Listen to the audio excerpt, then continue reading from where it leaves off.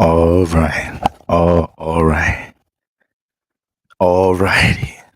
Church was church. Good night, church. Good night. I got to be backwards tonight. Good night, church. All right. Good evening. Good late night. Good late evening. Good night, family. Um, I'm gonna be very considerate of everybody's time today. Okay, so the entertainment button gonna be off and getting straight to the Boroscope transits, and the energies are gonna be on. Shout out to everybody in the building. The new moon in Scorpio's peaking while a lot of us is going to be in the 12th house, while a lot of us is in the dream realm. All right, so I want to get these influences out. I told you I'm kind of adjusting to a new schedule right now, so guys, I'm so sorry. A brother scattered without a brother be scattered without shit in his schedule. All right, Saturn in the first house, Gemini south node, all this air. Pray for me, church. Pray for me, church. All right. I hope everybody's had a great weekend. All right. You know, this previous week was the prep. All right, for the new moon in Scorpio. All right, guys. It's important to understand. There's been so much activity in your Scorpio house.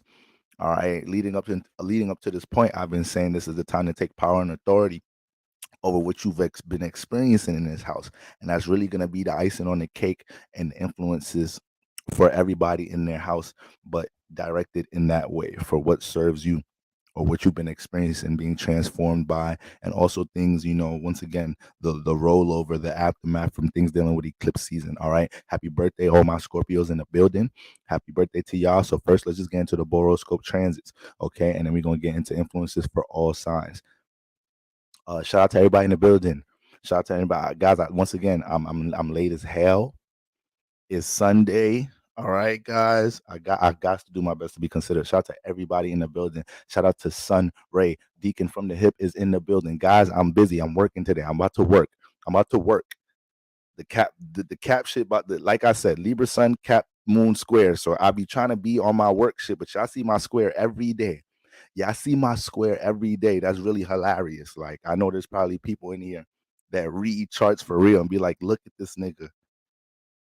This nigga can't even do his Capricorn job he want to do. His Libra energy is getting too caught up with the liveliness and the motherfucking inspirational ass lively uplifted energy I just get from y'all with my Libra side connect, y'all, and interact with y'all. That's why sometimes I gotta blame y'all. I'm sorry. Sometimes I gotta blame y'all.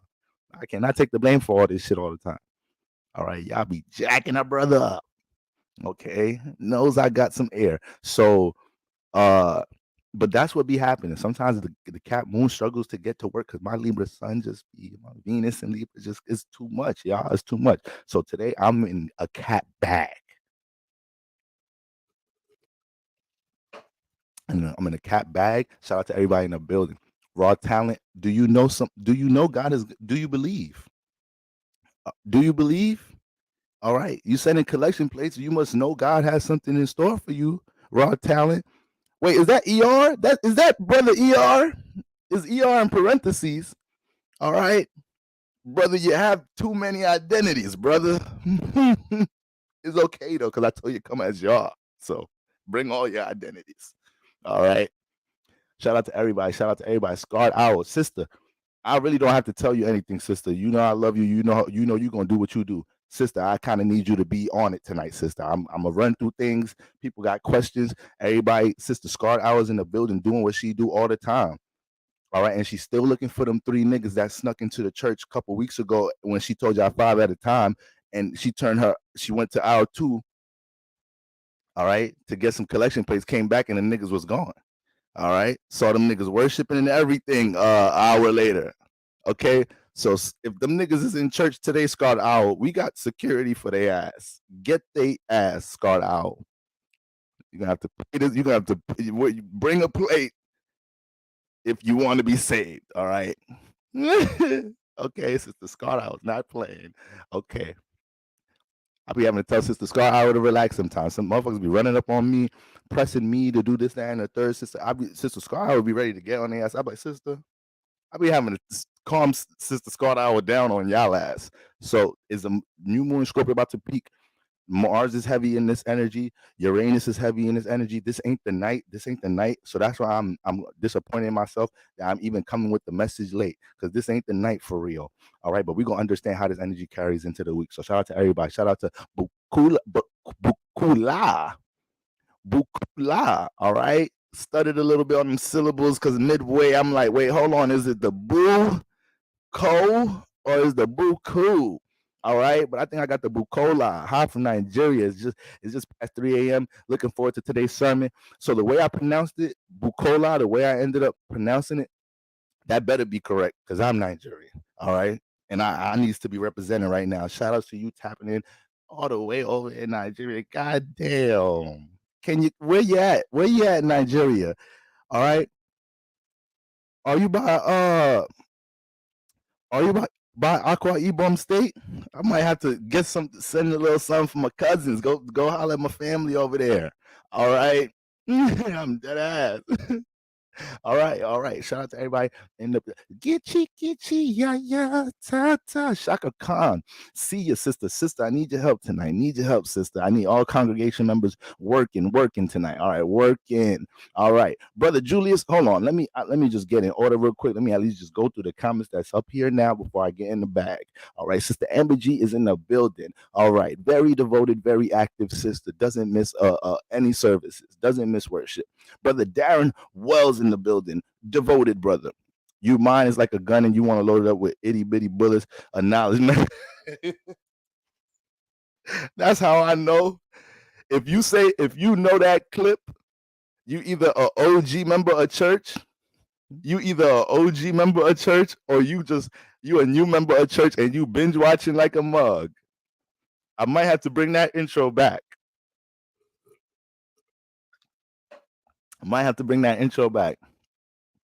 All right. Shout out to the Wayans brothers. All right.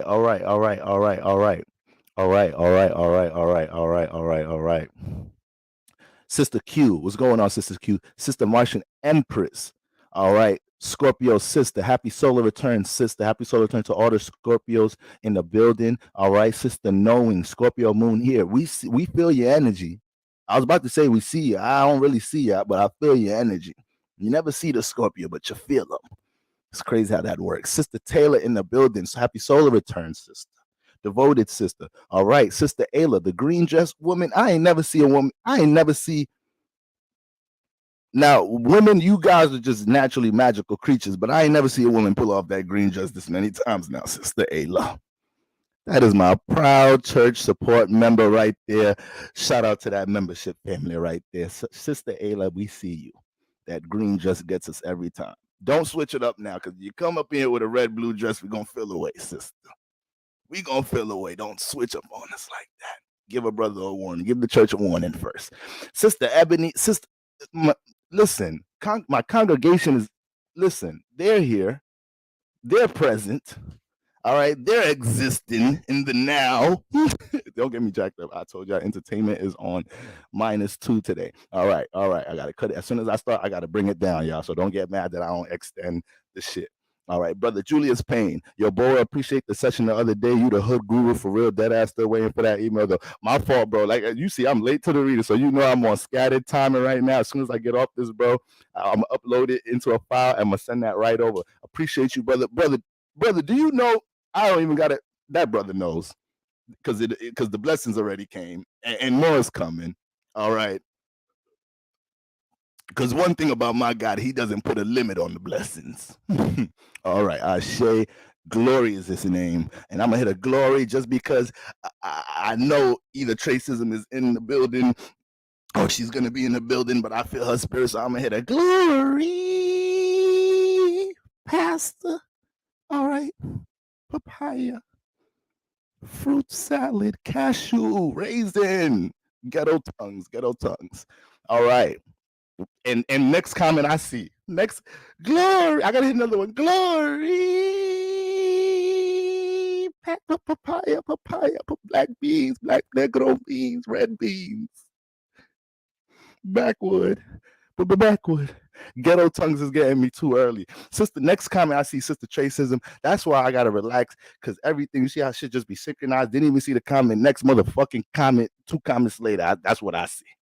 Tracism, sister, do you know your energy is powerful, sister? I'm picking up your energy through the comments, sister, before I even seen it, sister.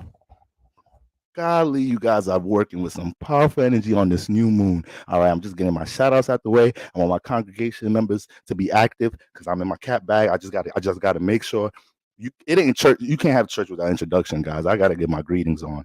All right, Sister Stella, what's going on, sister? Miss ya. All right, Sister Pretty Lauren in the family. Happy new moon, happy new moon, happy new moon, guys. Sister Venus versus Mars in the family. In the building, but that's family too. Shit. Sister Venus, Mars in the building. All right, what's going on, everybody? Hope everybody's well. I hope y'all not too turned up. It's finna be a turned up week. All right, my brother Tariq, that's my Libran kinfolk in the building. Sister Neoma Nova, another Libran kinfolk in the building, because they're gonna represent Venus and Libra. Shout out to all my Venus and Libras in the building. Y'all know what time it is. Look good. Everybody better look good. Venus and Libras, if you don't got your shit together, don't come out the house. I don't want to see bonnets. Fellas, get your shave on. All right. We have to move like a unit right now. Libra constellation been through some things this year. So time to make this our last little thing for 2023 to have a good stride at the end. All right. Let's not fuck Venus and Libra up. Okay, get your toes, get them done, because the Venus and Libra, they looking at y'all deeply now. You're starting to know this shit about you. All right. That nigga Boro hairline a little crooked. His teeth crooked as hell. His lips black as hell. He smoked too much motherfucking weed. All right, so Venus and Libra, our appearance, this shit is in the spotlight. Niggas is like, y'all niggas don't really look that good, so that's why you gotta really show up and be like, bitch, I do look that the fuck good. All right? It's just sometimes I be lazy with it. All right, sometimes I don't want to get worked up for y'all niggas. All right. I'm just joking, y'all. Don't listen to me on the jokes tonight. Jokes ain't making no sense. All right. All right. Shout out to everybody in the church. Let's get right into it. That's enough for the greetings. That's enough. That's enough. That's enough that I got in the tank right there. All right. All right. Venus and Libra think they could use that excuse. I was lazy. That's the reason I ain't fuck it up tonight. I just came out of my chilling shit sweatsuit. We want to hear your excuses, bitch. We want to hear your excuses. Where's that shit? You supposed to look good all the time. Venus and Taurus supposed to have money all the time. It's like seeing a lazy Aries. I hate when I see that. It's like, what type of Aries is you? You's a real misrepresentation of your family. You know that?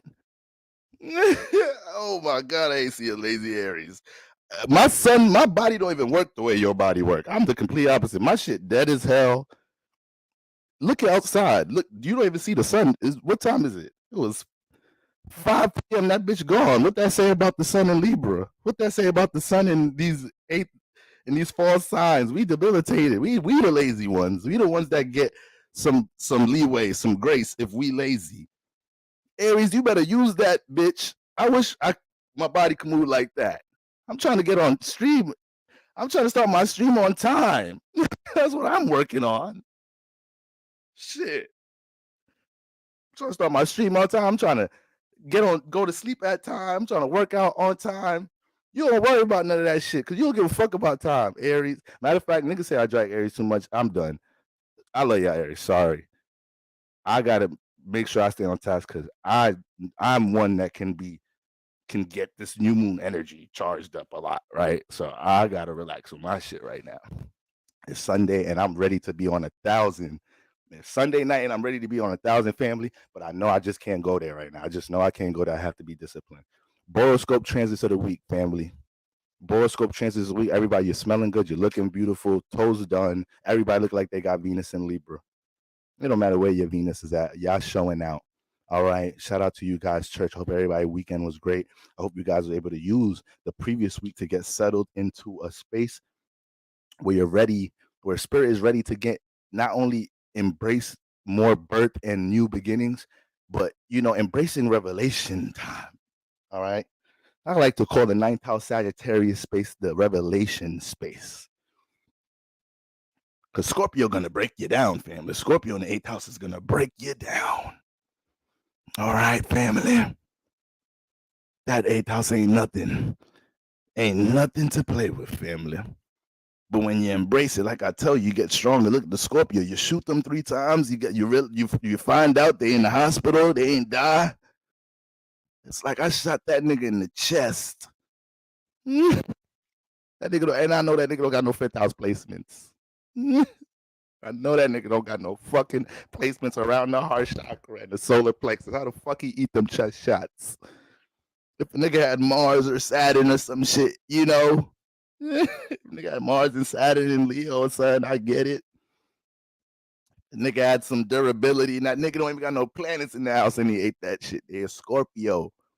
Get it right. This is the house of eighth house, the house of transmutation. How the hell they the ones that can't take a hit? They're the ones that gotta be the example on how you persevere after taking the hit. Family, I'm working my way somewhere. Don't think I'm off topic, family. All right? Because everything is still connected. All right, family, you hear what Sister Ebony, Sister Scarred Owl, Sister Taylor, Brother Deacon from the Hip, Brother Nana by Nature 88. I mean, family, I could keep going down the line. From the OG members to the new members. I mean, hold on, family. It's like, I don't want to feel like I'm talking to myself, but I feel like these past couple of months we've been broken down, family. Broken down like some old boxes you're throwing out the house. Sometimes you can't just throw them boxes out. You got to break them down. You got to cut them. You box cut them. You break them, put them in pieces. You throw them out. You can't throw them out in the hole. Too much. They too wide. Too wide. Break that box down. All right, family. And this is our time right now. This is everybody's time right now to show something for everything we done endured and been through. All right, church. We can make a testimonial line right now where everybody has had to endure some type of change or transformation into their life in the past 90 days. If you feel like Pastor is understanding what you're experiencing, can I see some plates in the comments? Can I just see something to just reinforce the word that I'm giving right now? Purple onions. Dulce Casamigos. Ghetto tongues. Get me every time. The ghetto tongues. All right. My brother be just mixing a bunch of crops and liquor and tobacco products. What type of tongues is that? I know Pastor did not just say Russian cream backwood. That's his. What tongue is that? You keep smoking them, says you have a cancer tongue. I know that much. What the fuck is you talking about? But serious, family, we could make a testimonial line right now about all the shit that you done transform, all the different changes in your life you got to deal with. Your partner on some different shit, you got to deal with that shit. Your job on some different shit. Some of y'all ass don't think I know. I don't know. You've been comfortable in a position in your job and for the past couple of years, and now you dealing with a decision that they moving y'all ass to the department that don't come with overtime. You think I don't know? Some of y'all going through that shit, trying to take overtime from a brother. I got cat placements. Don't do me like that. All the years I done gave y'all. Y'all know I'm the first nigga ready to get that overtime shit. And you gonna move me to this department? This lazy Libra ass nigga don't do nothing. Move that nigga over there. Yes, the Libra and the Sag, they don't do shit. This Earth signs getting mad at some of the shit they had to go through. Some of y'all ass Scorpio in the Earth houses. You think I don't know this? A lot of my Leo placements was the ones going through shit like this in career. It's like, no, I didn't got comfortable. I don't even want to be here. This is y'all niggas get mad because y'all like, this is a temporary part of my life. I'm too creative to be in this bitch for this long in the first place. And then I actually got comfortable in this motherfucker. You know, sometimes Leo act like they above everything. It's like, nigga, we hired you. You didn't hire yourself. It's like, y'all niggas is lucky a nigga even in this shit. So a nigga done got comfortable and now you moving, nigga.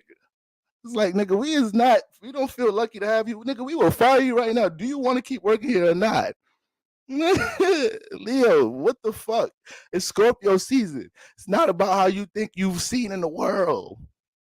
You gotta understand the intentions of other people sometimes. That's where Scorpio teach you shit. You get too caught up in how you see shit while a nigga just see Leo gassed up about some shit. Look at this, Leo. We about to rob this shit out of this flashy ass nigga. Whenever y'all watching a movie and there's a nigga being too flashy, watching American Gangster, Frank Lucas getting mad because niggas around him, these niggas damn near billionaire drug dealers. The niggas around him rocking jewelry and fur coats. He don't like that shit.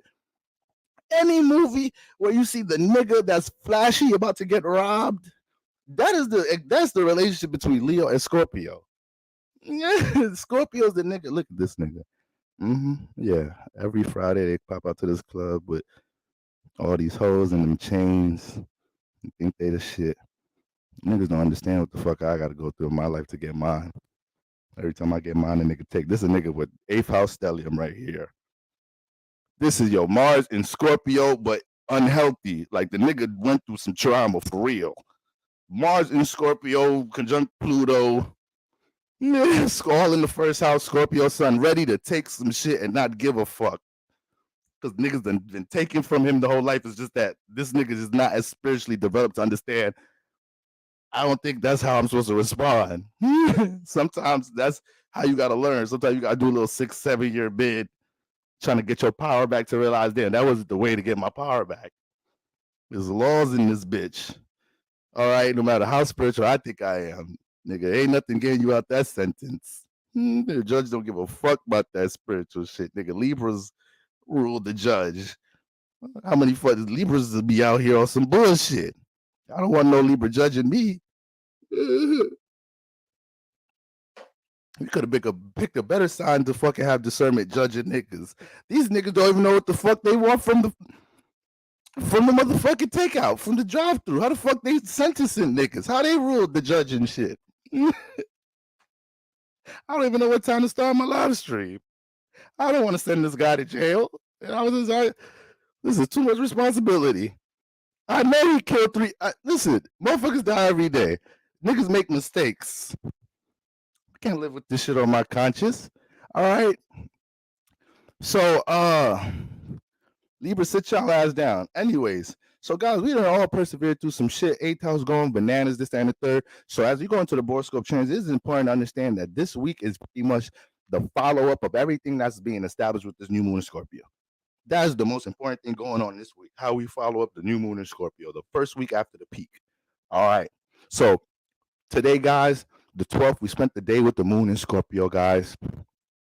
All right, we entered the weekend with that moon in Libra transit. That's what we was aware of that when we went through the Boroscope transits last week. All right, so we got that motherfucking intense ass relationship energy.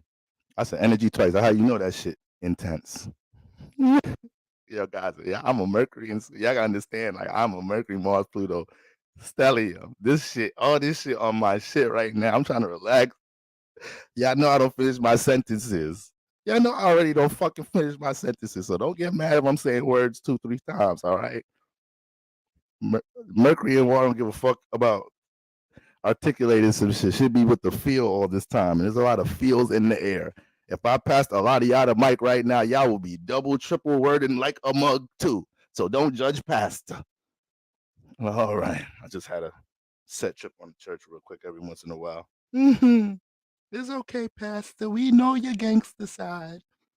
We accept you the way you accept us, Pastor. It's all right. Little set tripping every once in a while ain't gonna hurt nobody. You always got that gracious, elderly, wise church, that Neptunian mom, that Neptunian church member.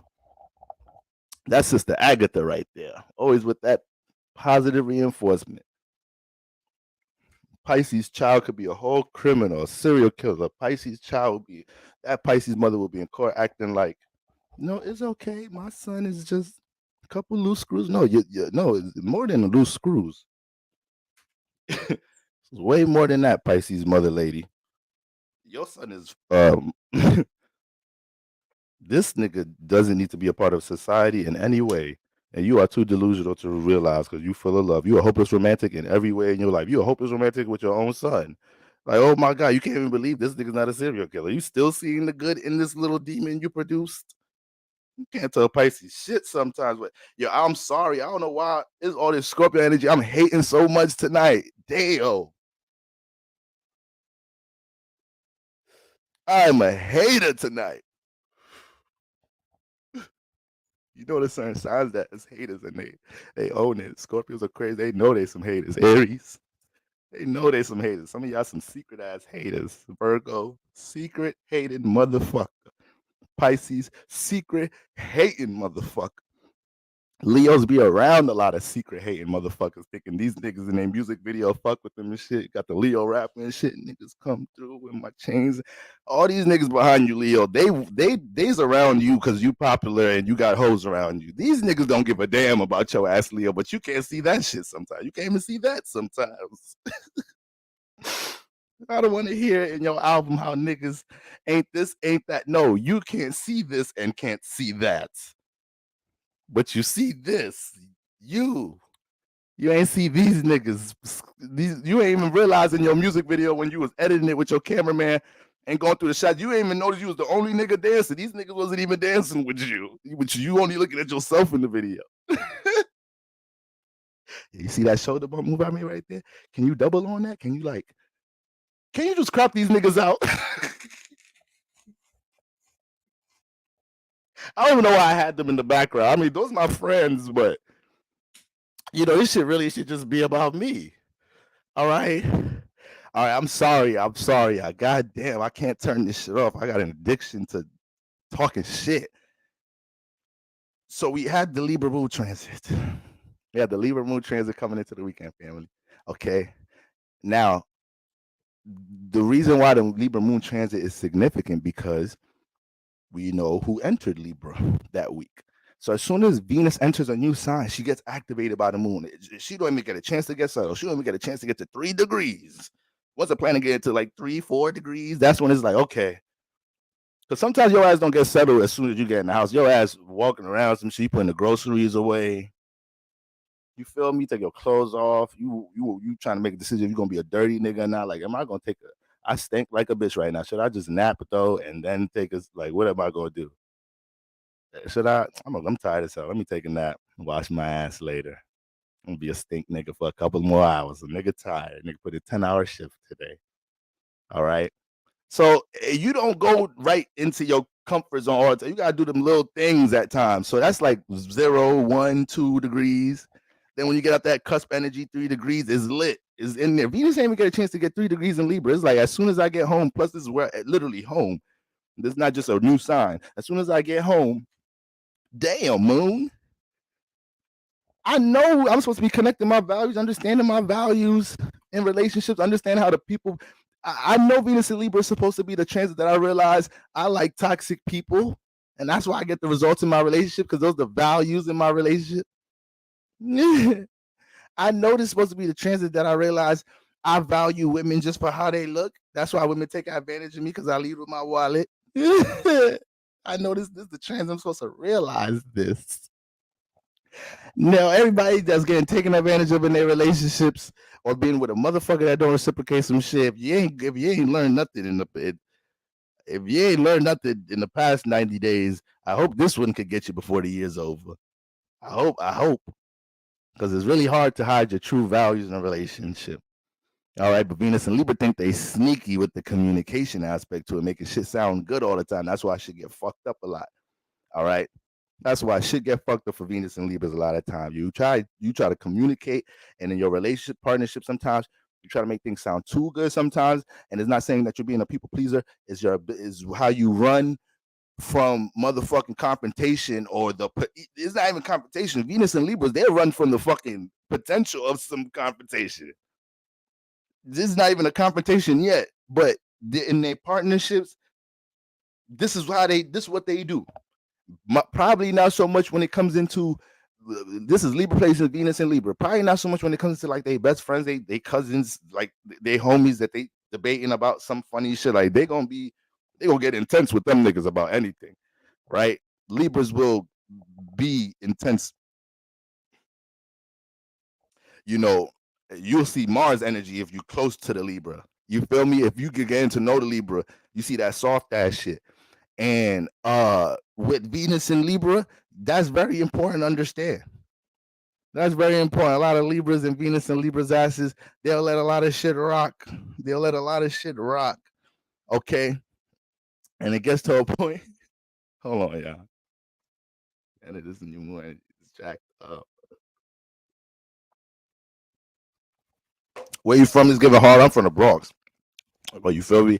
Listen, I know they call me Boro Lucky Libra, but listen, that Boro frequency vibration is still heavy in my name. Like, you feel me? Like, I know a little something about every Boro, but I'm lying like shit. I do not know niggas in Brooklyn and Queens. Like, I'm lying like a motherfucker. Libras just be talking, but Harlem, yes, I know a lot of motherfuckers in Harlem. I damn near grew up in Harlem for a little bit and shit. But anyways, family. Venus and Libras,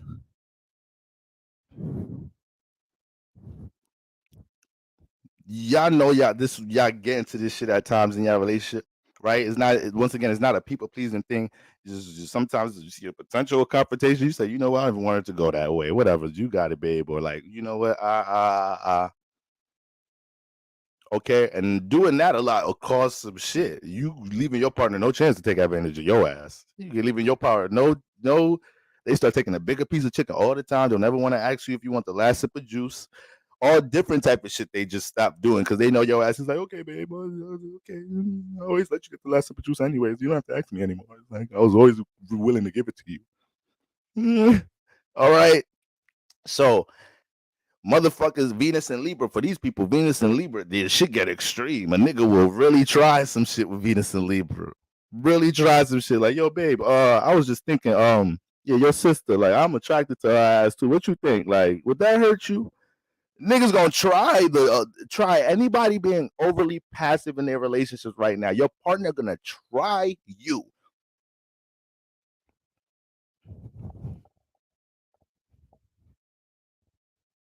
And don't let nobody say just try to say what sound good to your ass around this time. All right. Don't nobody know what the fuck they talking about around this time. Everybody's on some other shit trying to figure some new shit out in their life. Okay. I'm about to light my spliff with a fucking candle lighter. Ain't shit perfect right now. All right.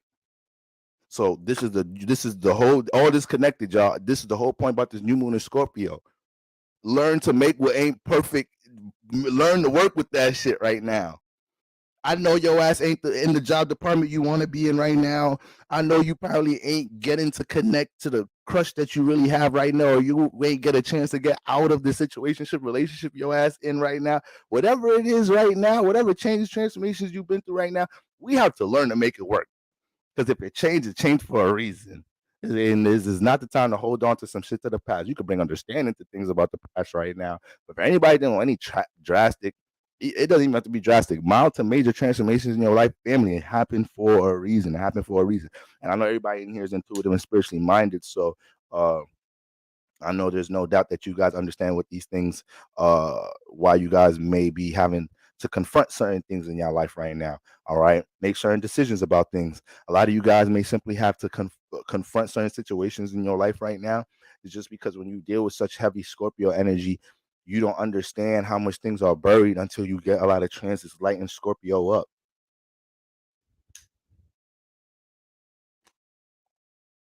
Go interview all the Scorpio suns, risings, moons, Mars in the chat right now. Ask them how many times they probably started crying to their own or some shit, or just felt overwhelmed because they just realized a situation made them realize how much they are holding something heavy in. This is why I told y'all the other day. Yeah, I said it on live.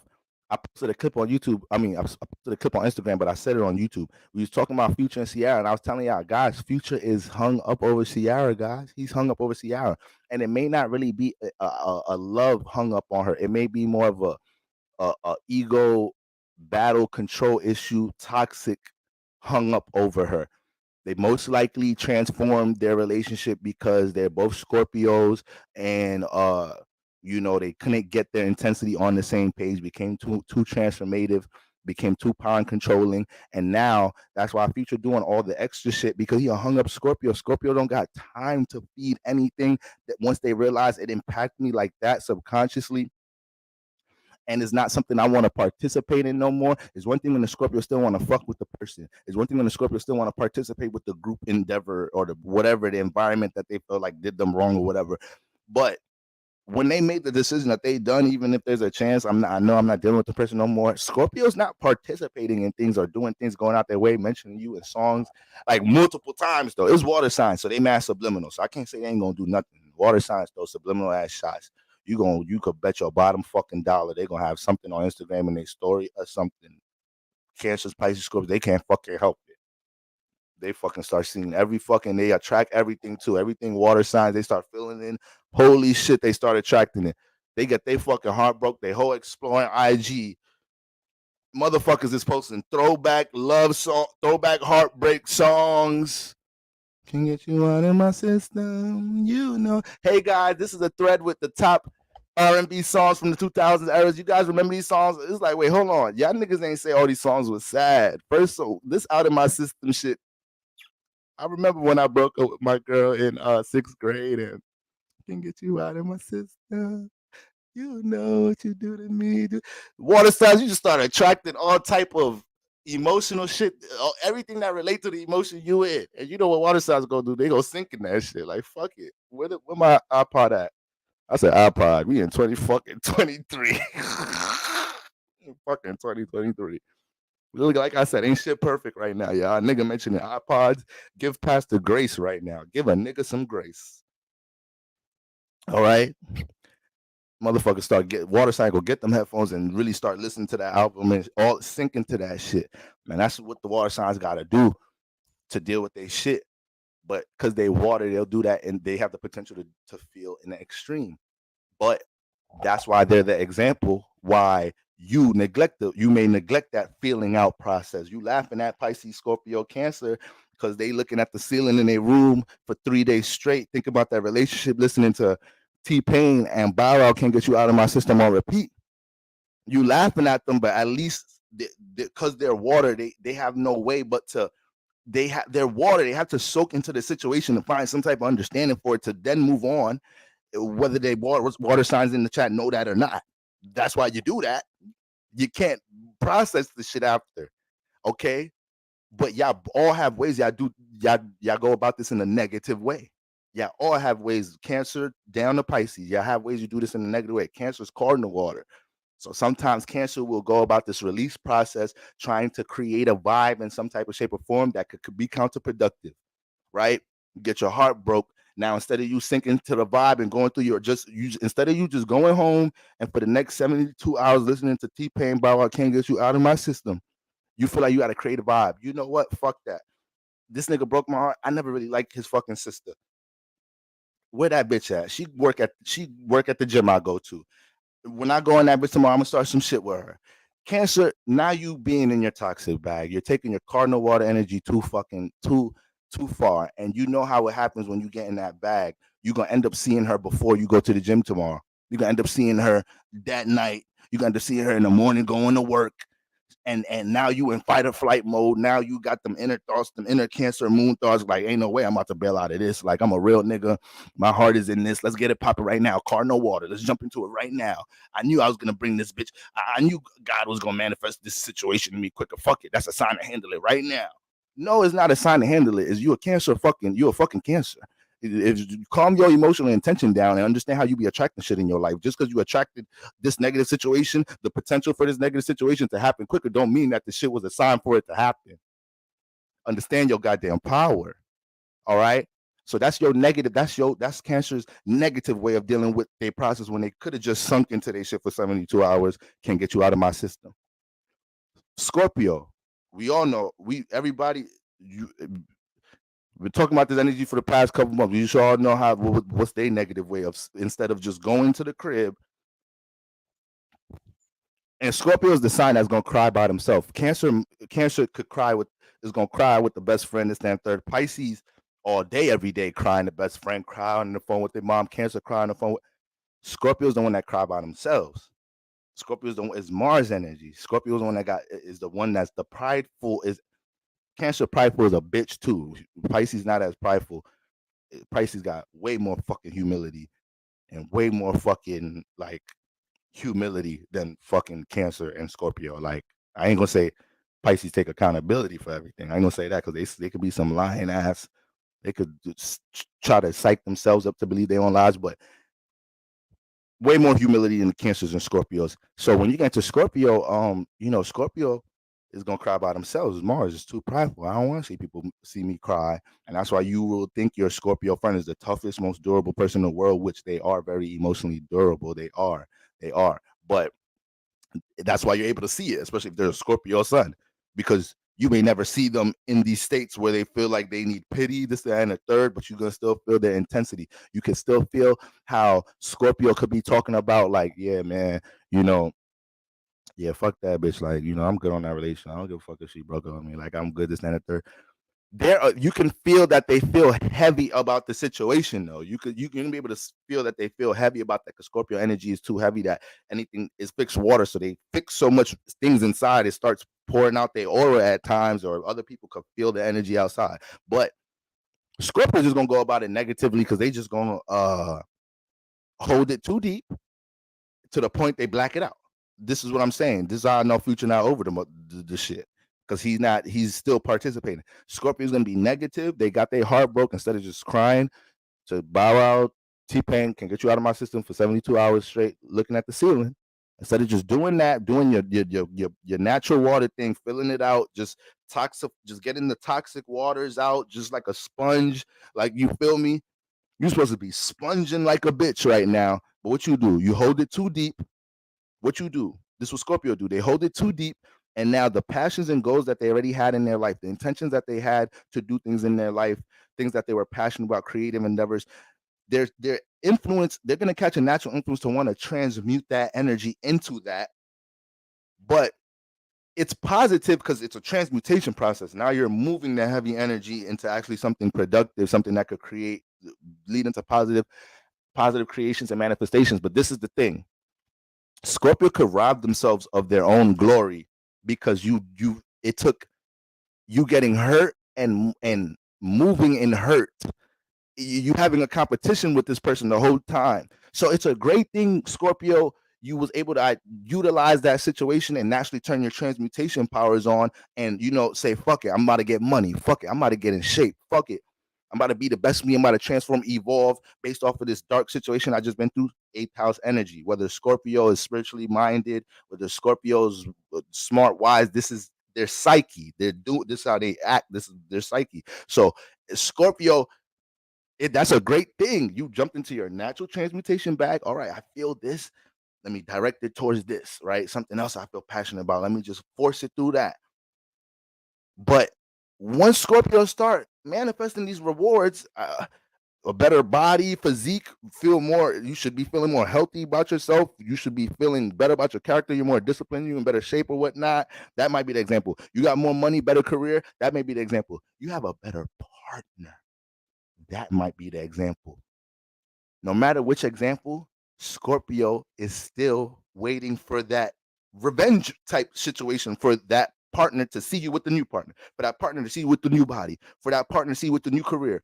You robbing yourself out of your own glory, the things you're supposed to be embracing as your own self rewards, because you allowed your transmutation process to be negative in the perspective. You was doing it in a competitive way, Mars, Pluto, with somebody that probably not even think about you no more. You can't even look in the mirror and enjoy your body. Motherfuckers telling in the comments like, "Oh my God, girl, yo, bro, can I work out with you?" You like, man, fuck all you niggas. I don't see no fake pages in my stories, nothing. Mother, where the X at watching me? This is negative Scorpio with dealing with the soaking into the water process. You got too competitive trying to prove something to somebody else.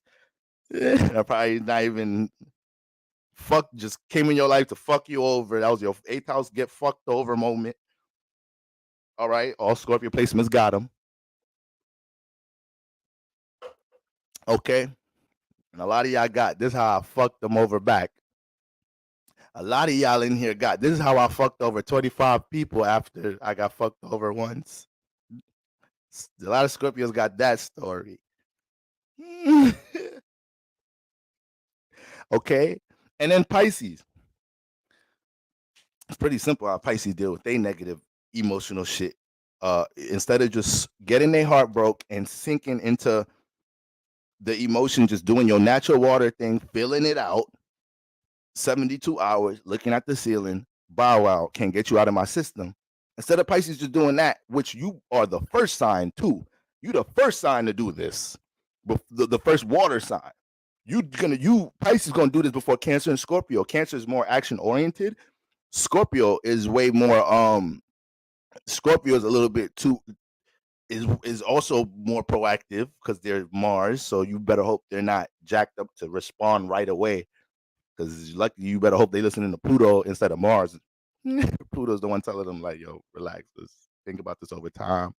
Mars wants to get it on now. Pisces is the first one to sink into their space. All right, Cancer and Scorpio gonna fuck some shit up first. Gonna beat somebody ass, beat somebody's sister ass, get in a vengeful bag first. Pisces, I can say, could take the most hits until they get in that bag at times, right? But that's the thing, Pisces, they all scary getting that bag. Pisces is so scary getting in that vengeful bag. It's so scary. It's so scary. All the water signs is so scary. Because once again, it's the emotional intention situation. So this is why water placements have to understand when they have beef with people, you have to understand, is that beef that serious? Because if you allow yourself to focus on and channel in on the influence of the beef, regardless if you was having a plan to do any, it don't matter if you was thinking it's not about you thinking when you see that person you popping on them or this that, and the third is on site. It's not even about that. It's about you holding it heavy. You have the power to bring things close to you when you hold it heavy. Period. Air signs, they could access things a little bit more quicker if they could concentrate on it mentally. And then after that, they have to learn how to emotionally hold it, then structure it. Earth signs, you guys are able to hold on to the reality of something. Your emotions may waver with something you're building. You feel me? How you think about it may waver, but earth signs can always end the night like this is the reality of the situation, the relationship, the business, how I feel about something. Okay, so you got to stop saying earth signs are not emotional. It's just that they have a very realistic way with dealing with their emotions to the other signs that may feel like they're not emotional. All right. If I'm a Capricorn moon, I remember telling my bros one time, telling one of my close bros too, like how I think I'm a little fucked up over a past situation with a girl, and it was like so, like for real. It was like, yeah, nigga, what the fuck, a nigga can't. Do I come off that hardened? Damn. You can't put a black man. Saturn rules black people, but damn, when you're actually black and when you're a black man and you got Saturn placements, it's like, where's the love for a brother?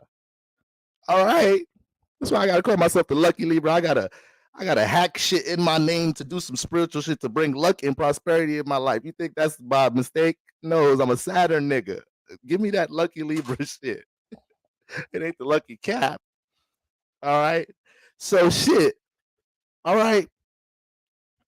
Water signs, do your natural thing. Scorpio season may help the Cancers and the Scorpios get back to that. Just do your natural thing, your natural what. Cancer, don't go create a vibe somewhere else that may create some different circumstances. Scorpio, don't be so in denial about something that's so heavy within you and think that just because you're not paying attention to it, that eventually you're not going to have to feel it anymore. You got to initiate that process a little quicker at times, Scorpio, because it ends up coming out in a negative way, in a self-sabotaging way. Cancer, don't be that self-sabotaging from the perspective of Scorpios, because they cardinal water, so they're gonna get it out, whatever they gotta get out when they gotta get it out. So Cancers will murder people. Cancers will create a lot of extreme situations in their life, but at least they go into sleep like, man, I had to kill that bitch. Like they laying in bed in the jail cell, like, fuck it, it had to be done, had to be done. I just couldn't hold that on my heart anymore. I feel better being in the jail cell knowing that they alive. I'd rather live my life in the jail cell with them dead than me alive, me free, and they alive. So it's a different energy. Cardinal water cancers can't hold in things like Scorpio can. You feel me?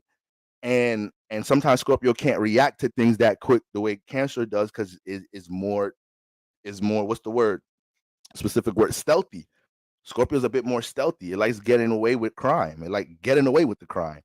It's Pluto energy, so it's more long term. They don't mind fixed water, keeping a fixed hate for your ass. They don't mind keeping a fixed emotion about how they felt that day you disrespected them, and the lead up to what's gonna happen when they execute their plan. It's fixed water. They can keep that fixed for a minute. So all my Scorpios, they just need to understand that's your power, your ability to keep something fixed and see the increments of that manifest in your reality, especially in a transformative way. So this is why Scorpios keep so much hatred about a situation. Scorpio placements that don't know how to evolve and look at things from a lesson perspective, look at things from accountability perspective, and just also look at things from a give yourself grace perspective. When you go through heavy things in your life, especially relationships, you got to be careful of that because you will attract some of the same cycles in your relationships because you're holding it too heavy in the eighth house and your relationship. These new cycles, I mean, the same cycles, but new relationships are just playing out as situations to remind you, like, you manifesting this, you holding heavy on this vibration, and you reeling it in, just like any other passionate thing. You just passionate about what you don't like right now. That's all it is. You manifest, you reel in your passions. All right. But you could be passionate about some shit you don't like. You could be passionate about some shit you're uncomfortable with in a way. You could be extreme about things you don't like. So Scorpio placements, heavy eighth house placements have to understand that. All right. So these are all me talking about all these Scorpio influences, just all the different influences we kind of been dealing with, just to start the week, transiting from that Libra moon energy into all the Scorpio energy to set the tone right before the peak. Over the weekend, guys, it's just that when the moon was in Libra, Venus got activated by the moon. So you have the intensity of Scorpio energy, but then you also have a fresh Venus. A fresh Venus just got home, and as soon as she got home, she got to react to things in her relationship. So going right into the weekend, I'm pretty sure there's been a lot of people in their partnerships, once again, business partnerships, friendships, co-worker partnerships that manifest a situation where you had to connect something and relate something to somebody because it's dealing with something you truly value. Maybe somebody on the other end, the other party in this relationship is not respecting something dealing with your values, but it might have been something dealing with acute pent up energy, something that didn't get released during eclipse season phases, something that didn't get released during full moon in Libra time, right? So not full moon in Libra time, like the different moon phases we had with the new moon in Libra, full moon in Taurus, excuse me. So this transit may have got that out. Why? Because we can spiritually pick up on the new beginning energy with the new moon in Scorpio. So when you pick up on that energy spiritually, this is why we could be extreme around this time, because your spirit is trying to make space for new beginnings. And if we haven't been doing that leading up to this space, then it manifests in ways where we could just be extreme, trying to get things out of our life, express things, get things off of our chest, right? Before starting a new foundation, right? So it's like you got new furniture being delivered to your crib and you had 30 days to get your old furniture out. And these niggas talking about, yo, we about to be there in 2 hours. Your bed, you got a whole new bed and couch coming. We ain't taking none of that shit out. Now you call everybody, you actually your neighbor, yo, you help me real quick. Niggas fucking up the door. The doorknob then came off, taking the couch out. You fucking all different shit up now. All right, because you're trying to hurry up and clear the room for new opportunities right now. So this is how we could pick up on things spiritually from an intuitive perspective, just in general around moon phase time. All right, or different important moon phases. Okay, guys. So that was the 12th.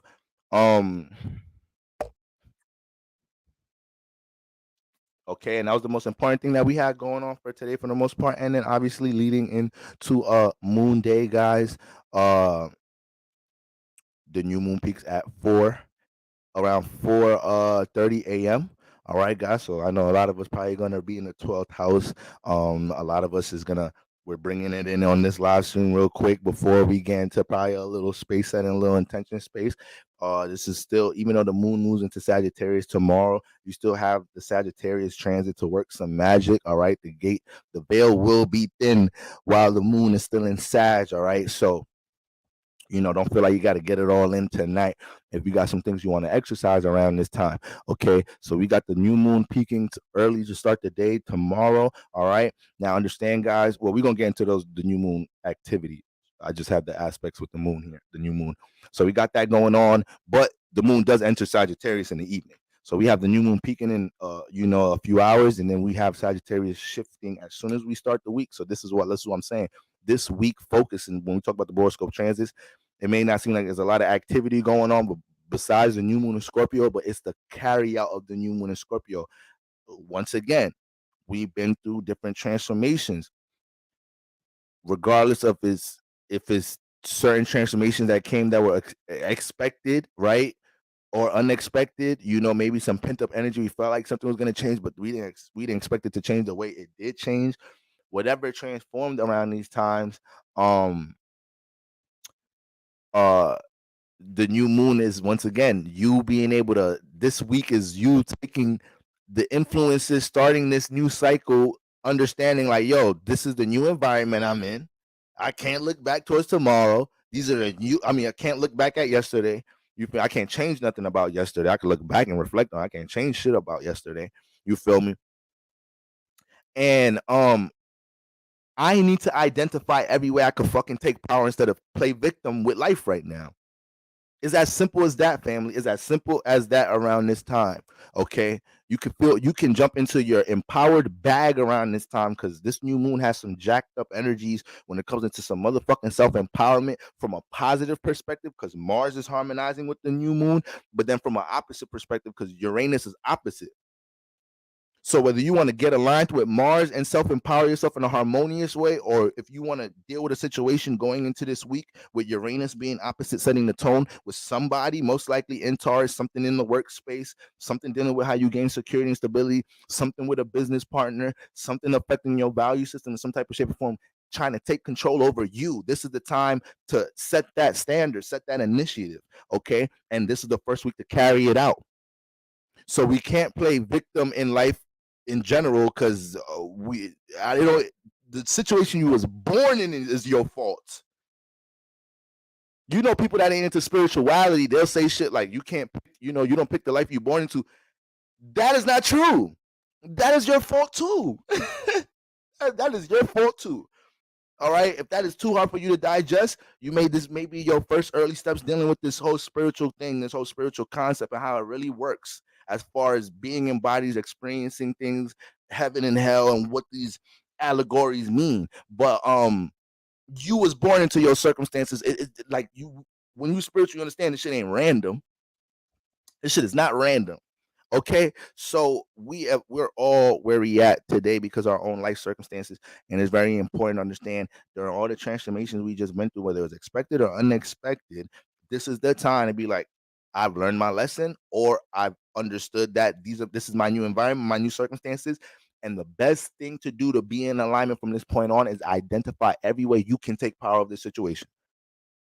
As long as you do that, you could point out what hit you. You could point out how it wasn't I didn't expect it. Like there was a storm in my neighborhood and it knocked out all my lights, and I'm about to get a.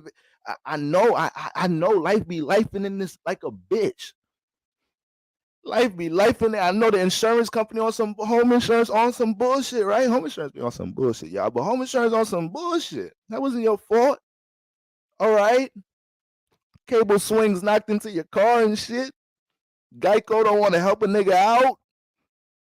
Okay, so life be life, and y'all, I get it. But guys, it just comes a time where we say, all right, boom, this is how we roll in here, and I'm gonna control everything I can control.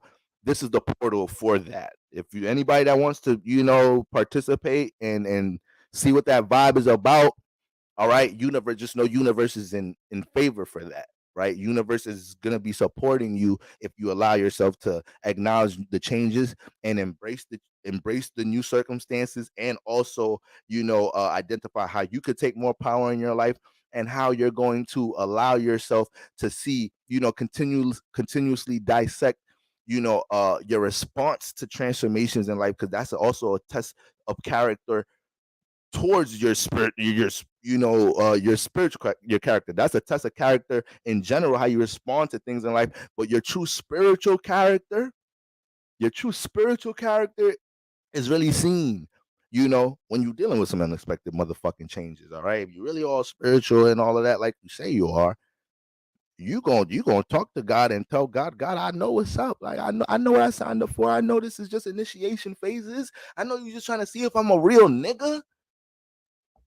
I know you're just trying to see if I'm a real nigga, and I'm a real nigga. All right, everybody in here some real niggas. All right, family.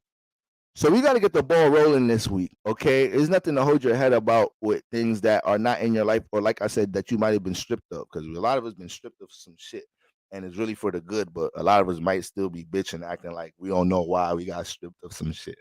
You know why God took that shit away from you. Like, come on.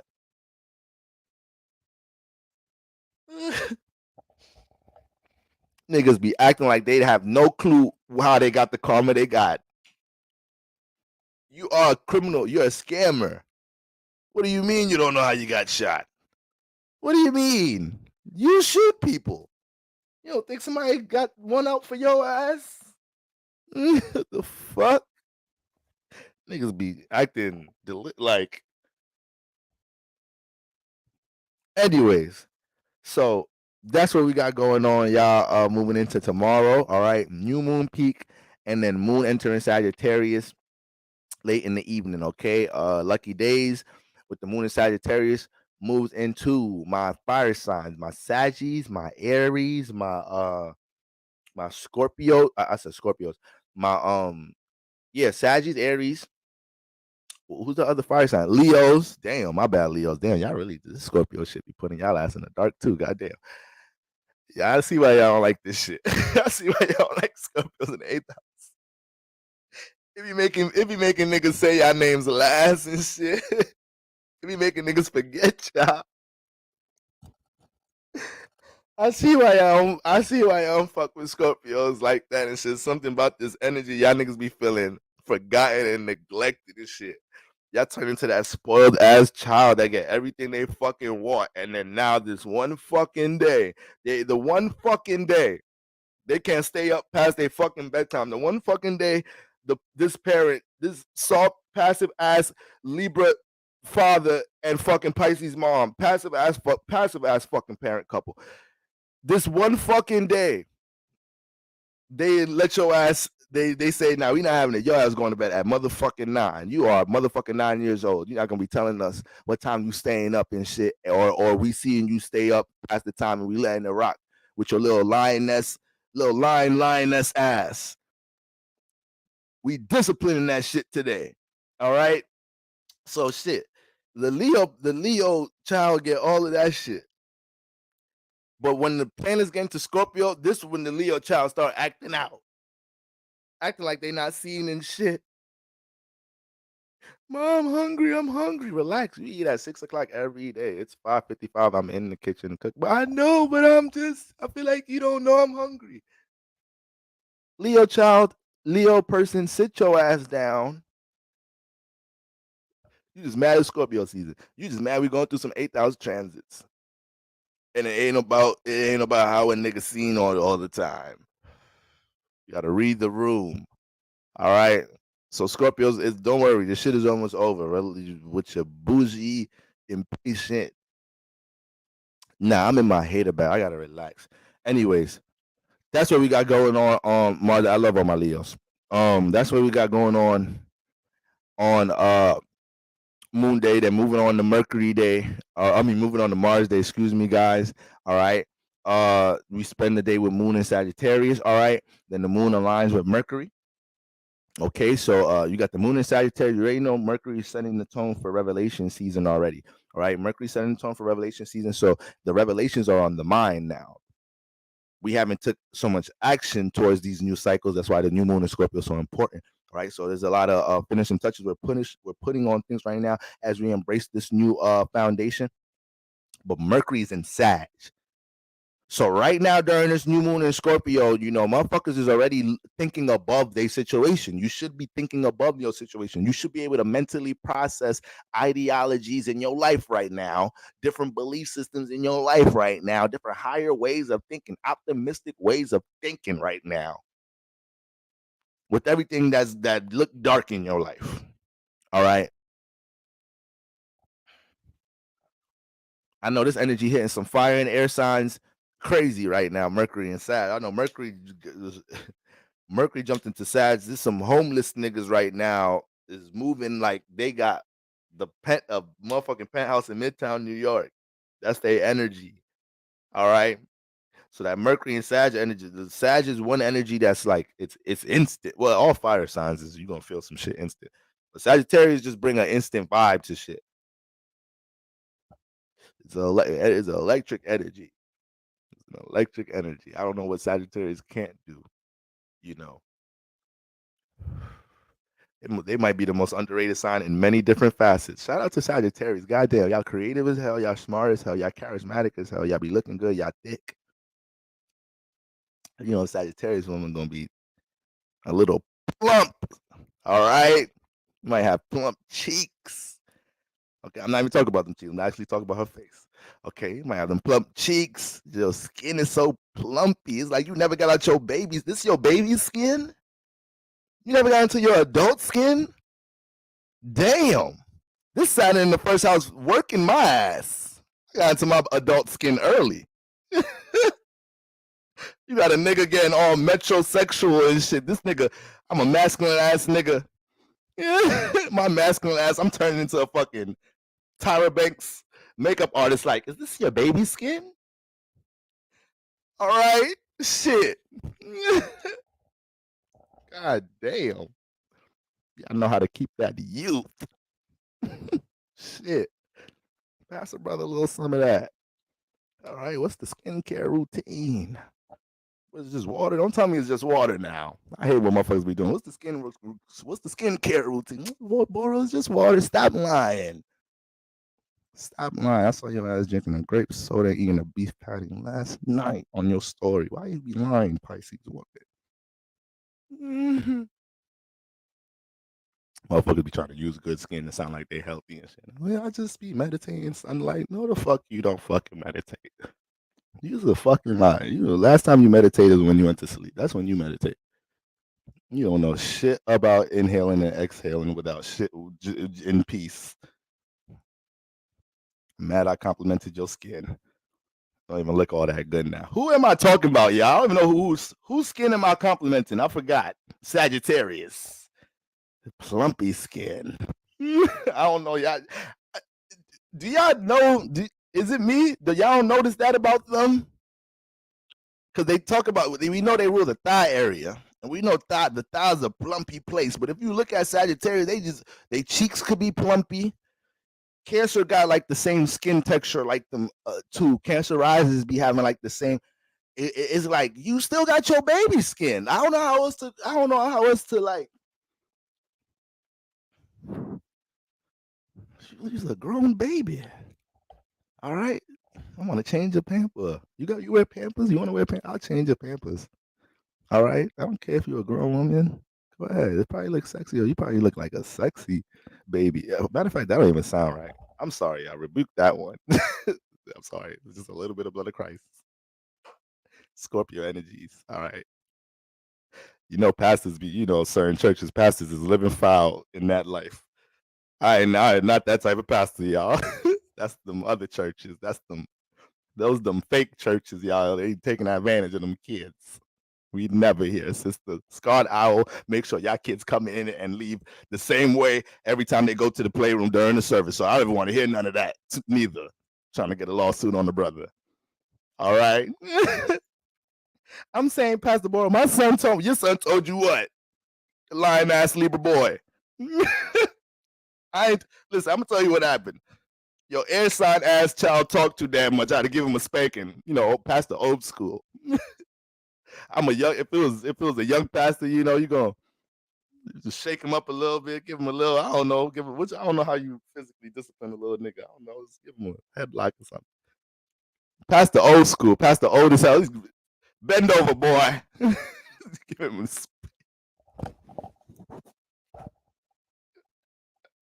That's how you know you old school.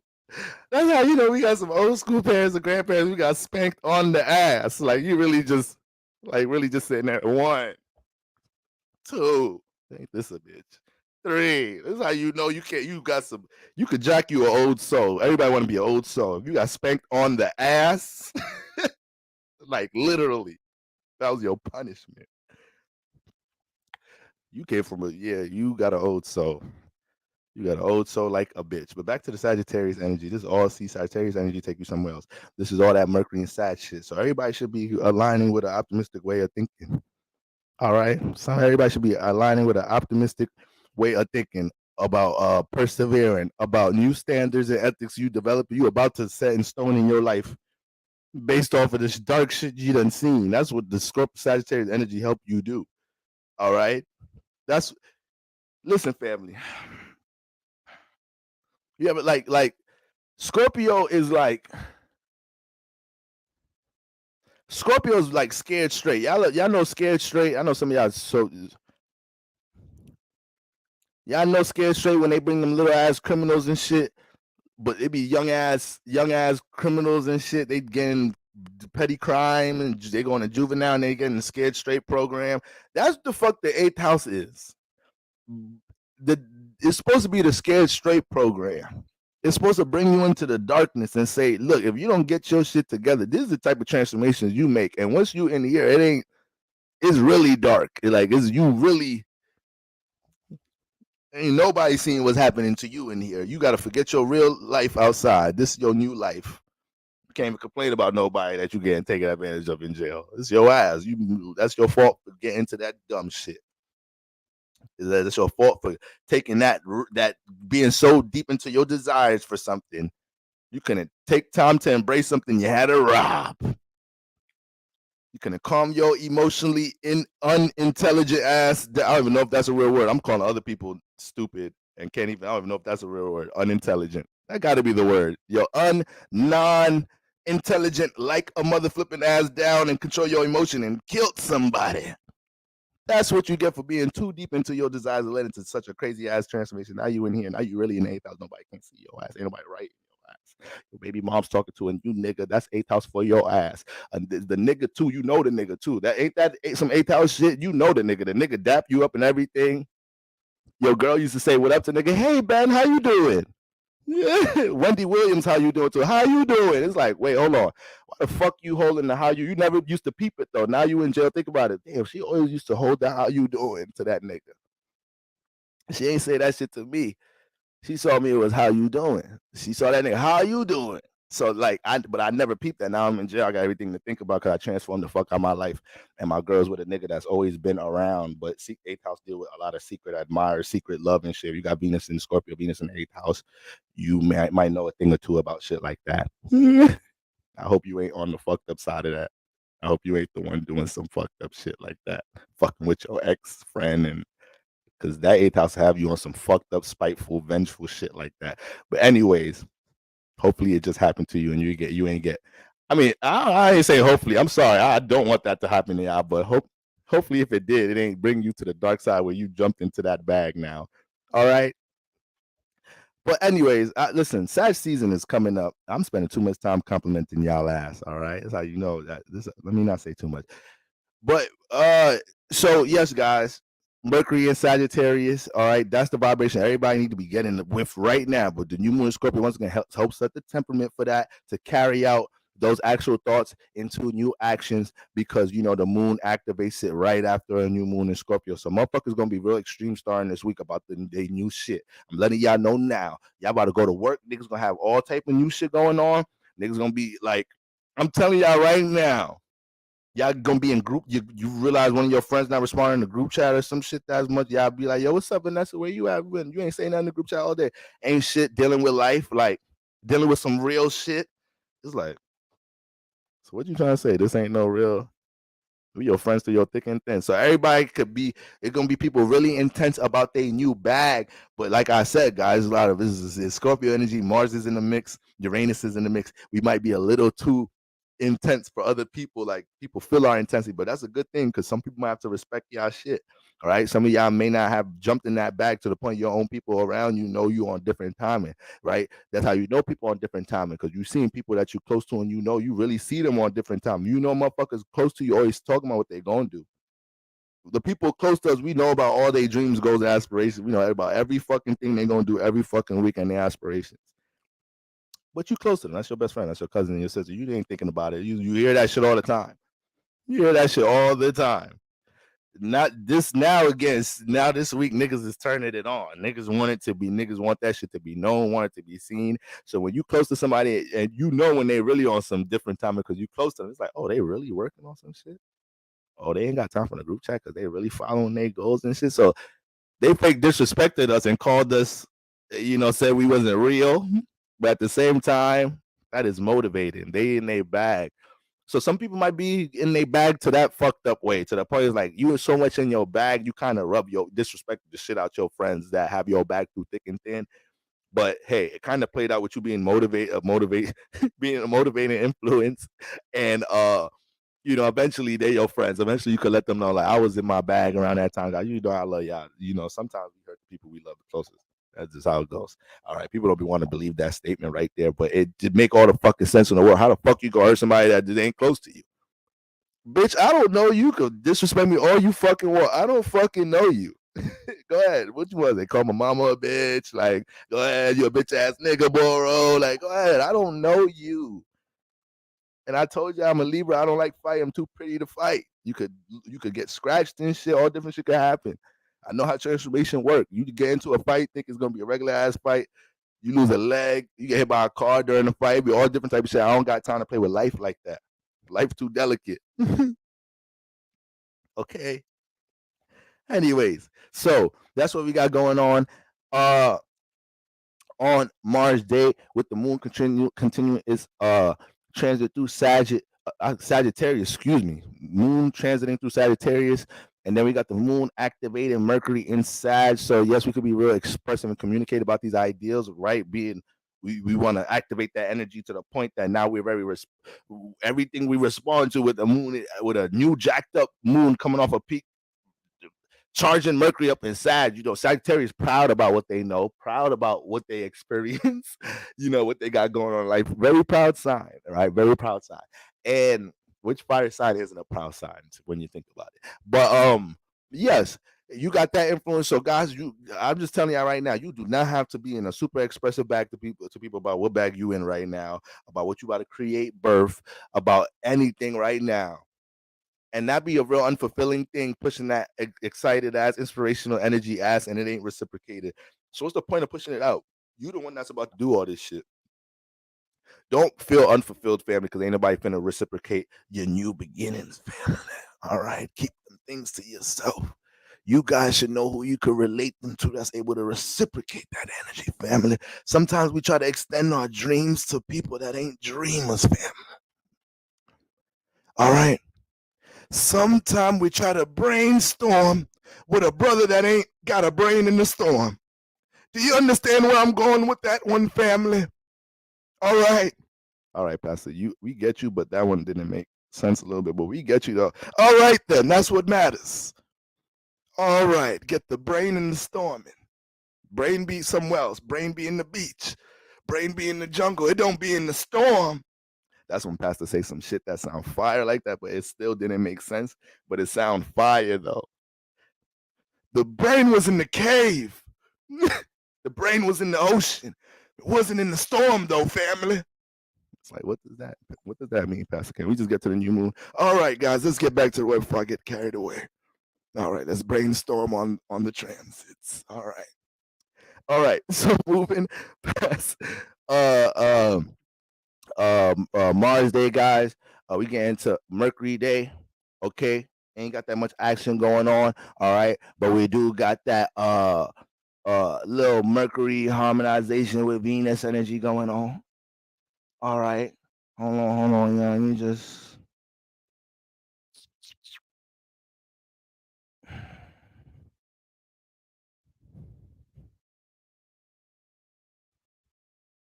Oh yeah, yes. So, excuse me. On Wednesday, on Wednesday, all right, Mercury Day. Okay, we have the moon enters Capricorn. The moon don't get into Capricorn until the 16th. Hold on, guys. We might have to just jump into. We might have to just pull up the Johns real quick. Hold on, guys. Gotta do a little surgery on the energies.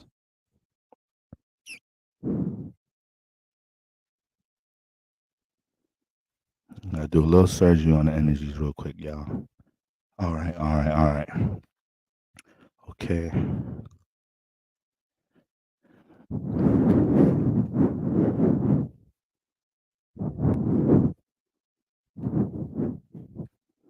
All right. Okay, yes. The moon does continue its transit until Sagittarius. I just want to be specific about when that moon gets into Capricorn. Okay, guys. Yes, so that moon is entering Capricorn early as hell. Early as hell on Thursday. Okay, yeah. Okay, that's why I got a little confused. So damn, enters. So as soon as we start the day on Thursday, the moon's gonna be right there, late degrees, Capricorn. So on Wednesday, we're gonna deal with some Mercury action between Venus. We're gonna deal with some Mercury action with Venus. We got Venus in Libra, sextiling Mercury and Sag. So we just talked about that Mercury energy in Sagittarius, right? Very communicative, expressive about your ideals, new beliefs. And the things in which your experience. Now, Venus and Libra, we know we're dealing with bringing the balance, bringing the love back in the room. So let's make sure now, guys, when we talk about this Venus and Libra energy bringing love back in the room, this is a nice ass portion of the week to deal with this energy. Okay. This is a nice ass portion of the week to deal with this energy because we know how much of an optimistic influence Sagittarius already is. Okay. So when we're talking about I know Mercury is debilitated in Sagittarius, but it's still a light sign, a very open-minded sign. It's still a very, like I said, high, optimistic, expansive energy. So there's always new possibilities with Sagittarius energy. So when you got Mercury in here, being able to communicate and relate at times could get a little tough, being able to find the words to articulate certain things. If you're a Mercury and fire, you already know how you can relate. It's like, yeah, bro, I be trying to express things to motherfuckers, and motherfuckers like, I be thinking my expression is like what gets it, but I realize sometimes I gotta really put the words together. Yeah. But sometimes I know that shit fuck y'all up with y'all psyche. Cause that's if you ain't noticed that about dating a fire sign, like you could say some shit to their ass in a disrespectful way or an intense way, and they may just take the intensity with it and be good with that and be like, this motherfucker love me. They was intense. Like, look how loud that expression was. Ain't nobody doing all expressing shit like that and they don't love you. All right. So that sometimes could be, I don't even know if that's positive or negative, to be honest with you. I guess it's just the truth. I guess that's everybody truth. Everybody got their own truth, baby. So you got Venus and Libra, and Mercury is harmonizing with that Mercury and Sagittarius energy. So, guys, when we talk about bringing the love back in the room, this is a different bringing the love back in the room right now because this is bringing the love back in the room after a new moon. So people's tolerance are low right now. Like people's tolerance are just very low as far as upholding things in relationships they don't want to uphold. I think a lot of people are realizing right now is like, damn, I know I love the fuck out this person, but like I can't uphold it no more. Like I just, for whatever reason you feel like you can't, what you experienced or what you've been through, but it's like you might acknowledge like, yeah, the feeling and emotion ain't leaving overnight. But me participating in this, like I don't think I could just keep doing it with under these circumstances that I've been trying to see some change with this person or this partnership over this time. All right. So, ain't really no games with bringing the love back in the room after a new moon peak because motherfuckers want to bring the love back in the room and it not caring about the face. That's the whole point. Like we bringing the love back in the room, and however we got to bring the love back in the room. Like, like ladies, if you gotta get you a new nigga, while Venus in Libra. All right. If the lucky Libra, I'm gonna keep it real. I'm gonna keep this shit real. All right. I'm for the niggas and the women. All right? I'm for everybody. All right, ladies? Get you a new nigga. You got to get you a new nigga on Venus and Libra. It is maiden season. It is transformation season. If you really feel like you've been honoring something that ain't honoring you back, all right, you got to do something about that. And you can't neglect your new possibilities, ladies. Ladies, you think Pastor Boro don't know you're trying to make it work with this man and your DMs look crazy, but you're trying to make it work with this one spirit right here.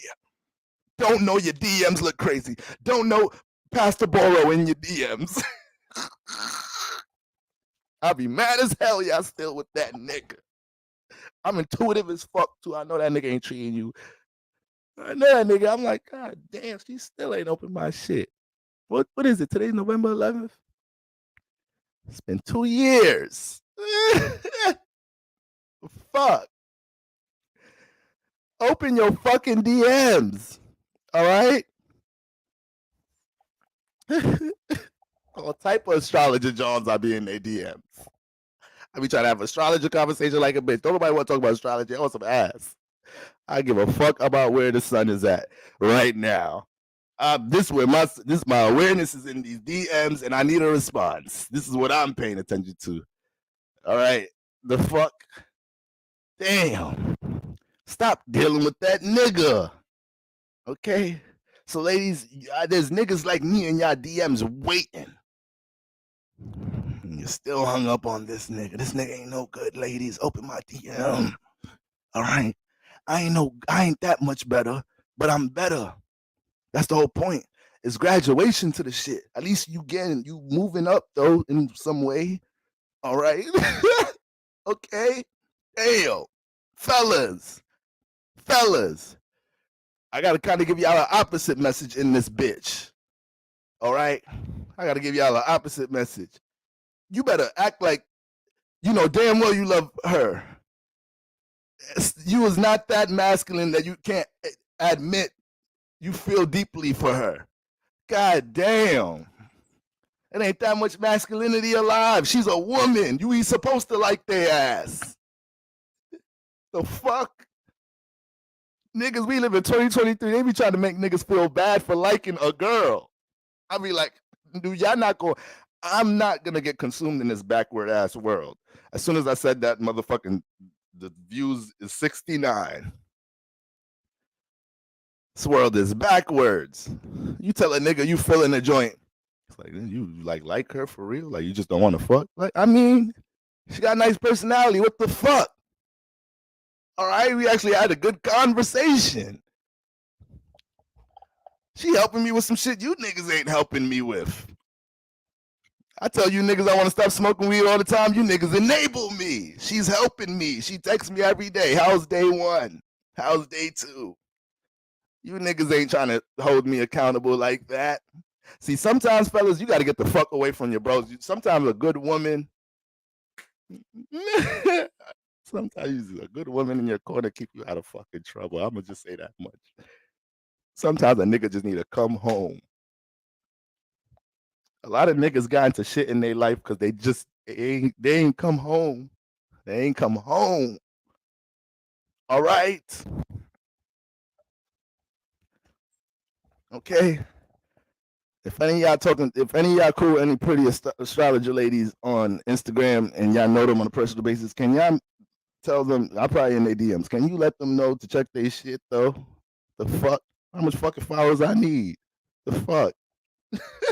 Damn, we into astrology. Why you trying to front on a nigga? I know you got 100K followers. We in the same shit though, right? Your church into the shit my church into. Open a nigga shit up. Damn. Anyways, family.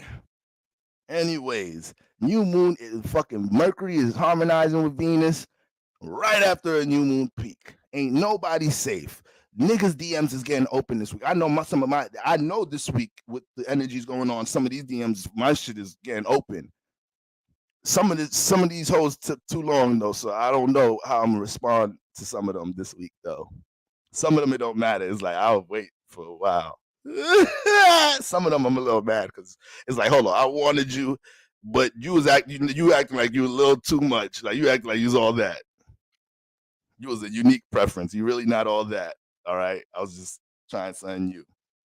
Okay. I never did green locks before you had green locks. All right. You was what you okay.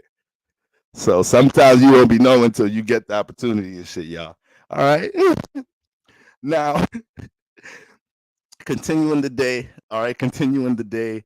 Um, okay. Now another thing with the moon aligning with Mercury and all of that energy, the Mercury sextile Venus energy is actually on Jupiter Day. That's on Thursday. All right, so we deal with that moon activating Mercury energy on Mercury Day. However, we do have a Venus and Saturn in conjunction that day. So before Venus gets that influence from Mercury, in that sextile, it has to deal with a little bit of reality to start the week in a sense, right? So it's better that we're able to be realistic and say no to things dealing with overindulgence of anything that makes us feel good and gets us more of a sense of reality and more of a, to slow up the temperament of things dealing with partnerships to start the week. Try not to say no extreme shit to your partner, like make some promises about some shit in a long-term sense. Saturn dealing with long-term energy. Niggas get bullied by their girlfriend to make a promise about some shit they know they can't uphold. You better tell that woman you was not trying to get fucking married in the next. You was not trying to engage propose to her in the next 6 months. Like, why did you just let your girl bully you into that shit? It's Venus in conjunct Saturn. You're supposed to learn how to be realistic about things dealing with love matters, and that is not realistic at all. You even know if you want to be with her next week. Niggas be letting their girl bully them. I ain't gonna lie, ladies. Sometimes y'all ask for it. Like, why you asking me all this extra shit? Let me just do the shit natural. Don't ask me to fucking marry you. What the fuck type backwards shit is that? Ain't I'm the nigga asking? Y'all just trying to control everything now. Now I know not to marry your dumb ass. I will be stupid to marry you. You asked me first. You don't even go that way. That's if I was a wise nigga, I'd know if I marry your ass, this is what I'm signing up for the rest of my life. You telling me what to do before I even get a chance to make my own decision. Ladies, sometimes y'all gotta realize that be asking for some shit. Don't be really knowing you want the fucking answers, and niggas be giving you the passive answer to thinking that you just in your feminine bag, right brain bag. It's like that's just temporary feeling emotion. She just OD in her feelings, asking about marriage and shit tonight. Just tell her what she want to hear. Fellas, don't be just telling them what the fuck they want to hear. Yes, women's emotions and thoughts are they're very frequent in the way they change and move. But sir, just know not everything it doesn't stick. Things stick like a motherfucker. All right, stop thinking your lady feeling emotional is just temporary, nigga. That bitch was not that mood she has is not temporary. That is a consistent ass mood. You don't even know how to detect that shit. She threw that mood around. This the 7th time this month throwing that mood around. You think it's some temporary shit? No, motherfucker. This is repetitive. Figure out the fuck this shit is the mood is about. She's a woman. It's subliminal. It's subconscious. Ain't everything direct all the fucking time. Shit so backwards. Niggas expect women to be direct. Niggas expect women to be direct. And then women so why we so backwards as everything women expect niggas to be direct. I mean niggas think everything with a woman could be direct at times. No, it's just they subliminal beings. And then when a nigga direct, sometimes women don't want to take the directness. It's like the shit's so weird. It's so weird at times. Like, why do we move like this as a people? Like, why as humans are we like this? A nigga being direct as hell. Not knowing his woman is subliminal. He can't read her. He can't read the vibe part. He can't move with the water. Right? And then and then when we trying to be direct, when we are actually being direct, y'all don't want to receive this shit. Y'all want to be in y'all delusional bag. It's like y'all picking and choosing when the fuck y'all want to be logical. So we just all crazy, y'all. We just all crazy. That's why you just got to get with crazy and stay with crazy. All right, just make it simple. Admit, own your crazy, find your crazy, and stay with crazy. That's it. You want to do a little 3-way crazy thing?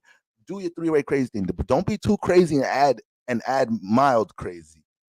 Get your level of crazy. If you're gonna do the 3-way thing, make sure if the 3-way person, I don't know if it's gonna be somebody that's going, they come and fuck around with y'all every once in a while, or it's like a three-way relationship thing, polygamy thing, whatever it is, just make sure the third and the fourth motherfucker as crazy as the niggas that's starting the bitch. All right. I think that's another lot of something a lot of y'all has realized this season. Or eclipse season is in general. It's like I done fucking been through so much crazy shit with my partner. We is meant for each other. Like, what the who goes through all of this and doesn't stay together? We gotta lock this bitch in. All right, these experiences we done been through, these ups and downs. I can't do it. I ain't going. I don't got enough life in me to experience all this with somebody else. Like we might as well just seal the deal. All right. So Venus and Saturn in conjunct. Let's make sure there's some sense of stability dealing with our love matters. We got Venus in them early stages of Libra, Saturn in them early stages of Pisces, but it's giving Aquarius, Pisces cusp. All right. Well, I mean that's where it's at. It's 0 degrees if I'm not mistaken. Yes, Saturn's on the 0 degree cusp. So that's what we got going on from that. And then we also have Sun and Chiron in conjunct. We got Sun and Chiron in conjunct. So got that Sun in Scorpio, Chiron in Aries. So we just may not all have it all together in that middle of the week portion when it comes into dealing with circumstances that have hurt us in the past already. We may not have the best actions with these things. So let's say part of your transformation process right now is getting over somebody that really hurt you, right?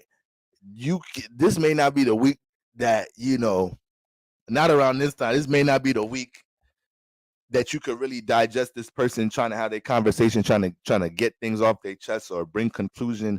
What's the word? Not conclusion, but what they say, the shit you get when you closure, trying to bring their closure, express how they feel, their perspective about shit. Like, nah, it's Sun conjunct Chiron. Like that shit that hurt me already. Like I can't trust how I'm gonna take action on that shit. I shouldn't link you. I don't want to have this conversation.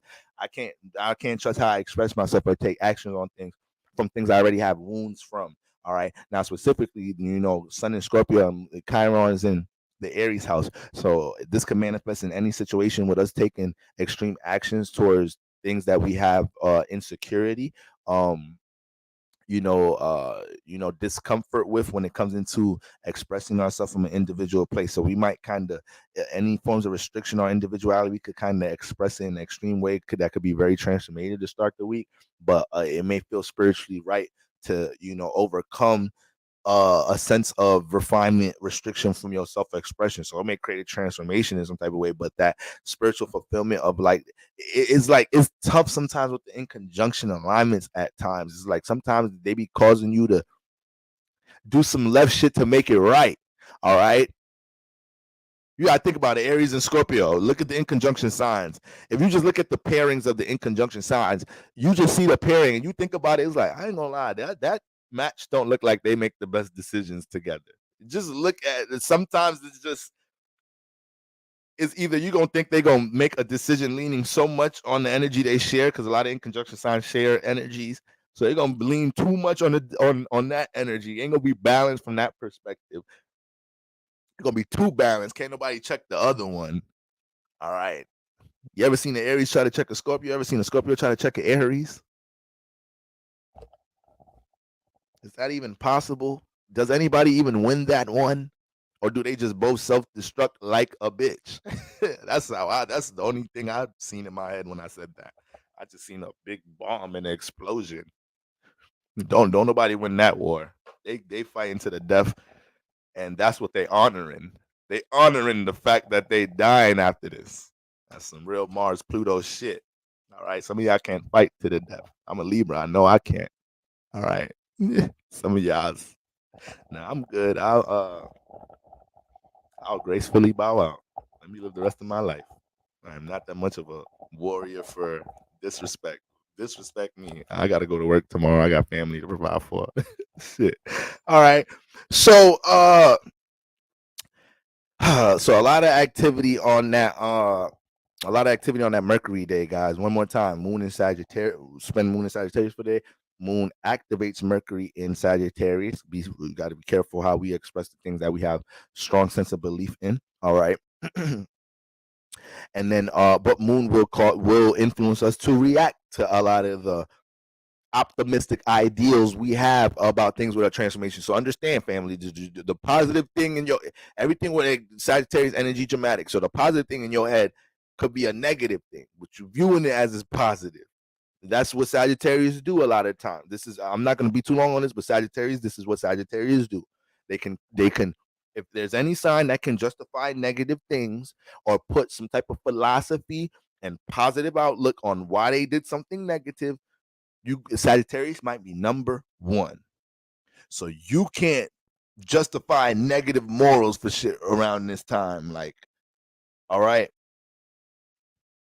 Like I said, you think the right thing is going to go whip somebody's sibling ass that broke your that to you as positive. Sagittarius, when they get locked up and they in jail, they're gonna be telling their cellmate how it was the right thing to do. It was about principle. And I'm not about to underestimate that. Should be about principle like a motherfucker. But I'm just saying though, right? So Sagittarius, we got to make sure we careful of how, extreme or dramatic we are when it comes into jumping into how we react to our thoughts with other people, how we feel about things with other people, especially with our beliefs in some type of shape or form, or just our new ideals after transformation. I ain't saying don't establish yourself, establish, certain things when it comes into the new ways you may feel like you have to move during this cycle, but at the same time, we do have to be aware about where we directing this, who's catching this energy, right? How we pushing the energy out. All right, we got Venus and Saturn in conjunct. Got to be a little bit more realistic about love matters and also your connections that you may have with other people in your life. Is also going to be a time that people, Venus and Saturn in conjunct, when we get into that point of the week, there's also going to be a time where people could realize how they need to place more value or more into more of a associate like relationship, something that they can see they can network this and the third. So if you've been sleeping on anything with that, you could bring that to life around that time. Then you got the Sun and Chiron in conjunction, right? Between the Scorpio and Aries chart in the house. We know those are both Mars ruled signs, and it has a Chiron influence into it. So once again, when it comes into things dealing with our passions and goals, if we have any trauma dealing with our passions and goals, if we have any insecurities dealing with our passion and goals, right? We experienced something in the past that was very traumatic, with something we was passionate about, something we felt deeply about, something we had a strong aspiration about, and it went left, and we're still learning how to deal with the process of healing that, or learning how to still manifest the goal through going through that impact. This is an energy that's really going to help us face that energy, face us, have to look in the mirror and really reinforce whatever affirmation we need to help us overcome things dealing with insecurities around our passions and goals. Once again, Chiron and Aries, we all been dealing with certain wounds, trying to establish our individuality in this life, and I bet everybody could give their testimony about that. All right.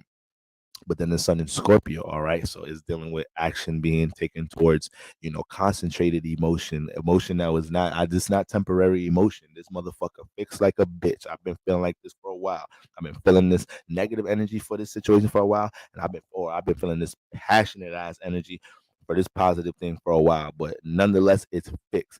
Okay, so when it comes into insecurity and Aries energy, and then the fixed concentration you may have about something, whether it's positive or negative this week, you have to be, it's just extreme energy in general. You may feel like you need to do something extreme for an energy that was already fixed in some type of way to overcome something in the past. All right. So that's very important. Now moving into Jupiter day, that's when we get into the Mercury sextile Venus energy. All right. That's what we got going on there. Once again, this creates a nice influence through a little bit of that intensity, that we dealing with a lot of activity on that Mercury day. But when we get into Jupiter day and we get that Mercury and Venus sextile, that really helps for more of a cooperative influence when relating and connecting to others. Is going to help to articulate things a little bit better. Mercury and Sagittarius makes things a little blurry with communicating, because like I said, you may be communicating from a belief perspective, and Mercury is about logic. So you trying to, you ever have somebody debate something and they trying to make something that's a theory or philosophy sound like it's a fact? It's like, stop expressing that shit like it's a fact, nigga. You have to, this debate is not going nowhere until you admit that is a theory and philosophy. You keep bringing it up like it's a fact, and niggas is using facts. Sagittarius will do this. Mercury and Sagittarius can do this at times, but it's so subconscious they don't know they're doing this, and they will drive an air sign, another motherfucking, they drive the Taurus nuts, drive the Virgo nuts, these squares is intense. all squares is intense, but I think some squares be a little bit more intense than others. To be honest with you, I think some squares be more intense than others. I think some squares is not as bad as others. You know, I don't think the Sagittarius Pisces square is that bad because they share Jupiter, right? Now you talk about the Sagittarius Virgo square, that's some other shit right there. And I'm not staying in the room when them niggas start arguing. I'm getting the fuck up out of there. I do not need that motherfucking migraine. You learn a lot of shit though. I ain't gonna lie. You watch Sagittarius and Gemini, Sagittarius and Virgo argue and debate. You gonna learn a lot of shit if you just stay in the room. All right, whatever the fuck they debating about, that shit gonna turn. These niggas gonna turn into human encyclopedias like a motherfucker. All right. So if you could digest that shit, maybe you have a long day. Your Mercury battery power is down, and you can't digest all that shit. Then you got to get out the room because you go get a migraine in the next 15 minutes being around them two niggas. But if you're trying to learn some shit, maybe you're a Gemini. You just could be stimulated watching two motherfuckers argue. Gemini talk so much, motherfuckers be arguing. Gemini be trying to get in the argument. It's like, damn, how you want to argue too? Like everybody else is motherfucking spectators. You trying to get in the argument, but nah, motherfucker. It's like Gemini. You just want to be in the stimulation of the communication. Sit your ass down. You're not even mad about nothing. Trying to make up a point. What you mad about? God damn it. You gonna find a way to get your point out. Huh? You just gonna find a way. Can't you just do the Virgo thing? Virgo is doing the same thing you doing, but they just secretive about their Mercury. They gossip behind people backs.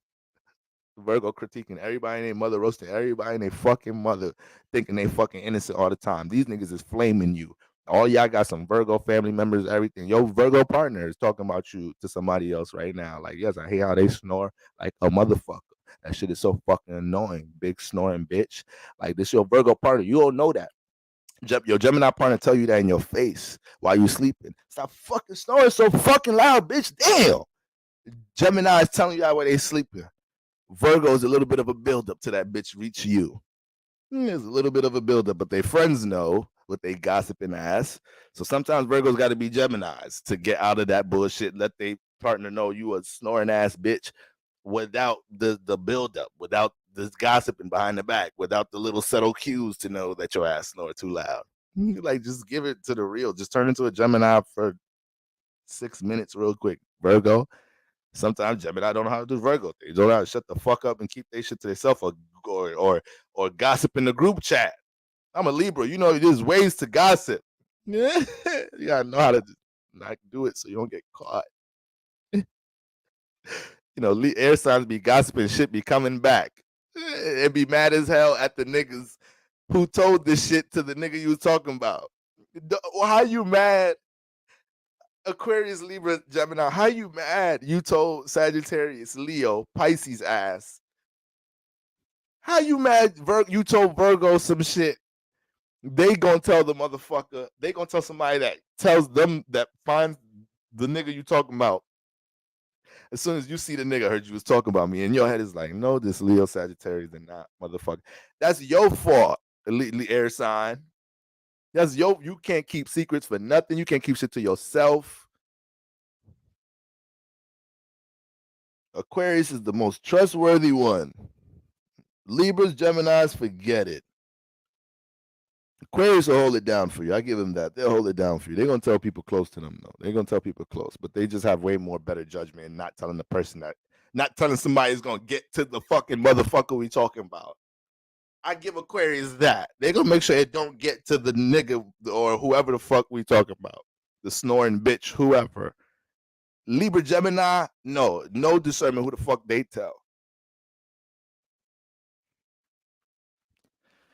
Jupiter day, Mercury sextile Venus, more harmony connecting your values with other people, connecting how you really feel about shit in a relationship, and because it's coming through a Libra about Venus and Libra perspective, but it's real, has a real optimistic feel and an expansive feel from Mercury and Sagittarius. Like, we have this conversation, I feel like there's potential we could be in a better standing and have better foundation. Like, I feel the potential of this conversation actually bringing some healing and understanding to this relationship. Like, that's people gonna have that that fucking download for the first time. Like, no shit, no fucking shit communication brings.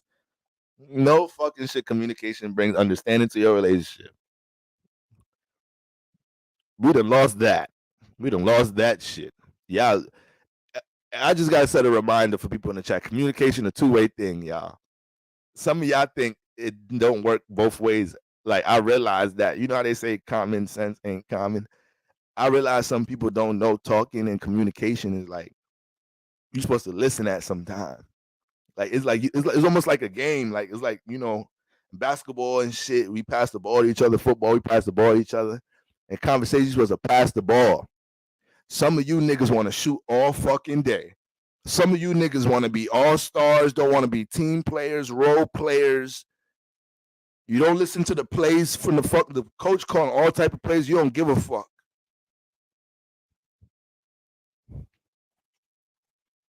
When the fuck you gonna listen to me? We a team. Damn, I listen to you. I ain't gonna reciprocate a brother. All right. So let's use some of that energy. A lot of us gonna need some of that energy. All right. I'm a Venus and Libra, so I need to turn this bitch off. No, I'm always coming with the fuck compromising ass talk or the understanding the fuck compromise, understanding things from both perspectives. I'm tired of that shit. All right, shit. Now, and then to end the week, guys, Venus day, moon entering Capricorn.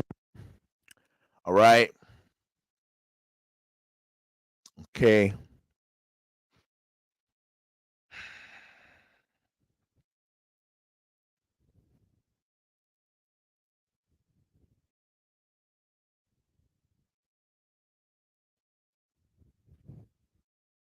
All right. So we're dealing with that Capricorn energy moving into the weekend for the most part. And then we could get a bit grounded, getting prepped for Sagittarius season. Okay, revelation time. Revelation time. Okay. So family, there's the Boroscope transits. And let's get into these brief influences for the new moon. That bitch about to peak in a few. So these are basically things I just need y'all to keep in mind throughout the week. Everything I'm gonna say about your sign is just things you need to keep in mind for the week. All right, now as a new moon Scorpio, guys, we've been going through a lot of transformation in this house already. This ain't no this placement is not waking up nothing new. This placement is putting the icing on the cake. That's what this placement is doing. Okay. Hold on, family. Because I gotta do some surgery real quick. Let me just check something with the solar system.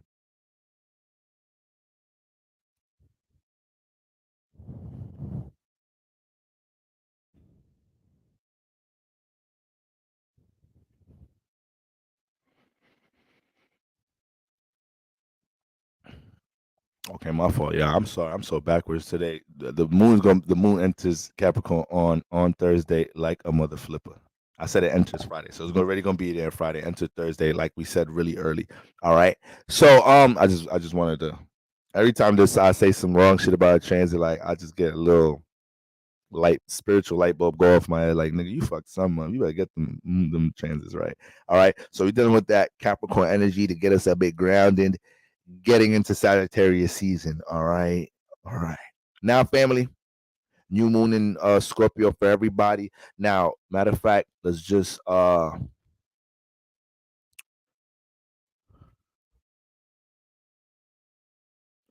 jump to the new moon real quick so we could just see activity going on that day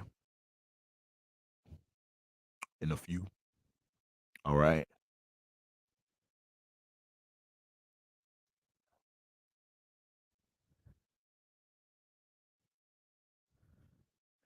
All right, family. All right. Ashe. Ashe. God is good. Yes, he is. My God is a never God. All right. So, guys, new moon peaks 4:29 a.m. Okay.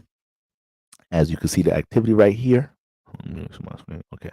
As you can see, the right activity right here, we got the sun and moon both 20 degrees Scorpio entering that last decan. All right, this is the Pisces rule decan of Scorpio. All right, so we are, when I say your girl will get a new nigga, when I say your nigga will get a new girl this week, I ain't fucking around. Motherfuckers see new possibilities with this revelation season coming around. Coming around. I'll be coming around the corner when I come. That everybody will get into some new energy, new exploration, new experience. What? See, I'm gonna say this right now. I'm gonna say this right now. People want to drag Sagittarius at times for escaping shit and ghosting and shit. But one thing Sagittarius know how to do that y'all ass don't know how to do at times is leave some shit when it's time to leave. All right, some of you niggas do not fucking know that when you see these two niggas fighting at the party and you at a party in the hood in motherfucking the South Bronx, some of us don't have the street smarts to understand. Let me get the fuck out of here before that escalates. All right, when you got street smarts, you know little things go on that you let me get the fuck. I had enough fun today. Thought I was gonna be in here from 8 to 2 a.m. It looked like my time is midnight. All right. Some of you niggas' time might be midnight. I mean, your time of death. Like, that's if you stay around. Y'all trying to get shot like a mug. Sagittarius ain't doing all of that. Sagittarius, oh, I mean, free yourself. Go ahead and love yourself. Yeah, I know I'll be fucking the lyrics up. Shout out to Fantasia. All right. I know she was a Cancer, but goddamn, that shit giving me some Sagittarius placements. Well, Cancer got Jupiter energy, so that's some Jupiter energy, freedom, expansion. You see what I'm talking about? Jupiter signs don't give a fuck. They don't care. They're gonna experience some new shit. Okay. Cancer will create a new vibe in this bitch. Pisces will hold on. I ain't gonna lie. Pisces, I'm not gonna lie. Remember I told you I was gonna come up with some theme songs for all signs? Right now, I think I got the one for I keep holding on. That's Pisces. That's that shit right there. I keep holding. That's Pisces shit right there. That's my shit too, though. That shit fire when they play in love and basketball. That part, that's my shit right. All right. Pisces gonna keep holding on like a mug. All right. Real talk. So yeah, guys, this is important to understand. Like, you got all this new exploration energy, new moon energy. People feel like they've been fighting for things, fighting for freedom, fighting for understanding. Then on top of that, we dealing with unexpected changes and transformations in our life. So when you get a breath of fresh air with revelation season, Sagittarius, and it feel like there's something that you could if Sister Pretty Lauren is in the building, I believe is that Sister Pretty Lauren. All right, Sister Lauren that sent the collection plate to the Cash App. Sister, do you believe, sister? Because I believe God has something in store for you this week. All right. Maybe tonight. Okay, but you gotta believe, woman. All right. Appreciate the plate, Sister Lauren. Okay. Yeah, Traces said Papoose ain't holding on no more. Now you know what the funny thing about that situation is? It's funny. We may need to do a little update because Easy. It seems like Remy and Easy a little bit more public right now. They've been spotted out and shit. They've been spotted out and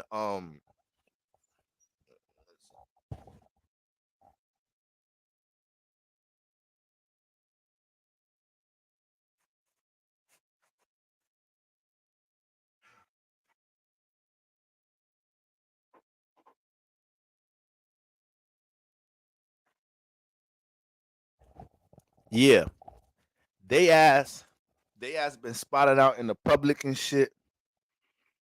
And we ain't hear nothing from Papoose. Mind you, y'all guys gotta understand. They are married. This ain't no regular shit now. This ain't no regular fucking relationship. Like, that is that man's wife.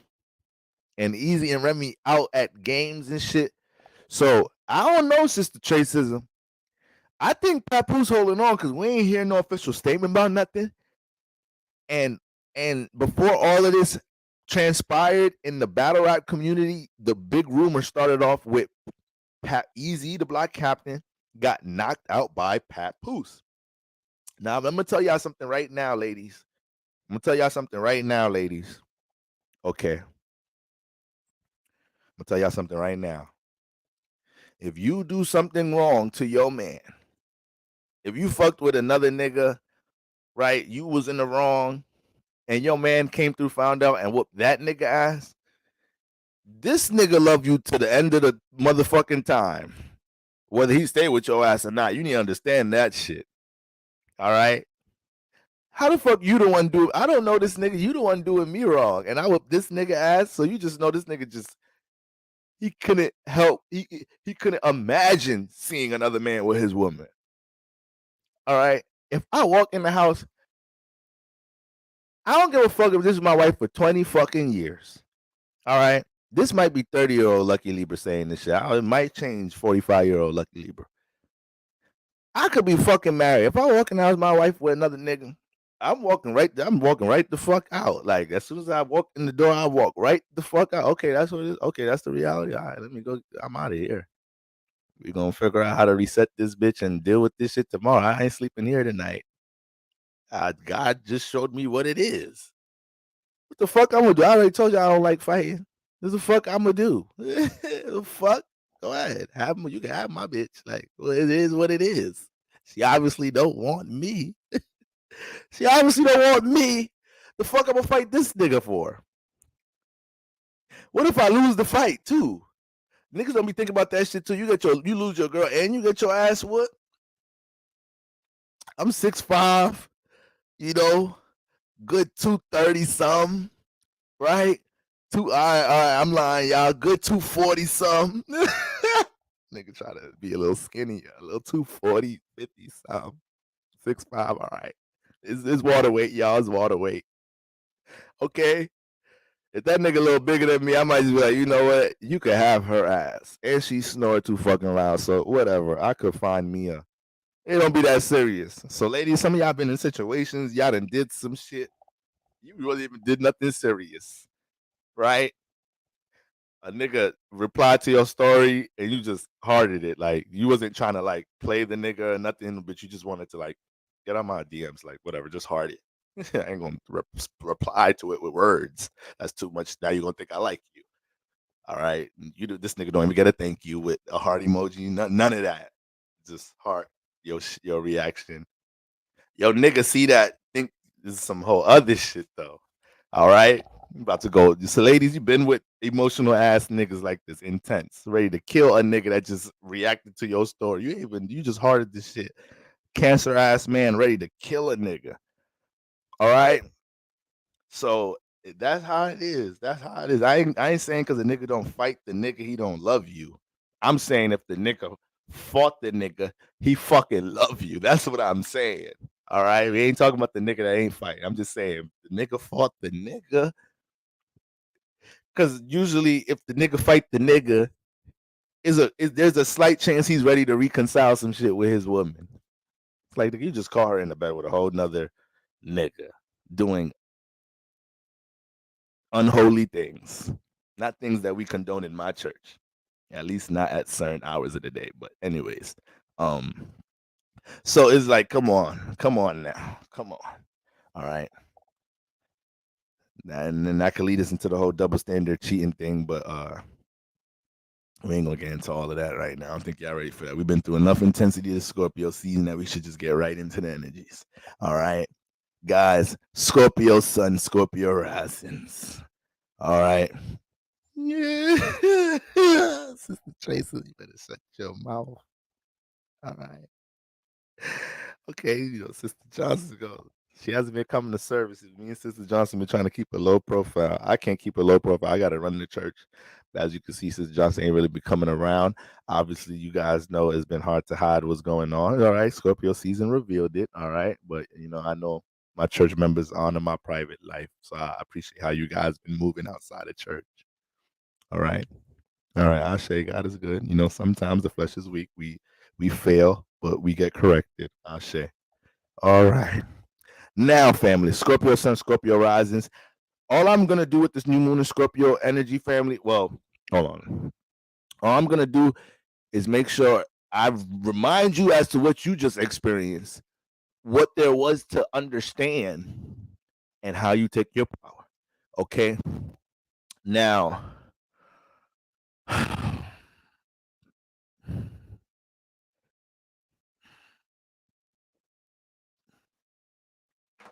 Scorpio sun rising, the first house, right?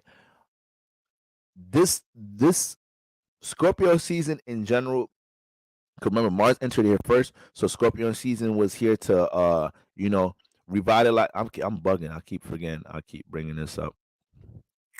I told you I'm sorry, my Mercury's too jacked right now.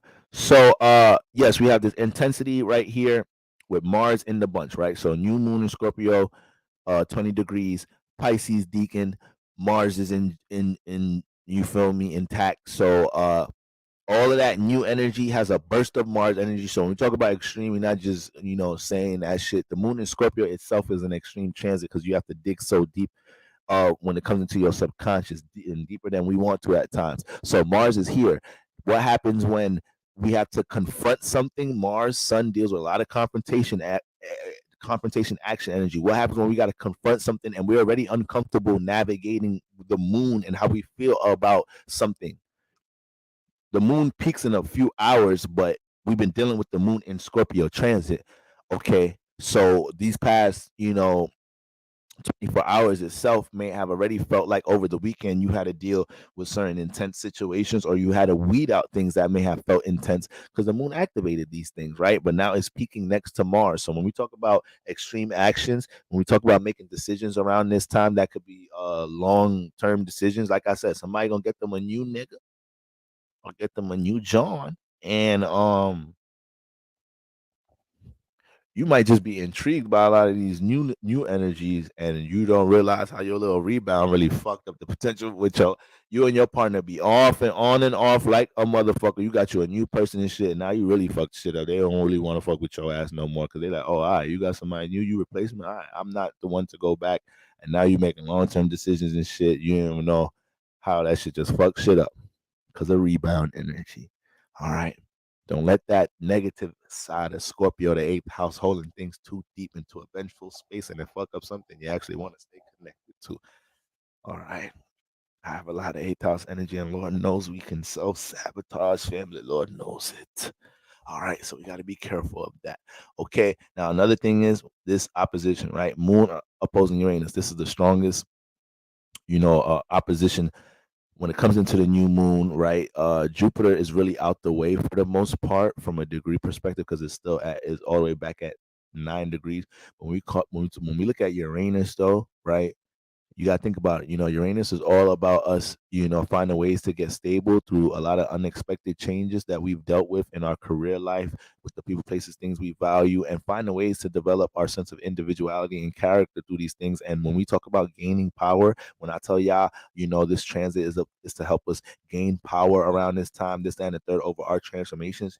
Uranus is already dealing with that energy on the daily. It's already dealing with that energy in general. So when you got the moon new and then on top of that, guys, don't forget Scorpio has Uranus energy. Like this is Uranus exaltation. So when we talk about us gaining power, Mars is here in Scorpio, new moon in Scorpio. So that alone says gain your power over the things that have transformed you, right? And when we say gain power, is not to jump into competitive energy, is jumping into conquering your own shadow, right? Being able to bring understanding into your life based off these transformations and gaining power through evolving your new character, how you're able to transmute things, all the positive, healthy ways of gaining power in your situation. Now, the thing is, Mars is here to activate them things all in a harmonious way, as harmonious as possible, even though it's all extreme energy. But Uranus is here to turn it up in the opposite perspective. So this is not a situation about making a decision about gaining your power. We have to find ways to do this around this time, right? We have to find ways to see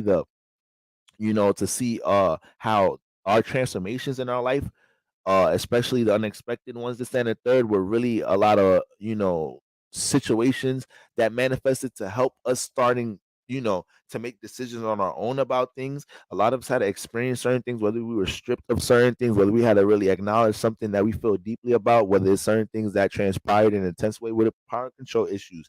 Now, around this time with Uranus being opposite, it's almost giving us the feeling that if we don't allow ourselves to set new incentives in our life about how we build things, Taurus, and values, but how we empower ourselves after this transformation process, we could feel like we're creating cycles to become a victim, and that could be very likely. That could be a likely thing with this time, not making the decision, to understand what things you're gonna try to control. Control is not a bad thing. Control is a godly thing. All right. But of course, we deal with power and control issues and power and control environments. Okay. But the man or woman that learns to develop some type of self-control over themselves will ultimately have the needed control that they have in their life. Not all the control in the world, because God ain't never gonna give anybody all that power, but because you ain't God. But in some type of shape or form, you will have your needed control. You have the needed control and discipline for good health. You have the needed control and discipline for your budgets, for your stability and how you support yourself, stabilize yourself. You have the needed sense of control to make healthy connections and relationships in your life, right? Nobody's adamant about controlling things with themselves. And I get it, guys. Life be life. Life be life, man. All right. If anybody gonna talk about fucking control, gonna be the motherfucker that came in this bitch with a bunch of fucking Capricorn and fucking Scorpio placements, right? Shit don't happen overnight. We all deal with our motherfucking situations, whether power control issues, attachments, trying to gain control here. That's why we have these plans in the first place, because we learning to do these things in different places, and they're really emphasized at different times and transits, like this transit. But at the same time, it starts with the acknowledgement, family. The acknowledgement. All right. So the Uranus energy, yeah, that's very important around this time. But guys, I'm just saying. I like this is a new moon energy. But the thing is, guys, we've been in birth season. We kind of been in birth season already, and this might be a new moon that we kind of got to be more in our restoration bag. We got to be more in a settle bag. It shouldn't be nothing that's extremely birthed around this time. This should be really just anything being birthed and setting intention on should be simply things that are more so developed from the aftermath of results of transformation. You know, so you should be leading into new intentions based off things that you understood that you should be added into your life or sustained in your life now in a more consistent way, because something you were connecting to caused a transformation in your life with this, that, and the third. Or you were stripped of something and you have to find faith in understanding that there was a reason for that, and eventually you will catch that download and God will make it apparent if it doesn't come this week. All right. So Uranus opposing his energies ain't playing. That shit is a very intense alignment. Uranus is very erratic. Okay, so it's not just about us being extreme. It's how we respond to situations where we may feel like motherfuckers is trying to take power and control over us in some type of way. So that's why we have to use the new moon in Scorpio to establish a new foundation with what we're going to be intentional about trying to control in our life, from a positive aspect, so we can see the results manifest in our reality in some type of shape or form. All right. Now, um, uh,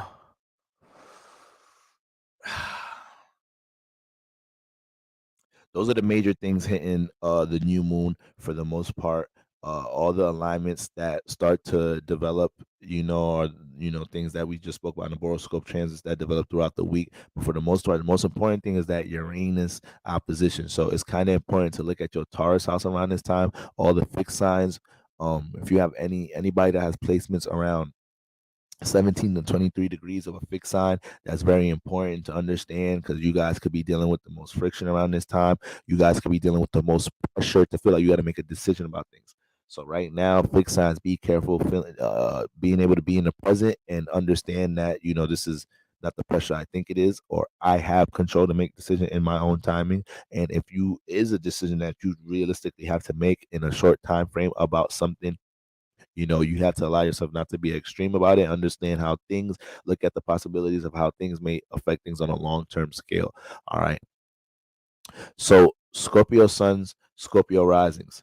Um, Mars came into the first house, initiated a lot of things dealing with what has been buried in your first house. Um, Scorpio suns and risings, this period led you into a space where there's a lot of things that you got remotivated about. There's one thing going through your solar return process, is another thing going through it when your ruler is home. So it reminds you who you truly are, despite what you've been connecting to in the world. So I need all Scorpio suns and risings to realize what things during this season and leading into the season, especially around full moon time. If you know if you could reflect back what was going on in your life around the full moon and Taurus time, I need all my Scorpio sun risings to remember what you got remotivated about and what universe was trying to help you see that was buried that needs some more light. We already been speaking about power and control issues and attachments and taking care of that. Yeah, Scorpios, you doing that shit on a daily. I get it, right? Even y'all ass was tired of hearing that shit during Scorpio season. It's like, damn, can we talk about something else about us? Like, we creative. I like to cook. I'm a Scorpio, so I like to cook. Y'all start naming different shit y'all like to do.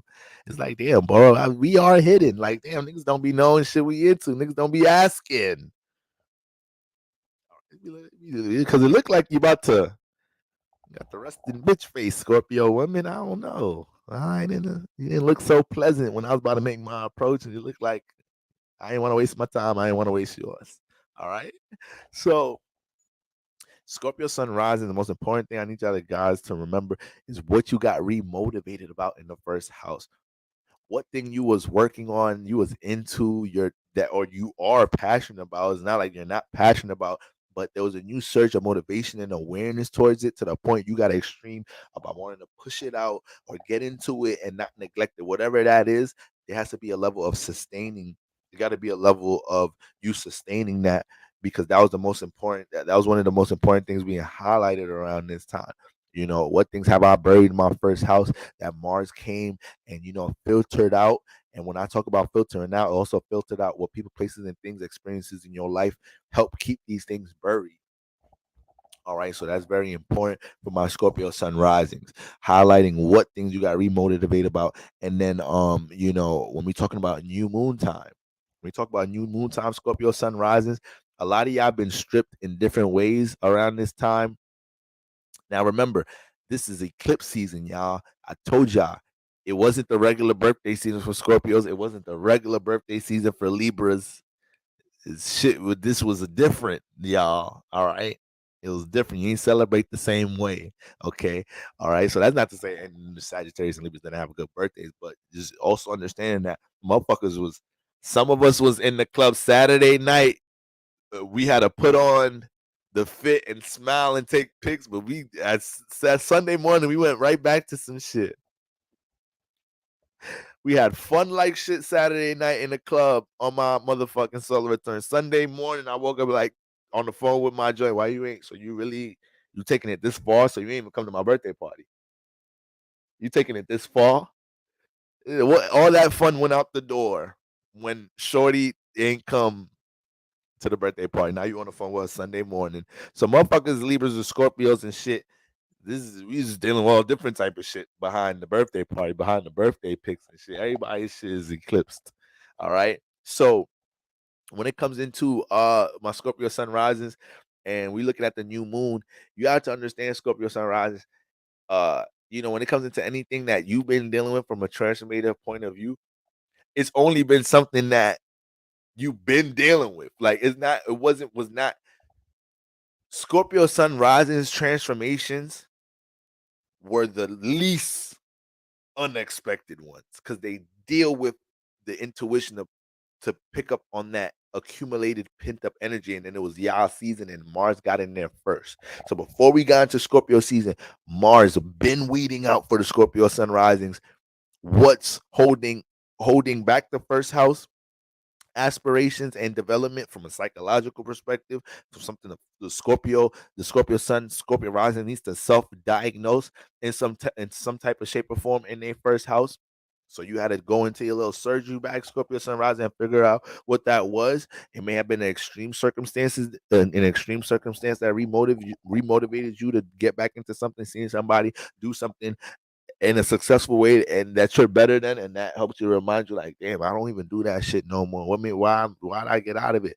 So Mars got in there filtering all these things out. So this process during eclipse season and new moon in Scorpio, and when the sun, and we had the whole activity with the whole stellium in there, it was so when you get to this point, there is a sense of confirmation with whatever you got remotivated about, whatever came up back up into the surface.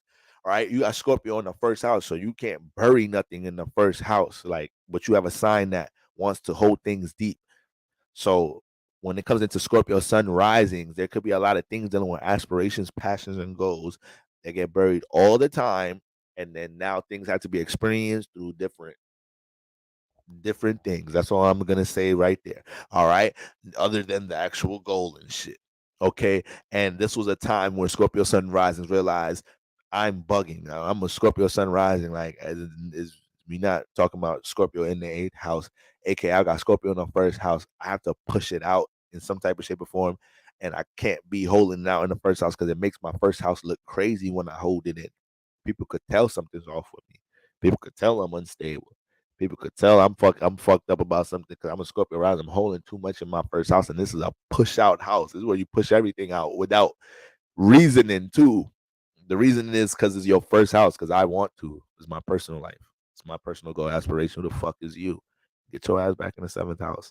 So it's shit like that. So hopefully Scorpio sun risings, all right, will utilize this last flow of, the sun and Mars paired up in here and everything, man. Okay, Mercury done got his ass up out of there. Y'all got Mercury ass up out of there. Mercury ain't said, he's like, y'all know I move quick. And it's deep and dark in this bitch. All right. Gave a lot of detail, a lot of critique, a lot of new information. Okay. When it comes into things with your attachments to stand in third. But as far as Mars in that first house, the sun in the first house, there was skin to be shed around this time, Scorpio sun risings. Anything dealing with attachments. And listen, I am on this list right now. I'm on this list. When you got strong sun cusp, people really think cusp is not a real thing. Somebody left that shit in my comment the other day too on IG. I mentioned something about Libra Scorpio cusp, so we talking about ain't no such thing as a cusp. Like, all right, whatever. But you gotta listen to both readings, all jokes aside, especially if like you a 0 degree cusp or some shit. But you know,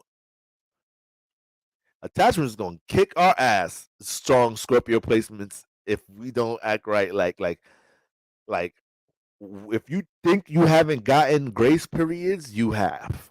Especially fixed signs. Like fixed signs, I know things have got rough, but I'm for a lot of y'all, could have been way worse. For a lot of Scorpio sun risings, you may not realize how much grace periods you got with certain things that could have heavily transformed you. And I'm pretty sure a lot of y'all can feel the pent up energy that if I go past this new moon in Scorpio, if I allow my ass to get into Sagittarius season with this attachment, I don't get no type of stability to this attachment, power control. I already know. I'm setting myself up.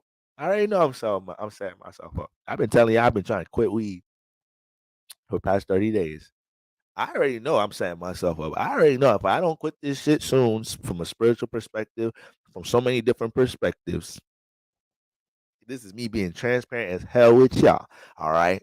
So whatever that is, this is the time that is like, if you feel like you can't deal with detaching from something, at least just get to a point where you could be aware, like, okay, God, just don't make the transformation hurt that much. Like, just getting that bag. All right, if you got Scorpio placements, and really Scorpio placements, strong fixed placements, really everybody, but Scorpios, the fixed placement Scorpios is first, because Scorpios is supposed to be the one leading the way with the shit, and then fixed signs the ones that got to react to it the hardest. So Taurus is any extra. Well, no, we're gonna get to y'all last. So that's what's going on, Scorpio sunrise. Like, that is just the real. All right, you guys being the leaders of this season, it comes with the responsibility of that, but we just happen to have all these energies with eclipse. But Mars got in your sign, and it makes you more of a leader, because now it's like you got the anchor of your true power there.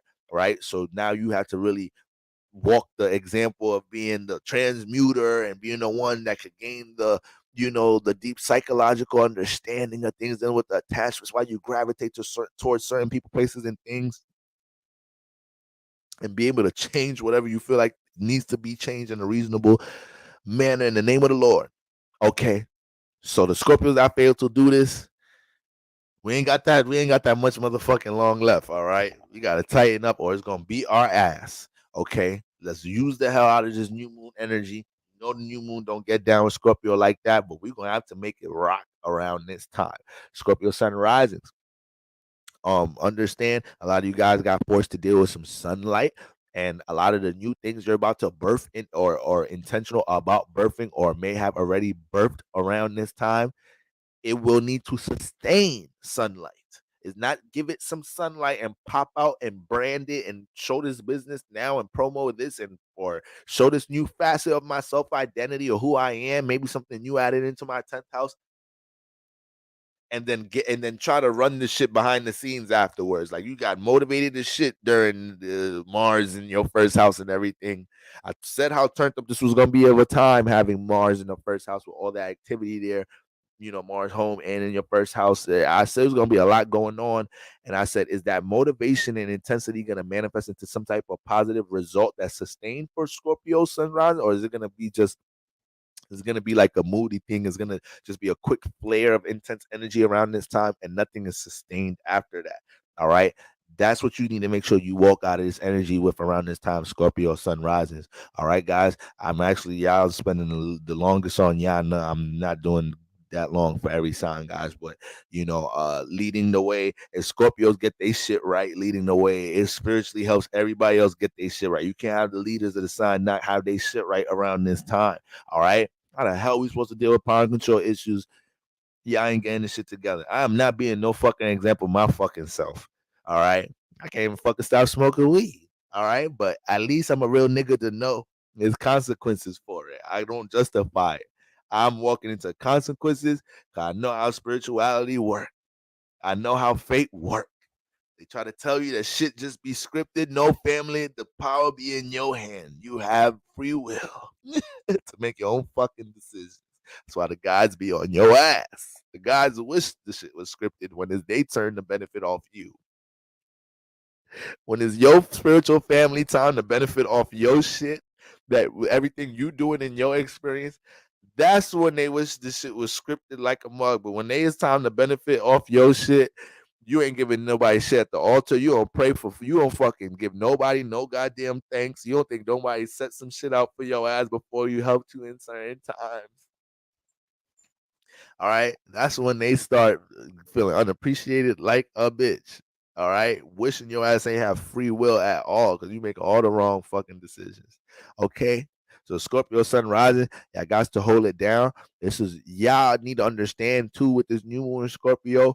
This could be a complete 180 flip in y'all life. Now everybody could set a whole new standard and transform their life with a certain system that they develop and sustain and they're consistent with. Whether you try to transform your life from a weight perspective, transform your life from a spiritual perspective, transform your life from a get money perspective. If you fucking come up with some type of system and you choose to sustain that shit, eventually you're gonna get to some goals if you're willing to be open, changing the system, letting God navigate you. Like, damn, good. That's what you're trying to do, trying to manifest that. All right, shit, keep doing what you're doing, but just be open. So when I tell you make a left and make a right, let this person in the car, let that person out the car, stop here to get gas. If you open to letting God navigate you, and you're not so fixed for things working out the way you want it to work out, then eventually when you come up with the system and you're intentional about a result, you're gonna get some fucking results. You're gonna get some results. And I need Scorpio sun risings to be the example of that. All right. Y'all are the example of how to stay fixed on some shit and take hits and bruises and persevere through that shit and still get the result.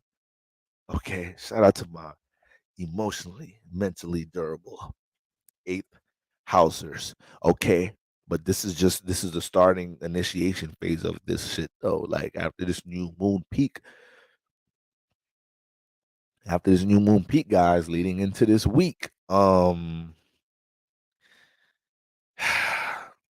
It could be, like I said, it could be a complete 180 because you have access to the energy, and this is already your energy. So Scorpios that could lay a new foundation with how they do things in their life.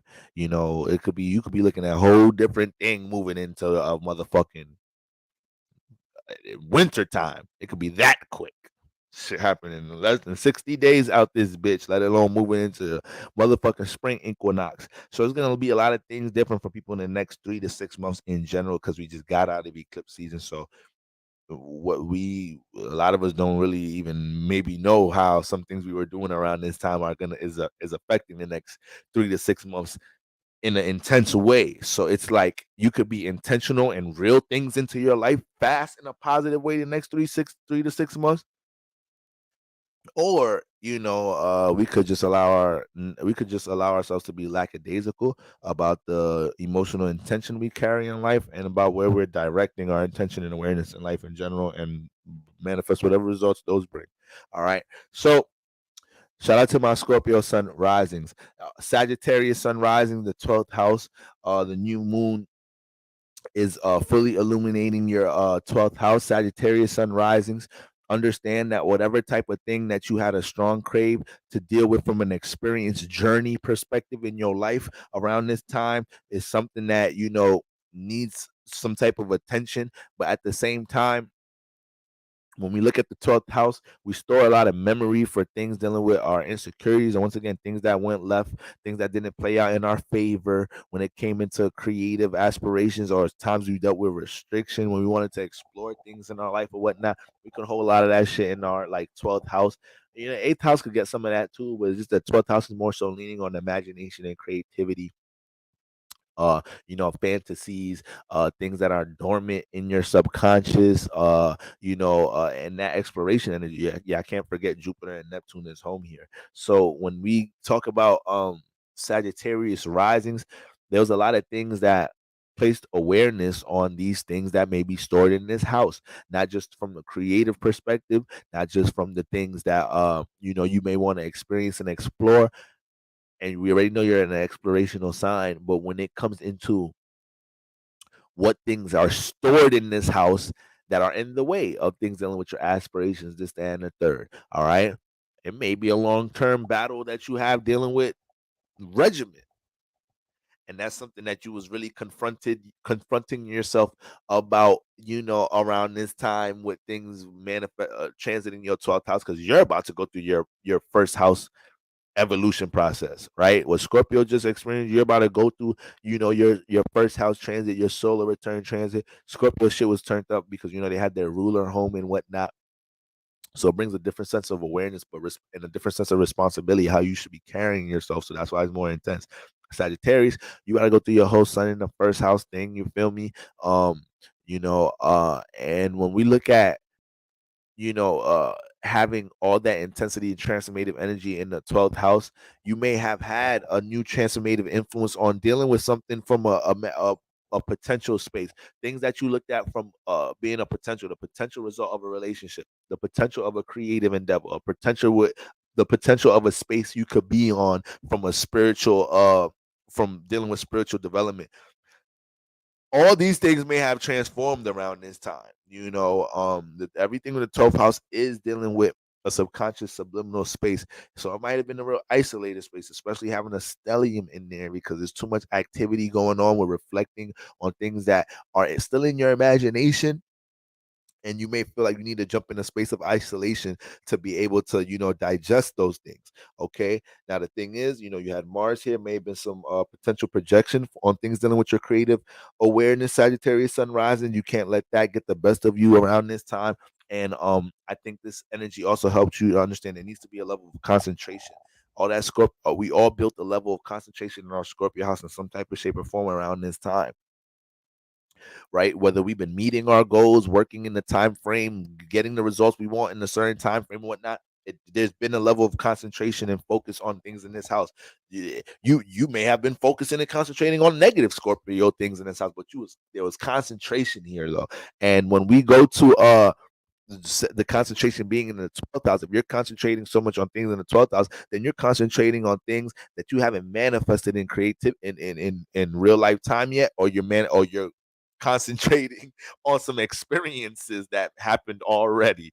You might be thinking and diving too deep into it. It's like, motherfucker, you got the lesson out of it already. Now you just sinking, and you still 6 years ago, you still sinking into the emotion of the situation. You replaying the emotion, not the lesson. Damn. Okay.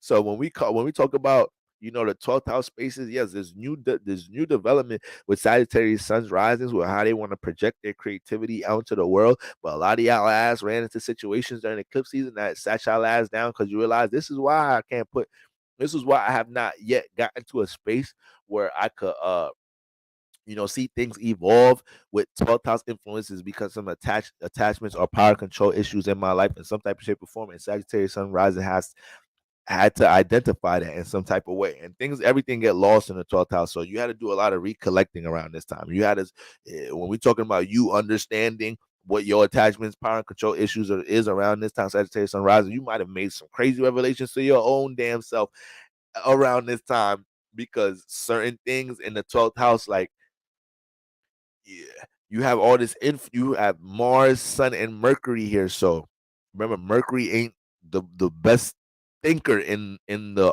12th house. Mars is impulsive in the 12th house, and Mars is being impulsive on all the things the Sun is making it see in the 12th house.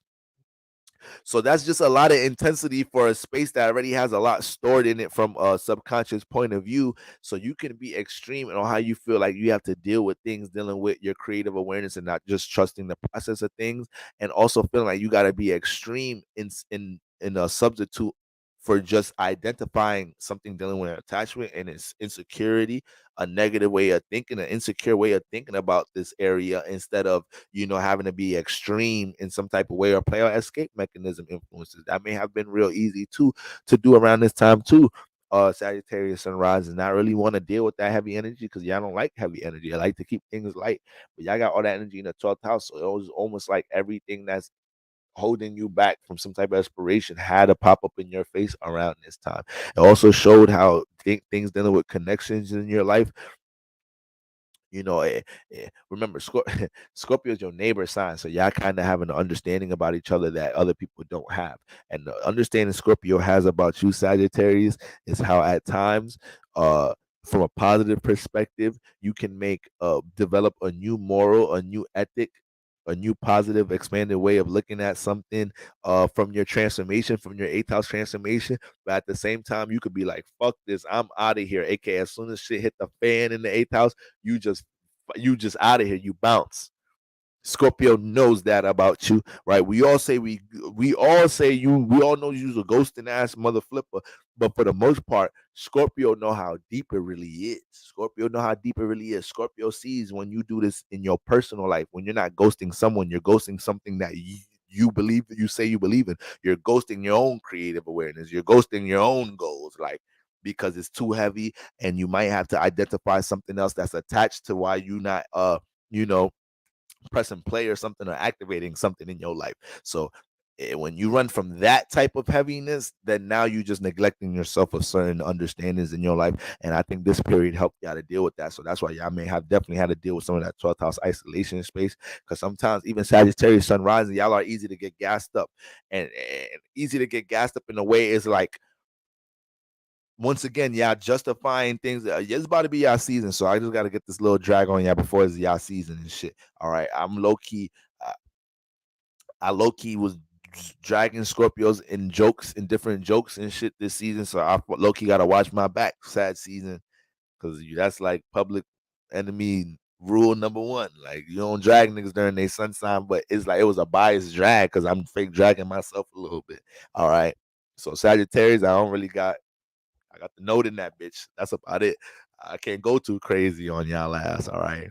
But when we looking at y'all being the neighbor signs, Scorpio know this shit about you, Sagittarius. Scorpio know this shit about you. Just because Sagittarius, you come out the house, you so goddamn charismatic and you uplift everybody else's spirit. We don't see when you at times, you in your personal life, you running from some shit heavy in your shit. It's like, damn, you uplift everybody else, Sagittarius, but you can't find a way to uplift yourself. How that work? How that one work right there? Your way of uplifting is ghosting your own fucking problems. You ain't uplifting yourself and working through, you ghosting them bitches. All right, so motherfucking that 12th house, them 12th house transits including Mars in there, got to the foundation, all right, got to the root of what the fuck, is there anything Scorpio in this 12th house is holding too deeply when it comes into broken dreams? What the fuck is Scorpio in my 12th house? It's water here. You're supposed to be healing my 12th. You holding shit too deep here. So that's the negative side of Scorpio in your 12th house, Sagittarius sun risings. Okay. Shit don't go right with your creative awareness. Something don't go right with your potential energy or something. Something don't work in the way you want it to work with the time frame or something dealing with an experience or whatnot. Scorpio and 12th, you all that shit way too fucking deep. Way too goddamn deep. All right. Now, and it's funny, you don't like deep energy, but it's the 12th house. So it's what? Subconscious. It's subconscious. You don't even fucking know you hold it that deep because you're substituting with escapism, whatever tool you're using at the moment for your escapism. Is it your gambling, Sagittarius? Because you's a risky brother. You's a good risky sister. All right. Is it the gambling? Okay, which one is it, Sag? All right, can I get my little drag on right now? I'm doing too much. All right, which one is it? Is it the rebound? Is the escapism? I know y'all likes to get high. All right, I'm a sun in Jupiter. I understand. I get high in front of y'all all the time, and it don't even feel like I'm getting high no more, y'all. It feel like this shit's smoking me. Y'all ain't gonna lie, this shit's smoking me. The other day I went to roll up some weed. I almost put myself in the paper, y'all. I had to snap the fuck out that shit. If I would have grabbed the light, I would have lit my shit up. I had too much conditioner on that day too. I would have fried my shit. My shit was flammable as a bitch. All right. So Sagittarius sun risings. Okay. You gotta make sure there's some sense of there was a self-diagnosis in some type of shape or form as to what things in reality you run from that actually is keeping you from keeping concentration on your 12th house. I ain't saying Sagittarius ain't touching their 12th house. I ain't saying none of my Sagittarius sunrises ain't got motion in their 12th house. I'm just saying when it comes into taking initiative for y'all healing and taking initiative for understanding what's in the subconscious before you push out energies with your creative awareness, I'm just saying at times, you just need to be a little bit more understanding about what energies are influencing, how your approach to these things. And this was the time for y'all to gain that understanding. All right, Sagittarius sunrise. So it's a beautiful time for y'all to understand that the new moon comes with the 12th house, and it allows you this process to set intention through all these different transformations, different power control issues, and things just get deep with the 12th house in general, y'all, because y'all understand the 12th house is boundless. Okay, it's very boundless.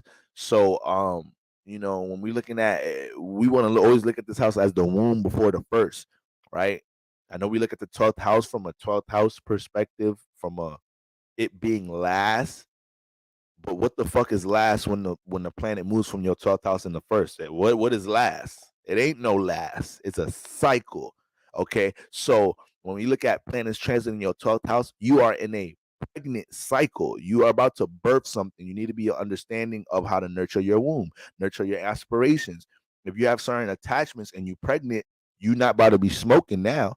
You're not about to be drinking now, right? And we know what type of consequences we'll deal with if we continue to do that, aka Sagittarius sunrise, and what we gonna run into. I said we. That's how you know my ass got to deal with some power. I'm just including myself in everybody's issues. All right, this is just letting you know right now what happens if you make the decision to not identify how an attachment can affect all the potential that you've seen in your 12th house, which is 12th house strong potential energy, right? You know exactly what drinking is going to do to your system, right? We ain't gonna do that baby like that. You got a bright baby in there. There's a bright spirit, and you a bright spirit, so we would never even think of doing something like that. All right, that's blasphemy, church. We gonna nurture that baby. All right. Family, actually, we got the sea moss downstairs. That's how you know we in a Hotep church. Niggas got sea moss downstairs. There's black soap, incense. It's a Hotep church. All right. So Sagittarius sun rising, that's what we got going on. Capricorn sun risings, 11th house. All right. Capricorn sun rising, man, you've been through some changes. You've been through some changes in your communities and your associations, haven't you? You found out somebody got their hand in the pot, wasn't supposed to have their hand in the pot. You found out that person you was dealing with in that community situation was taken from the community and wasn't given. But all just aside, Capricorn sun rising, motherfuckers was wilding in your 11th house around this time of the year. Niggas was wilding on you. Scorpio. See, this is the thing about Scorpio and that mother. This is a square Capricorn sun rising. This Capricorn want to be the boss all fucking day until you look at Capricorn rising chart and see how God designed it for you to go through certain things to understand what paying the cost to being the boss means. You Capricorn placements don't come into the world just, you have to pay. You have to pay. All right. Okay. And your chart will teach you that.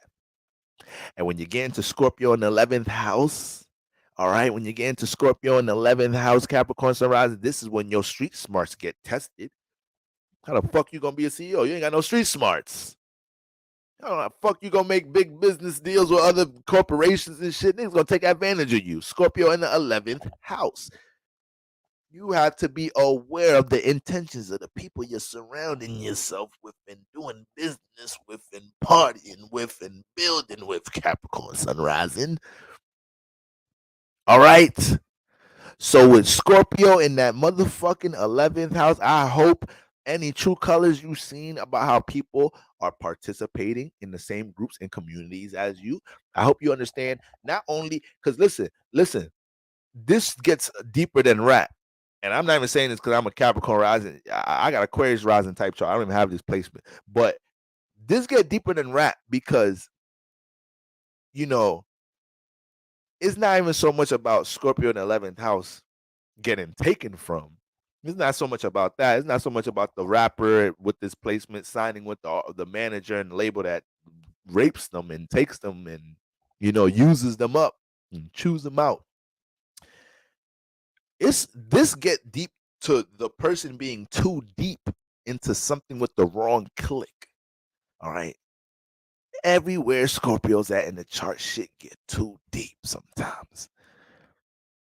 All right. Everybody could raise their hand and talk about how some shit got too deep in their Scorpio house at times. Where I got Scorpio at in my 10th house. All right. Motherfucker do 6-hour live streams. I just wanted to talk about the next 7 days of the week. How the fuck the live stream turned into 6 hours? Nothing could be light.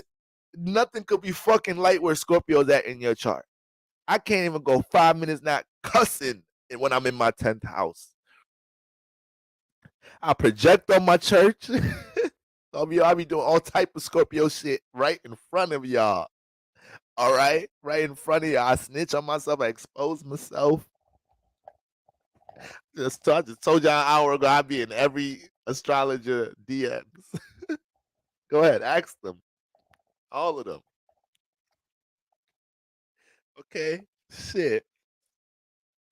Where the Zodiac John? Where's she at? She in here?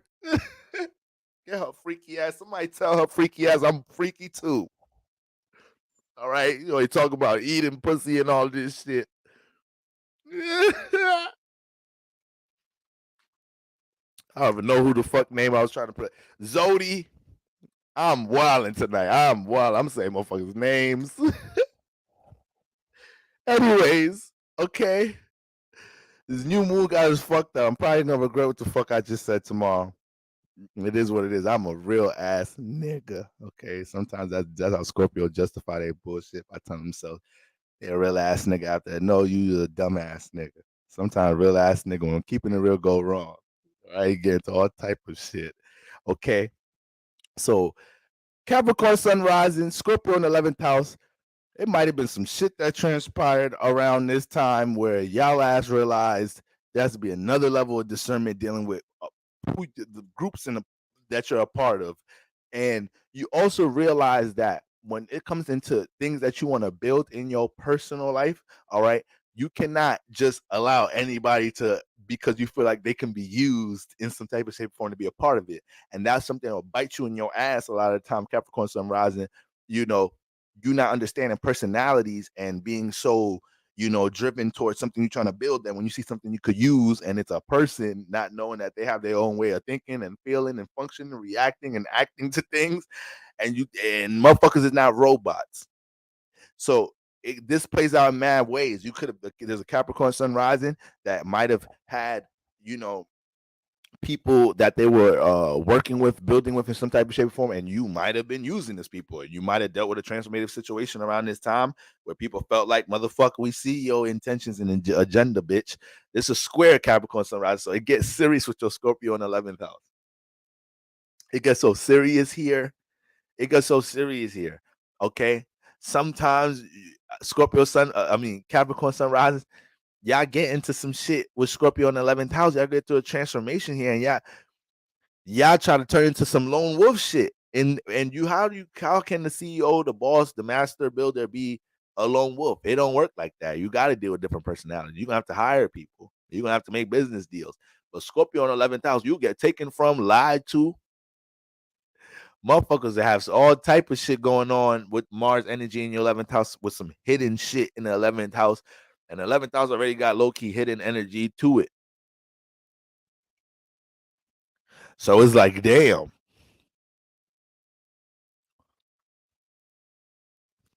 I know the nigga be stealing, but that's my cousin. I ain't think they gonna take from me. Yeah. They take from you too. You just ain't had no money all these years. And when y'all started doing business with each other and got some money, you became a nigga to take from. That's what happened. All right. Okay, you should have trusted the colors when you seen them with Scorpio in the 11th house. And for all my Capricorn Sun rising that didn't trust them colors when they seen them in the 11th house, it was your ass. That was probably your Scorpio moment around this time.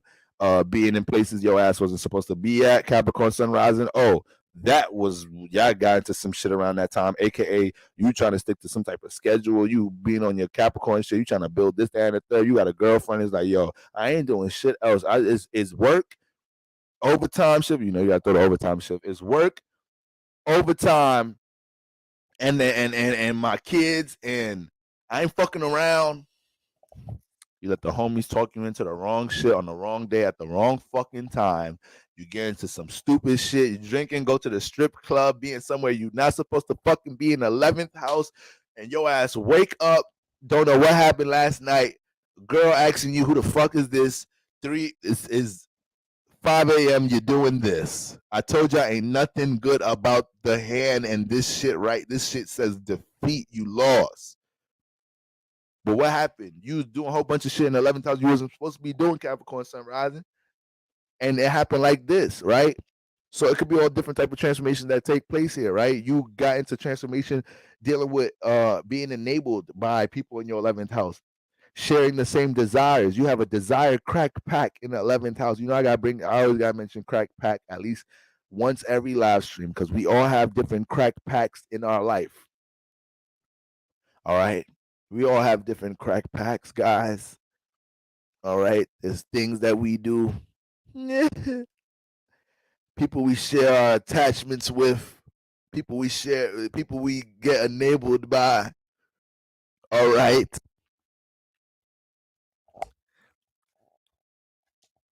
I have a Cane's crack pack. Anybody like Cane's, the restaurant? Raisin Cane's, chicken fingers, anybody? It's a really delicious restaurant. I think it's the best chicken finger in the world, and me and my friends were crack packs for it. I need to stop going to Cane's, y'all. Like, think I'm gonna turn into a fucking chicken finger. But we just enable each other. Y'all want some Cane's today? I sure do want some Cane's. All right. So some of y'all, it ain't just Cane's. I hope it ain't cocaine's for some of y'all, but Pastor ain't gonna judge, because we all different with our different. We all dealing with our different attachments. All right, just got to use a little bit extra prayer and holy water. That's all, family. All right, sometimes you got to drink the holy water. Like, y'all just be pouring it on yourselves. Put that shit in the baby bottle. Put it in everything. All right. So Capricorn sun rises, you saw some true colors with people in your 11th house, and you also understand how people around you enable things, and how the fuck you gonna be a master builder, and these people ain't building nothing you trying to build. Capricorn sun rising, I know you build so much at times. Scorpio in your 11th house be an area to just go jump into real quick, because it's a sextile to your sun, and your rising is a sextile to you, but it's a square in the 11th house. See that? You see how that works? Do you see how that works? So it gets you in trouble, Capricorn sun rising. It gets you in trouble. Scorpio don't like to be in no damn 11th house. How the hell a sign that don't like people gonna be in a place dealing with people it don't know? That don't make no damn sense. At least Scorpio in the 3rd house, it don't like dealing with people, but it's dealing with its cousins. It's dealing with its siblings. Relationship still rocky as a motherfucker in that bitch too. Intense as a bitch.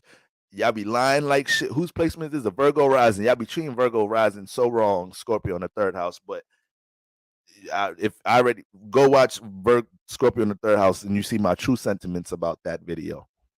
All the videos with Scorpio just get so deep, and like motherfuckers be leaving comments, boy, I'm crying. Like I know that's a good cry, a good healing cry, but damn, Scorpio a nigga can't even do nothing light. It's like so intense. Make a nigga want to cry. I got cat placements. We barely cry. Sometimes we can't even fix the fucking shit. We too dry. Okay. So yeah, so Scorpio don't even like people, and then you put it into the 11th house. Scorpio don't even want to interact, and then now you put it in the house where people are enabling desires without you knowing who these people are. Like this placement screams one night stand. And I'm not even just dragging Scorpios, but it's just like you got a very sign dealing with desires in the house where it's all unfamiliar territory. So when you're in unfamiliar territory, things that you may gravitate towards from a desire perspective are able to be presented to you without you always being able to see the real face behind it. AKA a rapper that has such a strong desire to want to fucking be a rapper, because since they was young, they grew up in the hood and just seen all black people fucking honor rappers, because there's no such thing as a scientist. There's no such thing as a fucking pilot. There's no such thing as a fucking astrologer. There's no such thing as a teacher. But no, I just listen to rap music all fucking day. It emulates my fucking neighborhood. All these niggas that's really selling drugs, because you know the rappers ain't really selling drugs, because rappers cap. They just talk about what the fuck they see and shit, right? So I really live around the drug dealers. My family is really on drugs. There's really this, that, and the third going on. But you know what? I want to be a fucking rapper, right? So I grew up with this ideology. I'm a Capricorn sun rising, so I'm so motivated, and I'm so everything in my life, my personal life, rapper. This is my long-term Saturn goal I'm building in my 1st house.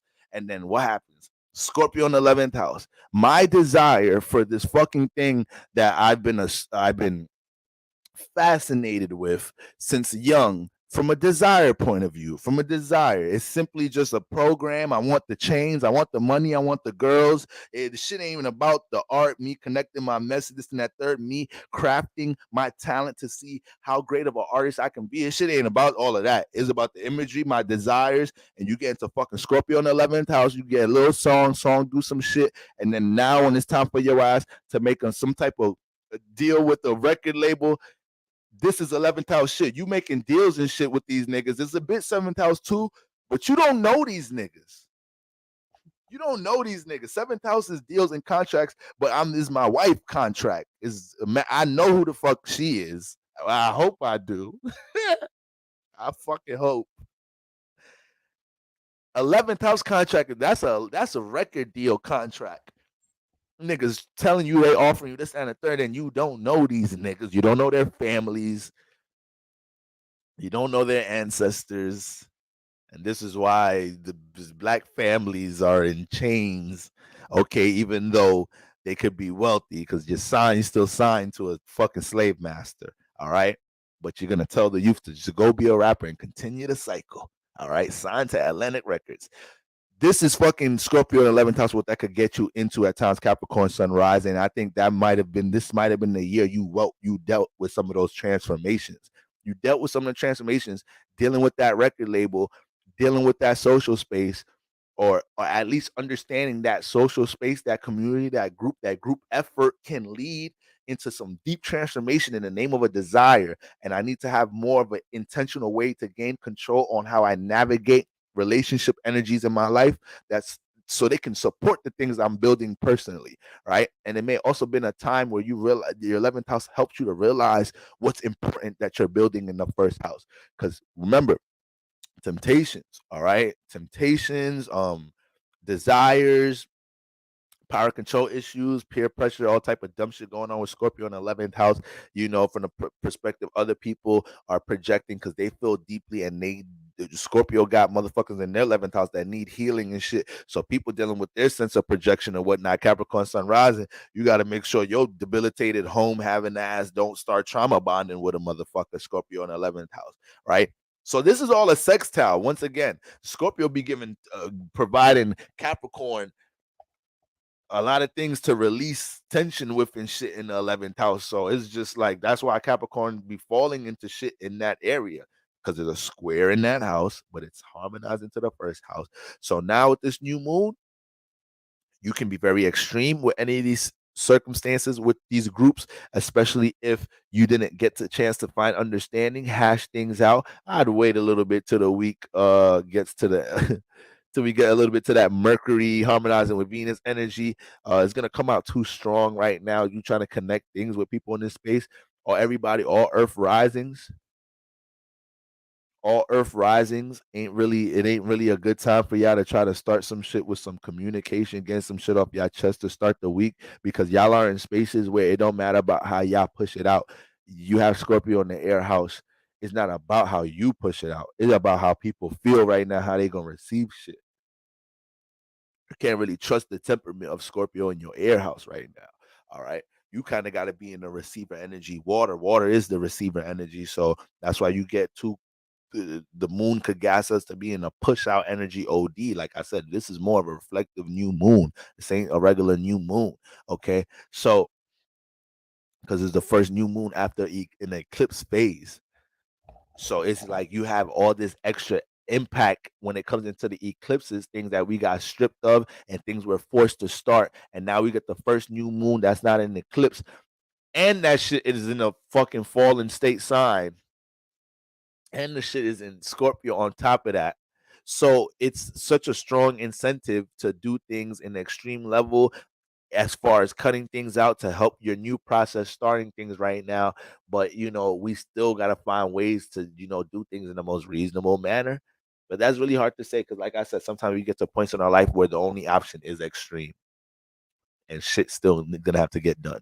Okay, so Capricorn sunrise is very important that these spaces that you're evolving yourself in around this time, and everything you've learned from how the partnerships you're involved in affect your reality, and also your intention to get out in the 11th house and take whatever you're building and make it felt in the 11th house. A lot of Capricorn sun risings was dealing with that. Once again, this is a sextile to your personal life. So when it comes into Capricorn sun risings dealing with master builder energy in the first house, a lot of the times you can bring transformation to people in the 11th house with your ability to be intentional. Mars, be intentional about what type of impact you want to have out in the world with the thing that you're building.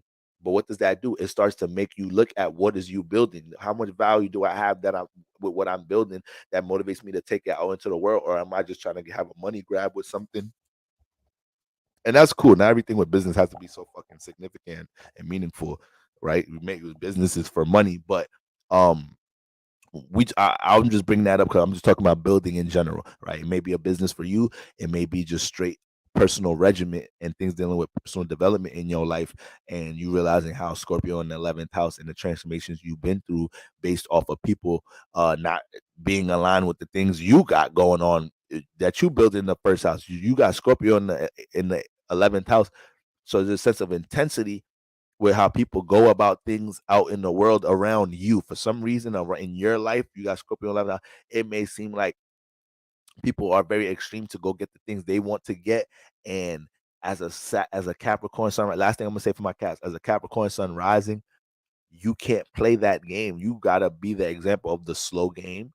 You gotta be the example of why shortcuts don't win. It is what it is. There's other signs that get access to things quicker than other signs. it is what it is, right? It just is what the fuck it is. But it's a balance to everything. So you may feel like, you know, people around you in your life, and this is for everybody in general, that accesses certain things, opportunities, resources in their life, you know, quicker than you, more than you, in some type of shape or form. You don't know who the fuck is looking at you wishing that they had something that you had. That's the most funny part. As much as we could do that with other people in our lives, is we don't know how much people will be looking at us like, I wish I had that. And it be simple things too. Some people looking at y'all wish they had y'all things about your personality, right? We are we're just ordinary people. We don't know which way to go. We are imperfect people, y'all. We are imperfect people. Okay. I just got on my ass in front of everybody. All right. So I got weed lips. I got crooked teeth. Sometimes my hairline be looking a little crooked on this bitch. I don't know if it's me or the camera. When I look in the mirror, I be looking good. When I get on the camera, it'll be looking funny. All right. But I don't give a fuck. And you shouldn't give a fuck neither, family. You shouldn't care neither, okay? Because we're ordinary people. But with all that being said, though, family, okay, that gratitude is serious, and I think my Capricorn sun risings can take something from understanding that regardless of the intensity or extreme energy that's displayed around you in your life, or you may even get tempted to participate with, Saturn always got something for your ass in the first house, and you can't. The boss don't think like that. Just remember that. Last thing, the boss don't think like that, Capricorn sun rising. The boss don't do shortcuts. The boss ain't become the boss and build this franchise and business on some shortcut shit. And that's why people that's into shortcuts will never know what it feel like to be a boss. All right, that's why bosses move and talk the way the fuck they move and talk, because the shit took time. So when you play some fucking time sacrifice, sweat and tears and shit, yeah, maybe a little arrogant, a little bit of arrogance come out, a little bit of cockiness comes out, a little bit of pride comes out. You don't that shit comes with some shit though. It's some healthy pride, like a bitch. All right, it's a good balance of humbleness and pride. All right, not a lot of people can have that balance. Okay, some motherfuckers be prideful with no accolades. You just prideful, ain't doing shit. All right. I ain't saying you can't be proud of yourself, but damn, you fucking up shit though. You fucking up people's lives. You not paying bills at where you live at. Like, what are you so proud about? The fuck? All right. So Capricorn sun rising is very important. That's what was popping in that motherfucking in that 11th house. And it's up to you to set a new foundation with what you're bringing into the 11th house, how your 11th house activity enables, uh, uh, flares up certain temptations, provides attention for you to release influences out in unfamiliar spaces with people you probably don't even trust like that. But sometimes it's a way to get you out the office, get you out the house. You got a friend, got mutual friends and shit. Now you up in some Scorpio 11th house shit with a bunch of motherfuckers you don't really know. You don't really know one motherfucker. You just met them at work. You only been working at the job 2 months. Okay. So yes, just main thing, just make sure all true colors that we're seeing around this time, especially when it comes to significant projects, long-term goals, things that you're kind of committed to, you don't half-ass your judgment with these people around this time. And you have a lot of discernment on how your triggers and your temptations and all of that, you know, are triggered or influenced by your 11th house space. Okay. And also how much of a transformative influence y'all bring into your 11th house space. Very important. I'm so sorry. It's very important because that might have been something that was heavily highlighted around this time. So by the time you get to the new moon in Scorpio, you understand this moving on. You have Scorpio in the 11th house.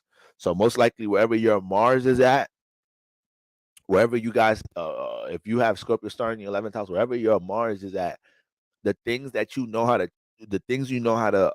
transform in that house, because every house that we have Mars at, we know how to transform and change something in there. There's something in there we know how to start and change and transform. And we find ourselves, Mars don't really be caring about helping people like that. Not to say Aries and Scorpios don't help people, but it's not like Mars don't go out his way to help people. Like if you want Mars help, you gotta go to Mars. Like, Mars, wake up, please. I'm sorry, I don't mean to wake you up. I really need help with this.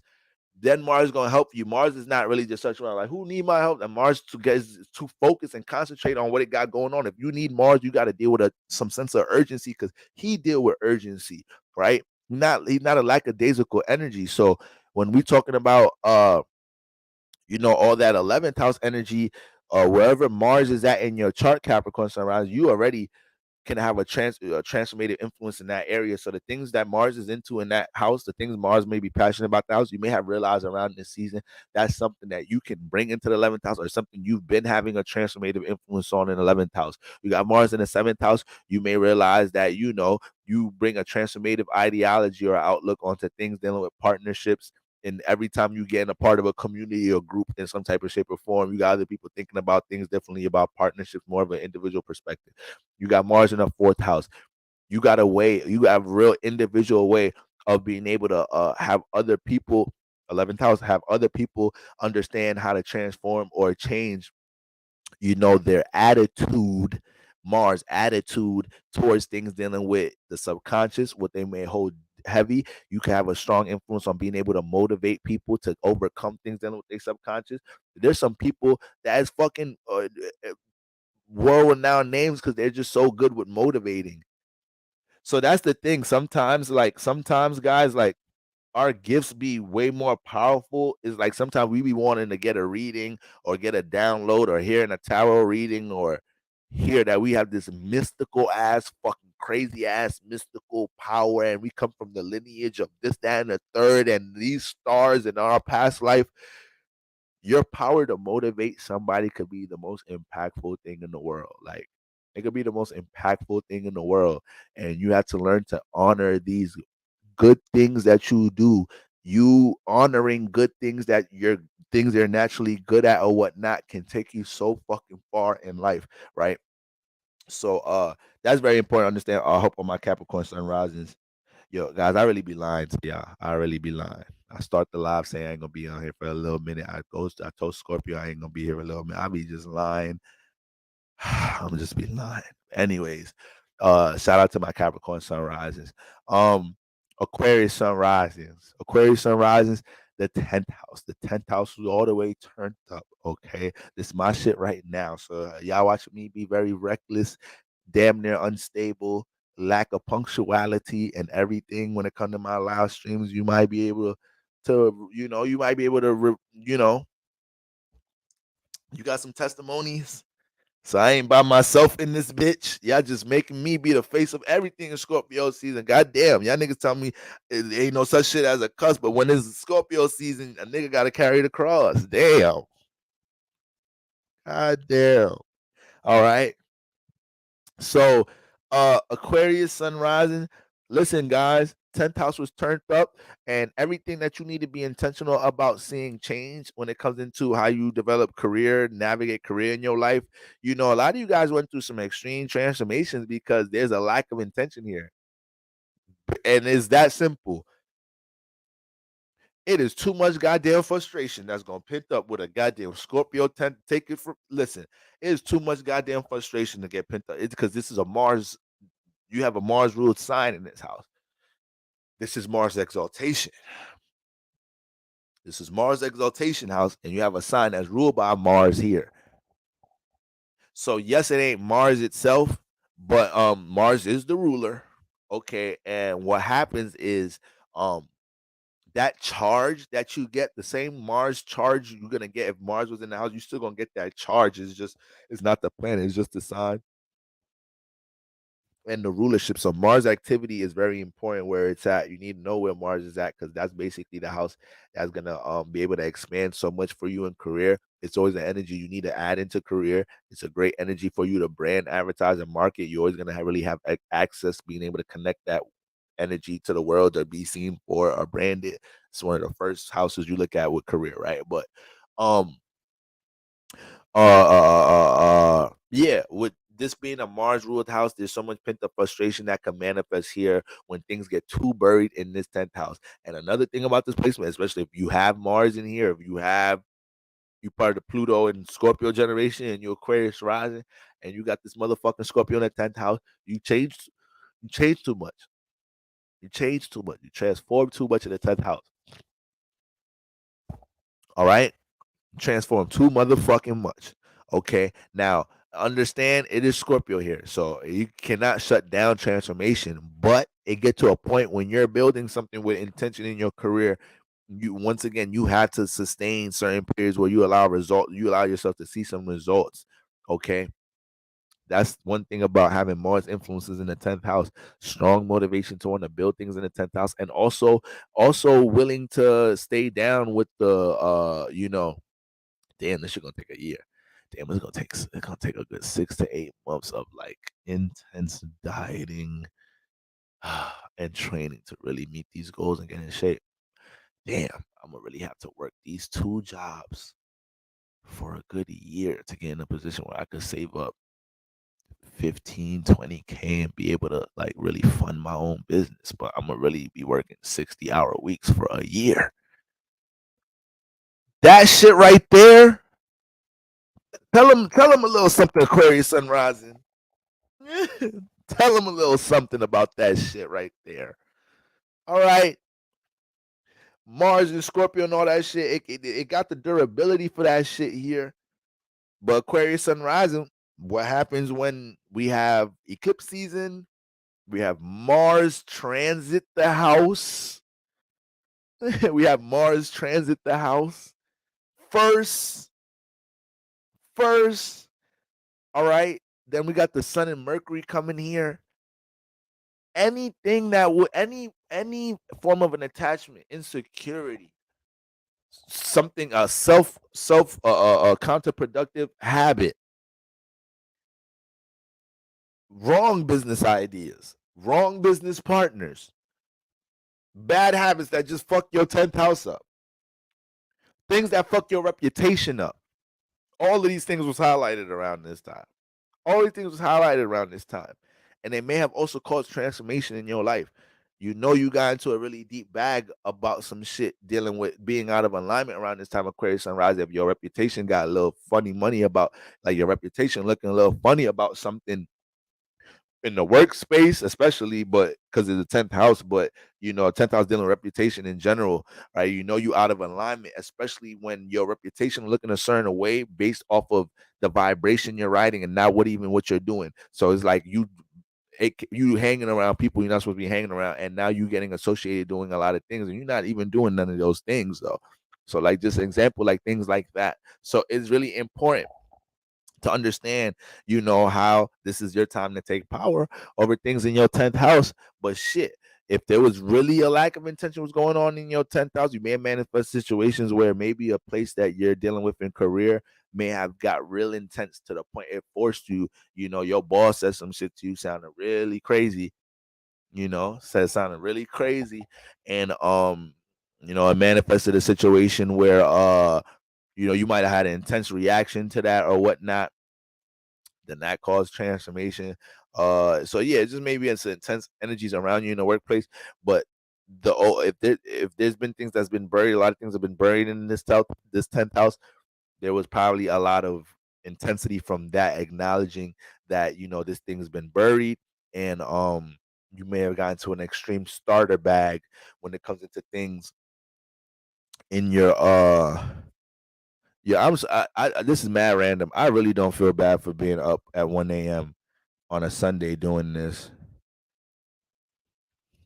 I don't know why I feel like I just had to say that. I know I be trying to consider everybody time. It's like, I got a new schedule too, y'all, and I just talk a lot. So what can I do? We got to get the energies out. If I could do this shit, then I could do this shit. Like I ain't died yet. Like I ain't died in the middle of the stream or nothing. I ain't pass out. All right. So Aquarius sun rising. I pick up a very similar energy with Scorpio sun risings and Aquarius sun risings right now. And yes, these are the fixed signs. But one thing that I pick up, yeah, this is actually all the fixed signs for real. All the fixed signs got remotivated about something. Like I feel like a lot of the fixed signs, it wasn't really about birthing anything new. A lot of y'all got remotivated and was able to reignite something that was buried. All right. So I don't uh I know I feel like a lot of Aquarius sun risings, that 10th house influence, you got remotivated to find a level of concentration or focus with something that you're already passionate about building. It's Scorpio in the 10th house. There's got to be some type of passion here, deep intensity for things here in the 10th house. Now, this is the thing. People think because the Scorpio, and I could say this with this placement, people think how it sounds is Scorpio in the 10th house is going to be a sense of hidden, is going to be a sense of this person feeling vulnerable, being seen. It ain't really that. It ain't really that. Is it, okay, there is a vulnerability because you always have the exposed factor, aka this person having to show their true transparency about how they deeply feel about things in the 10th house. So if you're hiding how you deeply feel about things in the 10th house, that's when you could get into some shit. All right. But if you just be a real nigga, keep it raw, cuss if you cuss, hit a couple of bitches and hoes if you hit a couple of bitches and hoes, and let the intensity of your 10th house, let the individuality, the originality of your 10th house be seen, Aquarius sun rising, then that's when it don't feel so fucking vulnerable. That's when it don't feel so fucking vulnerable. Still gonna go through your different shifts with that shit from time to time. You still gonna go through your different shifts. Like, damn, it still happens. Like, that was a little too intense. That was okay. All right. But at the same time, that is not, once again, it's not so much about, Scorpio here is like, it can't get seen in some type of shape or form. No, this motherfucker be a little too extreme at times in this bitch, and go through some transformations because nigga be too intense, nigga be too passionate about some shit. All right. And it passion to right lazy people. And it manifests situations like that. It manifests situations like that. And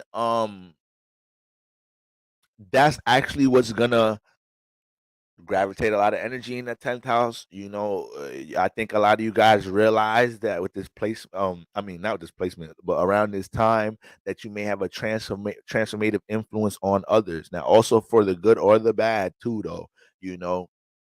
This could be a situation where there's a Scorpio sun rising out there right now with I'm Scorpio sun. There's an Aquarius sun rising out there right now that is not a good example for something. They know they're not being a good example for something, and they're realizing, damn, like there's a drug dealer right now that's an Aquarius sun rising. Now this nigga get money. Like, everybody is a drug dealer and he's scam. He different. It's like, damn. When you scam, there's enough money, you don't gotta sell drugs, but you said fuck it, huh? I need everything. All right. Anyway, so there's an Aquarius sun rising right now. This nigga chains, new cars, everything. Nigga still ain't move out the hood though. He's still stunting on the hood.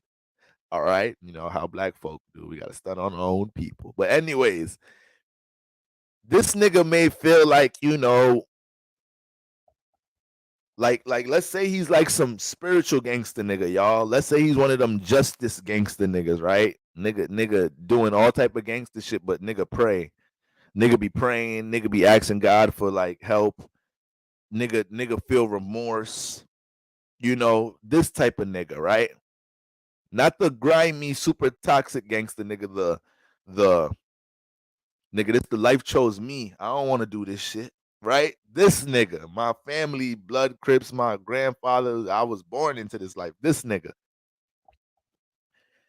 Right now, there's an Aquarius sun rising that is this nigga, and they got Scorpio in their 10th house. And one day they was in the neighborhood during eclipse season, during Scorpio season, and the little homie came up to them and was like, "Yo, I can't wait to grow up and shoot guns like yo ass nigga." Like, what, shoot guns? Who told you I shoot guns? It's like, everybody know you the biggest gangster on the block. Like, everybody know you get money, and I just one day want to like get money like you and learn how to shoot. I heard all the stories about your I heard all about your war stories and how when we had beef with this block, you went and niggas like, wait, hold on, little nigga. First of all, you talking way too fucking much. Scorpio season, slow it down. And this nigga Aquarius sun rising might start feeling away right now. Might start, damn, is this what my reputation has this much of a transformative influence? This little nigga want to sell drugs because of me? And you know Aquarius influential. So Aquarius can't help but be outcasted on some shit, but gain attention for some shit they don't want. It's like this the drug dealer that don't get fly, but still get attention. It's like, motherfucker, I'm trying not to be known as a drug dealer, so I don't get the chains, nothing. And these niggas still find out. How? What is it? What am I doing? It's like, nigga, you different. And that makes you mysterious. And nigga studied you and we found out you sell drugs. That's all it is for real. Yo, difference made you intriguing, Aquarius. It takes Aquarius so long to realize. I don't know when they're going to realize that. But anyways, okay. That's what's going on with Aquarius sun rising. You don't play about your 10th house. You got to get intentional right here, or your 10th house is going to take power and control over your ass around this time. Your work schedule ain't going to be the way you want it to be. Your boss going to start being a bit more of a dick. Those two co-workers that breath just be like, I mean like hotter than slavery. Dumb niggas, their breath is just gonna be a little hotter these next couple weeks. It's like, wait, hold on. You was already burning nose hairs in my shit. Everything's just gonna be more intense in the workspace. You could deal with new restrictions right now in the workspace. Everybody that left super chats. If I didn't, hold on, damn, I missed a couple. Damn, I'm sorry, everybody. Shout out to Sister Taylor. What we call drugs at Ball Street Baptist Church, we call it a little sin. Mm-hmm.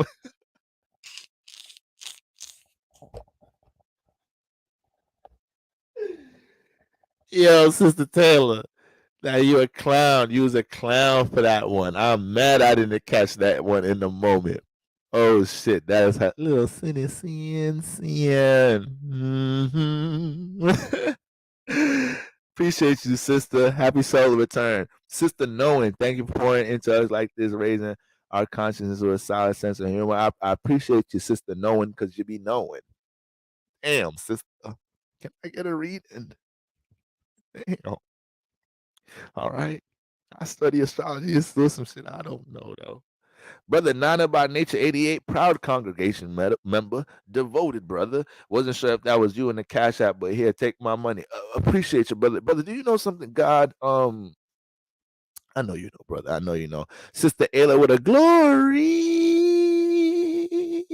Guys, y'all know I'm out of character for not looking at the John. I'm out of character for that. All right. I'm out of character. So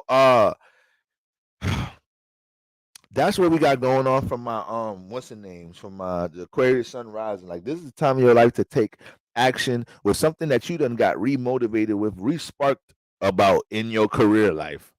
And it's some shit you've been passionate about, but it may have been a new attention to detail that was developed around this time, on top of what things affect this shit negatively, what negative habits and attachments, Scorpio,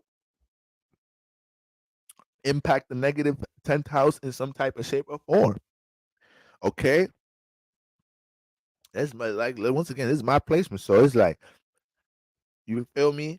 My this whole Scorpio season and everything, clip season, like, all I've been wanting to do is be consistent, guys. And it's like, it get very overwhelming because, I'll have people giving me props for, like, damn, Boro, we see the activity. I'm not nowhere near what the fuck. Like, this mad shit I be wanting, like, we still ain't putting signs to the 11th house. Like, I'm not the most lousy astrologer of all time. It's because I'm the ghetto astrologer. Is that what comes when I call myself that?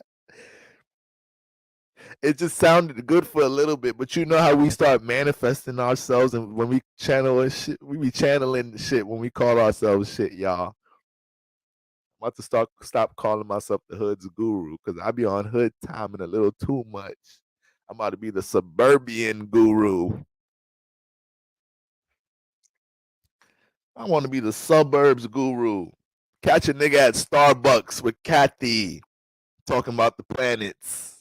All right? I'm in the hood cussing, talking about these bitches.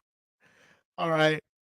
So, What about Pluto transit in our first house? It's been fucking it up. It's been fucking us up for how long now? What you mean? What about it? We all fucked up in the game with that bitch.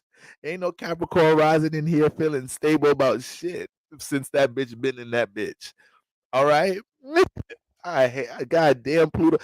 Pluto in the first house this is why Capricorn Sun risings is going through multiple cycles of. I mean, it's kind of Saturn too with the whole take 3 steps up to take 5 steps back down type thing. But you gotta understand, Pluto ain't Pluto. We gotta conquer some cycles here. So all Capricorn risings that just don't know how to identify attachments in their life, don't know how to identify how what the root foundations of things that take away from time, from self-development. Like we just going through our consequences and our Saturn lessons and what the fuck we gotta learn for that shit. But that's what Pluto's gonna be.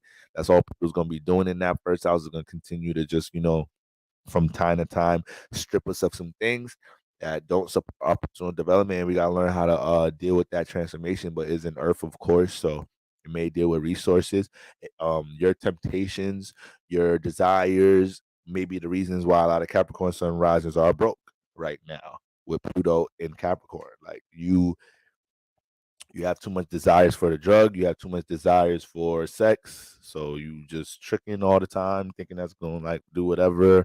You got too much desires for motherfucking whatever it is, that you exhaust your resources in the name of desires, and it keeps the first house unstable. Now, if there's the Capricorn sun risings in here that, for the past couple of years, all they've been focused on is self-development, building a new regime in their first house, with how they deal with stability and security, exercising Saturn in the most healthiest places, right? I'm a Capricorn sun rising in the first house, and I'm telling you how I struggle with weed. God gonna get on my fucking black ass, and God has got on my black ass many a times. But we hard-headed family. We just some hard-headed beings, okay? And Pluto not playing that in the first house, so there's a level of stability that could always be a little rocky until this person can, acknowledge and get into their self-diagnosis bag about what they attach to in the first house and how it may have a hold on them more than they have a hold on this. That's my brief answer for Pluto into the first house. All right. Oh, you meant Aquarius? Oh man, I can't even run that one back. Sorry, I can't even run that one. You gotta come. You gotta get specific the first time, Sister Majesty. Okay, but Pluto on Aquarius. That's hard to sum up in a couple of words. Just know, if you think the age of Aquarius is crazy, once Pluto gets situated in Aquarius and doesn't go back to Capricorn, I hope everybody knows that, there's going to be something implemented with some type of world order. And I'm not saying this from a fearful point of view. I'm just saying the warm up process with Pluto and Capricorn. Capricorn is the warm up for Aquarius. I always tell y'all, Capricorn is the blueprint. Aquarius pushes it out. Capricorn helps structures the plan. Aquarius knows how to connect it, network it, knows exactly which resource people have money to, which sponsors to get the money from. So, they tried us around this time in many different ways, guys. They tried us in this during Pluto and Capricorn. One of the most intense transits we had around the time since Pluto was in Capricorn was pandemic era. And if you go back to transits, Pluto, Mars, Saturn, it was mad shit in Capricorn around Pluto and Capricorn, right? And then, we talk about the age of Aquarius and thinking there's not going to be no sense of control on the people. There's not going to be some sense of spiritual rebellion with the people. All right. So the spiritual rebellion comes with the adversary, which is the control. So they tried us, y'all, and we conformed to it. We kind of fucked up. We fucked up. We conformed to it. A lot of us, I know some people that's probably still dealing with changes in their life because they said, no, I'm not conforming to this. And part 3 is all coming up with Pluto and Aquarius, especially with Pluto ruling propaganda and media, Aquarius ruling propaganda and media. So yeah, that was just a trial. I feel like they know, like, okay, we got them. If we tell them go back in the house and wear a mask, who the fuck gonna say what? It ain't gonna be no fucking rapper or basketball player. I know that fucking much. It ain't gonna be fucking Beyonce. Beyonce gonna tell your ass, take that fucking jab, take that fucking shot, take part 3, 4, 5, 6 of that motherfucker. Cause ain't nobody dying from the shit now, right? Ain't nobody wearing masks now, right? You don't hear nothing about that shit now, right? But this shit was killing everybody. It was so serious. So we all fucked up. We gave in, y'all. Now we got to deal with consequences with Pluto getting into fucking Aquarius. That's what we got to deal with. We got to deal with the aftermath of different incentives and different blueprints that was set on society around this time. All right. That's how that shit is. But we going when we get there, we're gonna do what we can to spiritually protect ourselves and navigate that shit. All right, and that's why we doing what we doing here, because when your world inside is protected, family, God finds it that you don't get lost in the things going on outside, but you have to have some real spiritual understanding to get to that point of life, man. I mean, family, I'm saying the world could be chaotic, but if you're stable inside, your world will find a way to be secure, family. But you have to be spiritually inclined to understand those type of things, you know. All right, when you got the voice of God inside you, you could be shooting outside. I bet you won't get hit. All right, Ashe. God is his name. Glory is his name.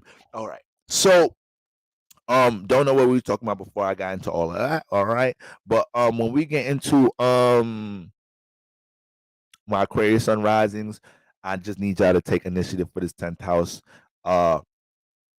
Aquarius sun risings are some goddamn masterminds, man. My Aquarius sun risings, man. And I know a lot of Aquarius sun risings. So I'm always talking to Aquarius sun risings because I literally have Aquarius sun risings in my life I have to talk to all the time. So like I'm really close with them, like I said. Family members, best friends, everything. So I have a good feel on what the fuck Aquarius always going through before it's time for a reading. So when we talk about this remotivation, the being remotivated, a lot of Aquarius sun rising, there was an idea that was in your first house. And one thing Aquarius you share with your first house and your 10th house, having Aquarius in the first house, Scorpio in the 10th house, is Uranus. There's a Uranus aspect, both houses. So this is why you go through so much, changes and different outlooks with how you present yourself out in the world, decisions you may make for career, because it's Uranus energy coming from both places. So sometimes you get persecuted, you get persevered from it. Sometimes you deal with a lot of Saturn energy, so you're taking time trying to understand what you're building in life, because Aquarius is another sign that it has to kind of get a lot of things out of something before it commits to it. It has to gather up a lot of details before it commits to it. Is a sign that could deal with risk. They could be risk takers now, but that Saturn presence, they do have a discernment and a form of judgment for things dealing with long term influences and commitment. So I think this was definitely a time where, once again, there was something that Aquarius sun rising you may have tried to hit shortcuts with in the past, or something that, once again, you simply uh didn't put the max potential into working it, right? You didn't work it to its max potential, and eclipse season, Scorpio season came, and it helped usher that new opportunity for you to get back involved with something. And you might have seen minor successes, any type of success, but that was all indication for you to do that again, to get it back in your 10th house, to get that associated with how you're seen, and to make sure you overcome anything dealing with how you're seen in the world, as far as things being different. Okay, so like I said, Aquarius sunrise, they'll get that Saturn shit, so it'll take time for them to crystallize themselves, becoming an individual, and in the process of that, they may have people, look at them opposing, right? You're trying to do something as Aquarius sun rising, from an individual perspective, how you build stability and potentially could create unique ideologies that connect to others, help change other people's lives, influence others, aspire others to do different things, eventually even lead into a community group space that, even when the Aquarius sun rising vessel pass and gone, they still have a form of legacy, a space that other people could still come to and touch and learn from. So with all that being said, this is just a time to make sure that you're able to identify what things have been creating setbacks in the 10th house, how negligence of your 10th house has created transformation, right? the lack of intention has created transformation in this area for you. So it's important to understand where that this house doesn't do lack of this area, and there's too much intensity going on for it to be lacking your 10th house. So aka a boss will come in your life trying to take control of you, Scorpio in the 10th house. If you don't know how to take control of your 10th house, you know, I know life be life and guys. And sometimes I just learn to honor everybody where they're at in life, because we all go through different journeys and different understandings about things. We have different responsibilities at times. I know I got some parents in here that have sacrificed things, are making different sacrifices in the name of, doing what they have to do, responsibilities for their children, this and the third. I know my parents made sacrifices for certain things they probably wanted to do in their life, because for the name of me and my brothers. So I say all that to say, around this time, Aquarius sunrise, is just important to understand what type of commitment or sacrifice you may be making to things, in your 10th house, and being able to roll with that regardless of how people look at you for it, right? Because you got to do it at the end of the day. Okay. So my Aquarius sun risings. Now, um, Pisces. Pisces sun rising, we got the ninth house. We got all this transformation energy taking place in the ninth house. Ain't no fucking Pisces don't got Pisces religion different. How they looked at their religion different. How they looked at their belief system different. They want to take more power and control over this area. There's a Pisces sun rising out there. There's a Pisces sun rising out there. They're probably young as hell going through this transit and shit. Motherfuckers don't want to go to motherfucking the school and shit their parents want them to go to. Don't want to go to college no more. Don't want to major in that shit no more. A lot of Pisces sun rises around this time realize something they were dedicating themselves towards experiencing and learning no longer fulfills them. And it's also a situation where you realize the knowledge and wisdom you have can be used in your life to bring transformation in some type of shape or form. This was also a time for Scorpio sun, Pisces sun risings to realize that if they continue to experience this energy that they're experiencing in the name of a desire, in the name of exploration, in the name of me just wanting to be free, it will bring transformation, because I know better and I'm too spiritual to understand how pent up energy occurs. Okay. So you put that Scorpio in the ninth house, everything dealing with transmutation and understanding, how the dark is something that needs to be understood when it comes into spiritual development. Or you're gonna learn some of that with Scorpio in the ninth house in some type of shape or form in the house of experiences.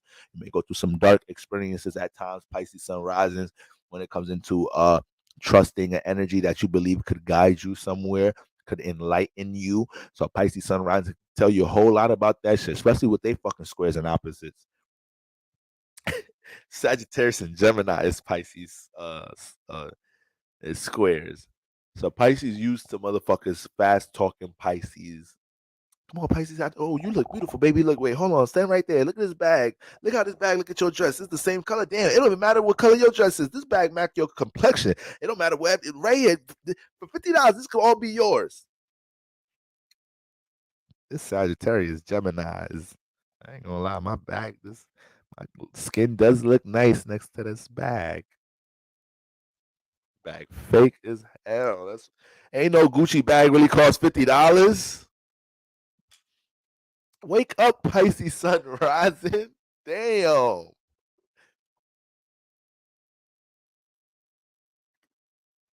It's a fake bag, Pisces. This nigga just picked that shit up across the street trying to get it to your ass. You know Gemini is, they could market. I give you that. All right, you already know how to market, advertise some shit. Go hire Gemini. Get that shit off. Fuck a billboard. Motherfuck a Facebook ad. You ever heard of word of mouth? Fuck is you talking about? Them niggas is word of mouth like a motherfucker. Okay. So Pisces sun rising, goddamn.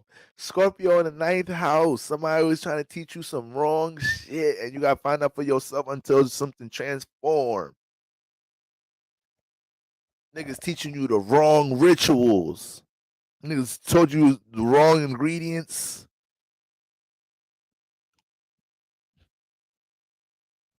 Wait, you said sea salt? I thought you said Himalayan pink salt. He was like, oh shit, this nigga done fucked the ritual up. The ritual was supposed to give peace and offering to my ancestors. I'm fuck around, brought the nigga back. You're supposed to use Himalayan pink salt, not sea salt. Damn.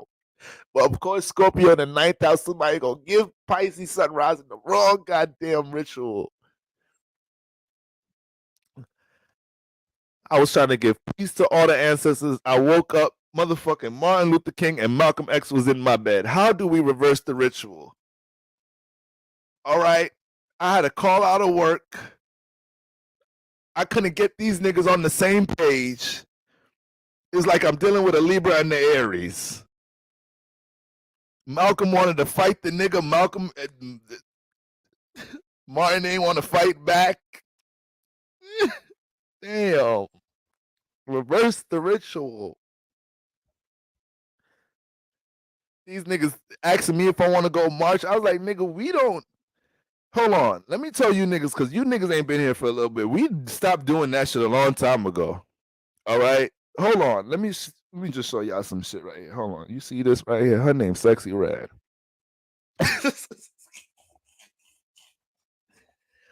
You see this shit right here? Yeah, they call the nigga Young Thug. I don't know. Since day one, I never knew what was thuggish about him. He says a bunch of suspect things. He wears tight jeans and dresses. This is our leaders today. So y'all got to come up with a different plan and approach before we go back out there. The marching shit, not cutting it. Malcolm, you go first, because the marching shit, that was your shit, Martin. That was your shit, so I ain't gonna lie. Ain't you a Pisces? No, your ass a Taurus. We gonna go with Malcolm shit. Malcolm, yeah, where you? Because you was on some shit when they got your ass. I ain't gonna lie. What's your? You gotta listen to Malcolm first. I ain't gonna lie, y'all. We go Martin ass. You second, nigga. The way they doing niggas today, if we marching, we asking for it. They is getting niggas out here on the march shit. We free victims today. All right. So when it comes into motherfucking 9th house Scorpio here, just make this shit sweet and simple for my Pisces sun risings. Pisces sun risings, if this season didn't teach you that not everybody belongs with the experience and you don't belong with every experience, then I don't know what season gonna teach you that shit. But when we're talking about jumping into experience and exploration, exploring something in the name of a desire, in the name of trying to fulfill some using this experience to fulfill something I'm really hurt and deep about, instead of jumping into the positive space of the 9th house and trying to study and see how to uplift things in my subconscious, which you're really learning on an everyday basis. Pisces sun rises is why your ass so powerful, because this is how your trine house hits you from your emotional intelligence understanding. Okay, so you get Scorpio in that bitch. Everything that's dark gets uplifted into a high space. So this could actually be part of the trine. This part of the house system for Pisces to actually add to the delusion in a way, because it's a trine. So it's like anything that happens to Pisces when they deal with crisis moments in their life, they have the gift of being able to develop the philosophy and the concept moral out of it. But we know Pisces deal with a lot of escapism energies. You just having a lot of Pisces 12th house energies in your chart.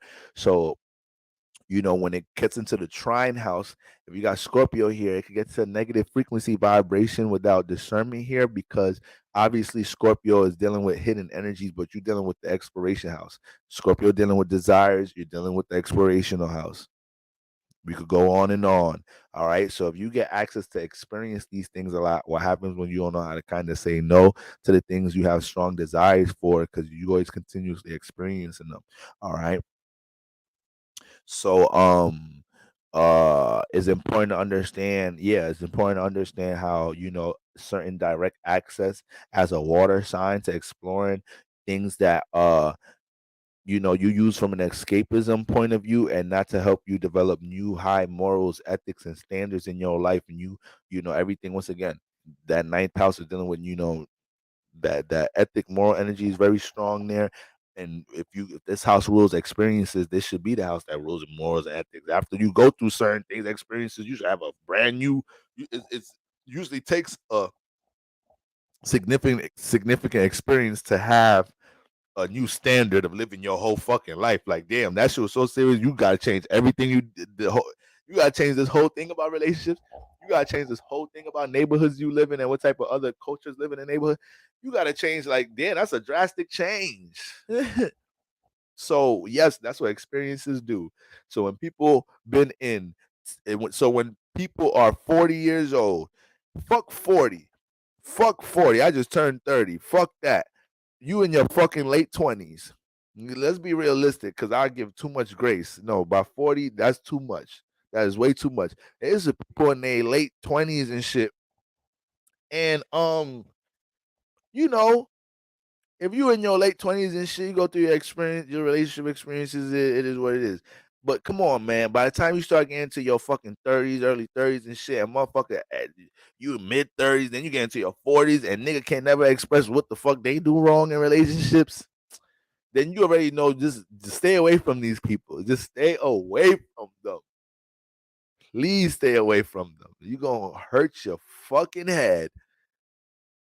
Motherfucker is about to be 40, 50, half 100, 60. Don't know what the fuck they do wrong in relation. I don't know, bro. I don't know how to scare them off. You don't know nothing at all. How long you been living? I mean, I've been here 30 years. I can name a couple of things. I can name a couple of things. I fuck things up. All right, let's start. Number one, I self-sabotage. All right. Like, I could drag myself. You been here 50 years, you don't know a damn thing. Is everybody else fault? Come on. All right. So Pisces sun rises. Hopefully Scorpio and the ninth house don't got you holding a certain philosophy so deep about something, and you're creating that justification energy for something negative in your life that you want to keep experiencing and exploring, because that's what brought the major transformation in this season, ain't it? Right? We don't gotta say what the fuck those things are, but there's something. A lot of my Pisces, no, for real, niggas be half 100, don't know what they doing wrong in their relationships. Like, if you don't fucking put your let me stop. But before my elderly church member that's always gassing me up, you go past it before I offend her. I'm not trying to offend that lady. That lady is so sweet. All right. Say something about her age, she gonna feel away. All right now, Pastor. I thought you said come as you are. Like, all ages are significant in life, Pastor. All right. But dead ass though. I hope all my Pisces sunrises, the Pisces sunrise that manifest the most transformation around this time, were the ones that's probably you holding a philosophy about some shit too fucking deep. All right. Back to your crack pack. You and your crack pack justifying why some attachment you have ain't that bad. Right? Making new philosophies around the bitch and whatnot. No, you keep focused on that shit. You gonna deal with that attachment sooner or later. But don't start that justifying shit, the in denial shit, trying to find a lighter way to look at some dark shit. No, that Scorpio 11th house in the ninth house, excuse me, has to find ways to elevate and evolve past things, dealing with his dark experiences. And then on top of that, a lot of you guys may have went through transformations around this time, because the ninth house is the house of higher learning and open, is a very open-minded energy. You got fixed water in there. So when it comes into your beliefs, you could be too emotionally attached to your belief system to the point is taken away from your ability to learn. So a lot of you guys may have went through transformations around this time, because maybe you were trying to get life was trying to teach you something in a certain type of way. Maybe your partner was trying to teach you something. They had to leave your ass because you know it all. You too emotionally, you too prideful about your beliefs about something that you can't let go of it. So your partner had to leave your ass. Your job had to fire your ass. Whoever the fuck left you or what you were stripped of, it was a huge. That could be a huge reason why this shit just happened. Pisces sun rises, to be honest with you. So y'all gotta understand that shit around this time. All right. And then other than that, with everything you done transformed with your different outlooks on whether it's relationships, your different outlooks on how you deal with, once again, spiritual development, all of these things, Pisces sunrise, things that you want to explore. Like I said, it could be things dealing with your faith, your religion, that these things you're looking at it from different perspective. You may be looking at things from a more expanded perspective, looking at spirituality, divination tools, the things you're exercising in spirituality, or what you learned about spirituality in this past 30, 60 days. Like, a lot of these influences could motivate you to put you in a place where you need to make spirituality work for you more in some type of shape or form. Scorpio dealing with transformation. It's already an occultish like sign. It rules the occult. The fuck am I talking about? Scorpio rules the occult, right? You ain't gonna bring up no other sign dealing with the occult before Scorpio. There's other signs that fuck with the occult heavy. I say second on the list is probably Aquarius, to be honest with you. They probably the next most occultish nigga or niggas and niggerettes. All right.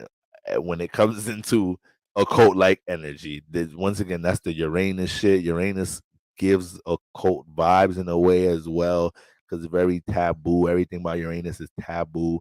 Um, but anyways, it's your eighth house energy.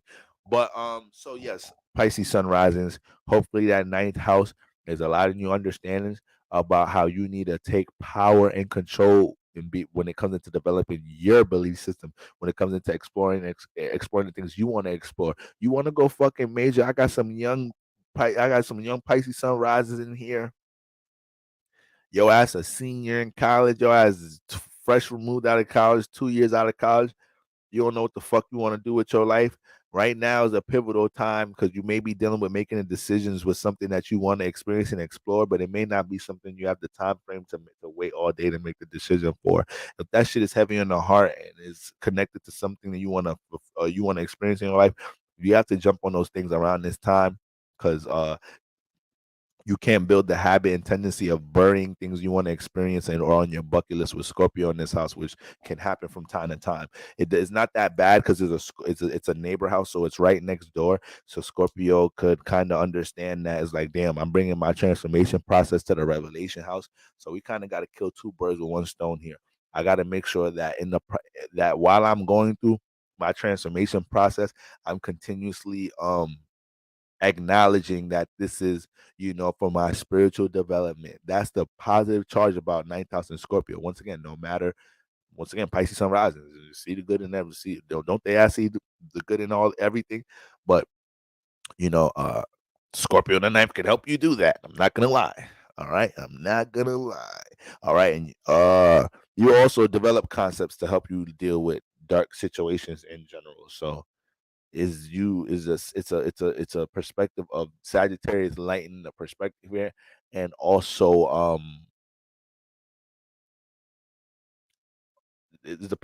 also the transformation experiences in general.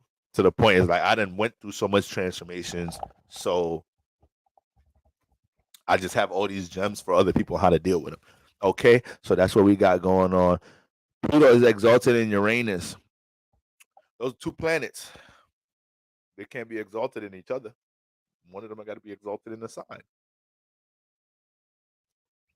Pluto has rulership over Scorpio.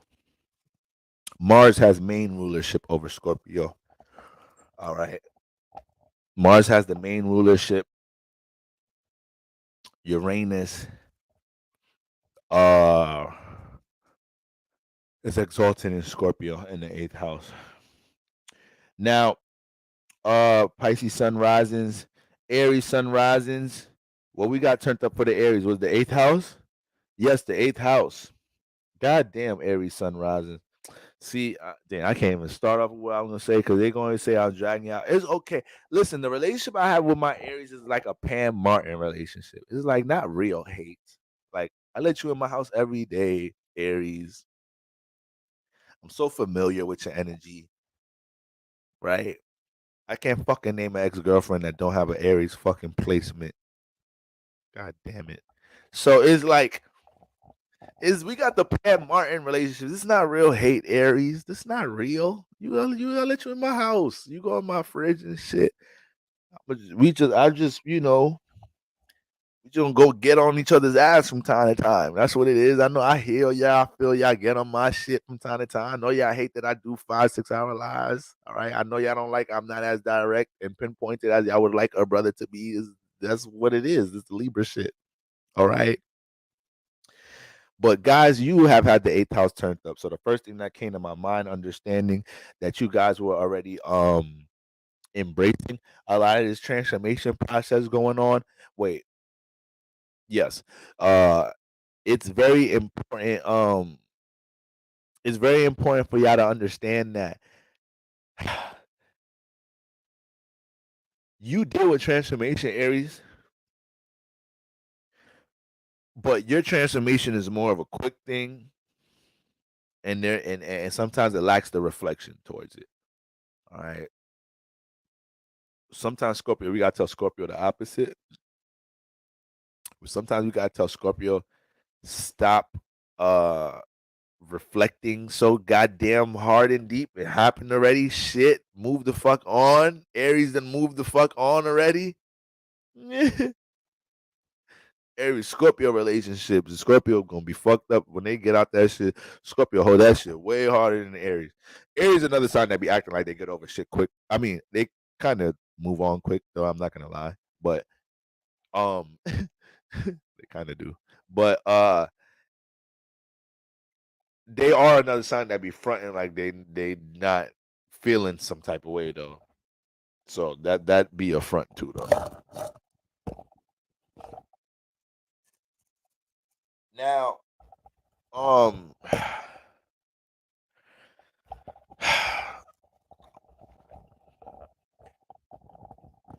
Aries, I said that for a reason because this was a time for you to be in the slow transformation bag, right?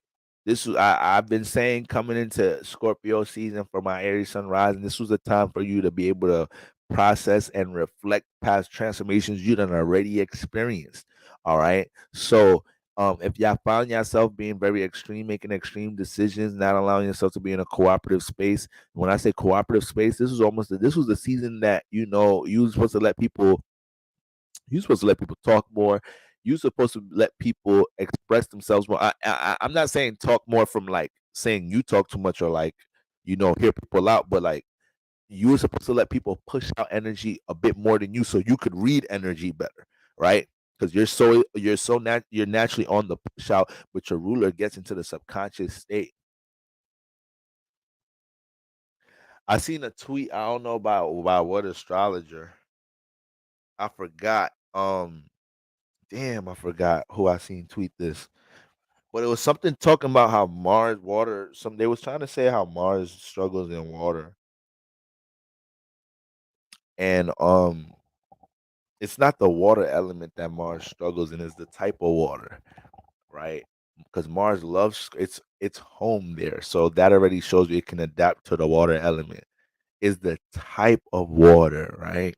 A crocodile don't want to be in the same water as a fucking goldfish. This is two different fucking Johns. I want a little crocodile trying to get up in that swamp. All right, goldfish don't want to be in no damn swamp. All right, goldfish can't navigate that bitch. Goldfish need to be in some Pisces water. Croc is more in that. All right, more in that Cancer Scorpio water. Okay. So when we talk about Aries Sun Risings, y'all dealt with some extra transformation this season because y'all last probably was rushing something that you supposed to relax with. Yes, it was Umi. It was Umi. Yes. And she's dope. She's so dope. She's so dope too, And I'm not trying to say her perspective is totally wrong. And like I said, I'm just thinking about it from the top of the back of my head. It was a whole thread, so she articulated a bunch of things and she's so dope. She's very dope. And but yeah, I seen it and I was like, wait, hold on now, Umi. Hold on now. Where you going with this one, Umi? Where you going with this woman? All right. But I know she know her fucking shit. So it was just that one little part I just wanted to highlight that I remember. But yeah, Mars a motherfucking some fucking Scorpio. All right. You gotta look at all the planets. They all usually have different energies they adapt to, right? Mars is home in the fire sign, home in the water sign, exalted in the earth sign. Saturn is No, Saturn's an air fast nigga. You got the Venus home in the air sign, home in a fucking earth sign, just exalted in the water sign. So you really gotta be paying attention to the exaltation. Motherfuckers be letting the exaltations go over their head. Sometimes the exaltation be overriding motherfuckers' rulers and shit, right? So Aries is sun, the sun is exalted in Aries. That's why they like that. This is why y'all like that. This is why y'all are very y'all's ish. Y'all know what I mean by that. You're just very Aries like. It's because your sun is in Aries. All right. This is the place the sun is get hyped for. This is the place the sun is in feel invincible. You gotta think about it. Exaltations make you feel invincible. So sometimes we look at Aries actions and we understand, like Aries, please don't take this the wrong way. All right. But literally, Taurus through Pisces understand that's an Aries. And Aries don't understand that that's an Aries. Y'all get what I'm trying to say? Taurus through Pisces understands. No, it's okay. They just an Aries. Like everybody else kind of got to have some accountability. Like we tell Taurus, cut the superficial shit out. We tell Gemini, stop being so fucking reckless and being scattered all over the place. We got so much other signs that we could tell they shit. Aries get so much grace and leeway because they just them. They just the I am. All right. You can't tell the I am anything for real, because without the I am, it ain't no us. So like they the breath. So Scorpio sun rises, Aries sun rises, y'all being too much of a push out bag and just being like, I am the I am. This is how I establish shit, right? And I'm gonna initiate when I want to initiate. That got you into trouble this season because you were depriving yourself of the reflection period, and that has a lot to do with you being able to, you know, decipher situations about what you're gonna connect to Aries sunrise and what you're gonna put your all in, your passion in. You are all in type of person. You are all in type of person. So what happened when you didn't give Scorpio season a chance to see what passion goal you finna be all in? You know, bringing the understanding to your eighth house space about how certain things dealing with y'all transformations have excuse me, certain things dealing with y'all attachments. Eighth house has transformed y'all in some type of shape or form. Right. So this was definitely a period where it was you might have started getting deeper into certain tools, certain spiritual concepts to help you deal with transformations and shit in your life in some type of shape or form. You feel me? Now that's the thing, Aries sun rising once again. Um the ruler became more settled. Your ruler's been dealing with a lot of different activity leading into this space. Okay, there was a lot of critique your ruler was up for in Virgo. Then when they got into Libra, right, all the activity we had back then, you may have felt unfulfilled, being forced to deal with a cooperative space, and then at times that same cooperative space not being reciprocated. Like, what the fuck? How people forcing me to be? You niggas forcing me to be relatable and then trying to control me when I'm actually like, okay, let me try this shit out. Let me actually see what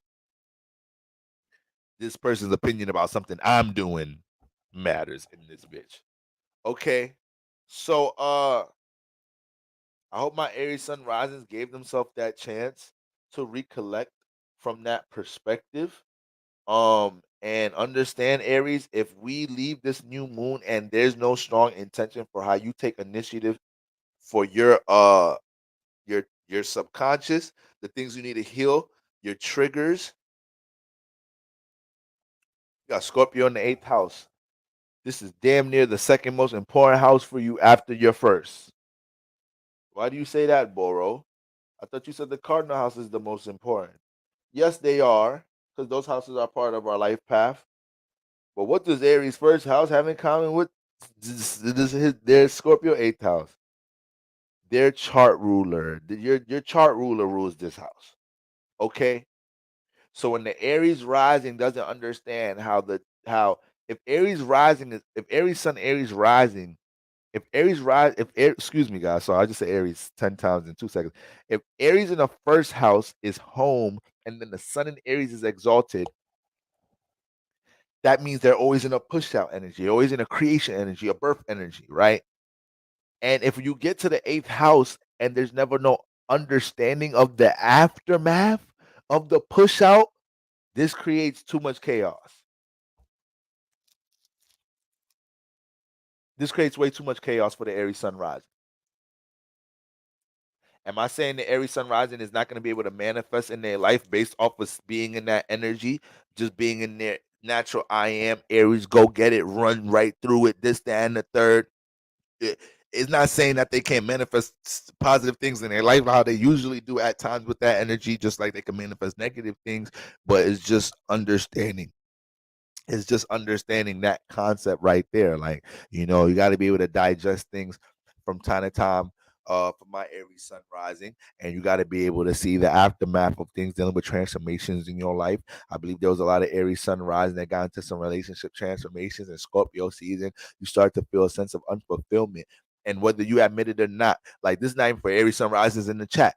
A lot of y'all in here right now, you might have been dating an Aries sun rising. You might have been dating the Aries sun rising, and in some type of shape or form, they had to come back. They had to hit you with a little apology, John. All right. Or Aries sun rising might have got approached back by somebody that Aries another sign when they kind of be over shit. Like it'd be hard to get the Aries sun back passionate with shit. That should be hard. I told y'all just like Scorpio. Scorpio be over some shit. They over this shit.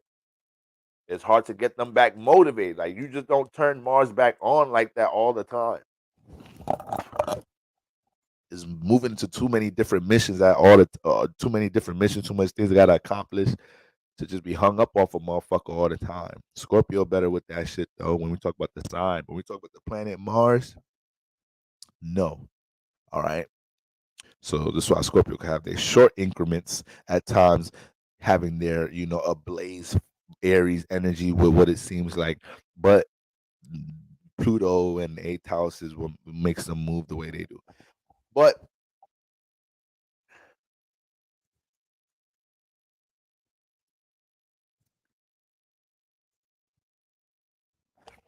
a lot of Aries dealt with the most of their transformation around this time because you deprived yourself of the reflection period. You've been going through the relationship transformations. You got the North Node in Aries being the example right now of what spiritual development looks like when you take initiative for your personal aspirations in life. Like the North Node in Aries is push the whole world to chase your personal aspirations and embrace whatever transformations come with it. That's the North Node in Aries in a nutshell, guys.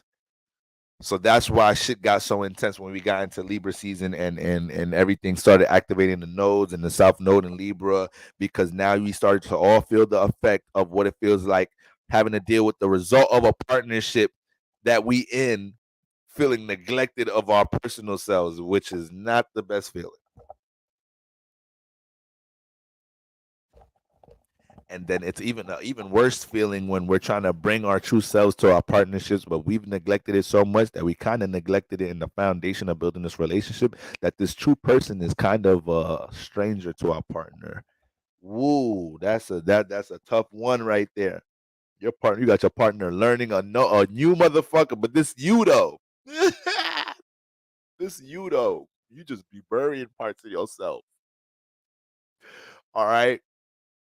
So Aries sun rising. Okay, that's what we got going on. Uh when I talk about you guys taking initiative for your healing around this time, Aries sun rising, this ain't no game, because we know at times, like I said, Scorpio could take their time. You not so much with your Mars. So I need y'all to just sustain the process, honor the process of things dealing with attachments, and you overcoming any personal habits that you may bury quick, or you may not acknowledge with your shadow from time to time. Okay, that's very important. Anything dealing with transformations, you were the part of the signs that, even though Scorpio season is a Mars rule season, so you guys were a part of the signs to help us navigate this energy. So I don't want y'all to be too move into Sagittarius season feeling overwhelmed that y'all didn't get things in order, or get things, like I said, the result y'all exactly specifically wanted with certain transformation processes and things like that. We about to get into a Tron season, so you about to get in your bag from a fire element. Mars is about to be trining you, so please, please, this last week at least, Aries Sun rising, need y'all to look in the mirror and see if there's anything that you're doing that could be counterproductive, right? When it comes into power control issues in your life. And when I say that as well, are you in competition, Aries Sunrise? Are you in competition with anybody right now that don't know you in competition with them, but is actually having you manifest and chase things from, like, you know, not the healthiest intention, healthiest outlook about something?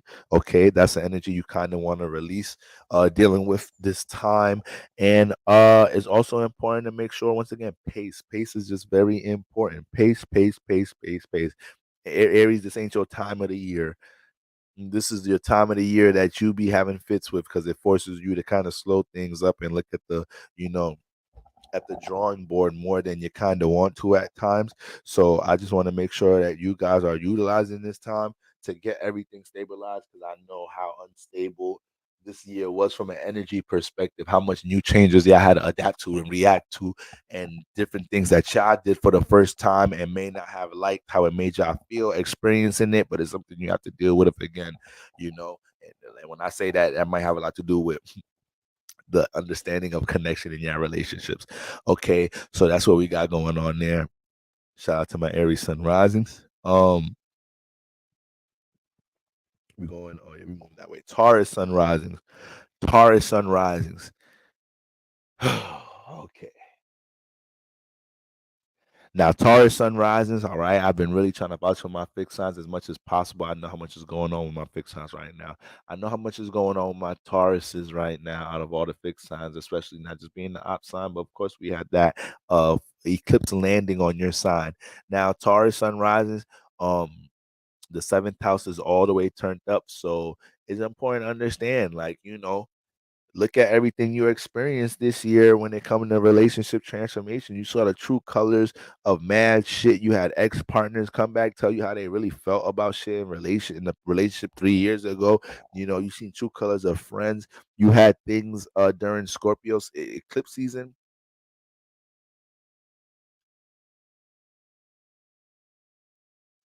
You definitely had things from eclipse season stripped from you.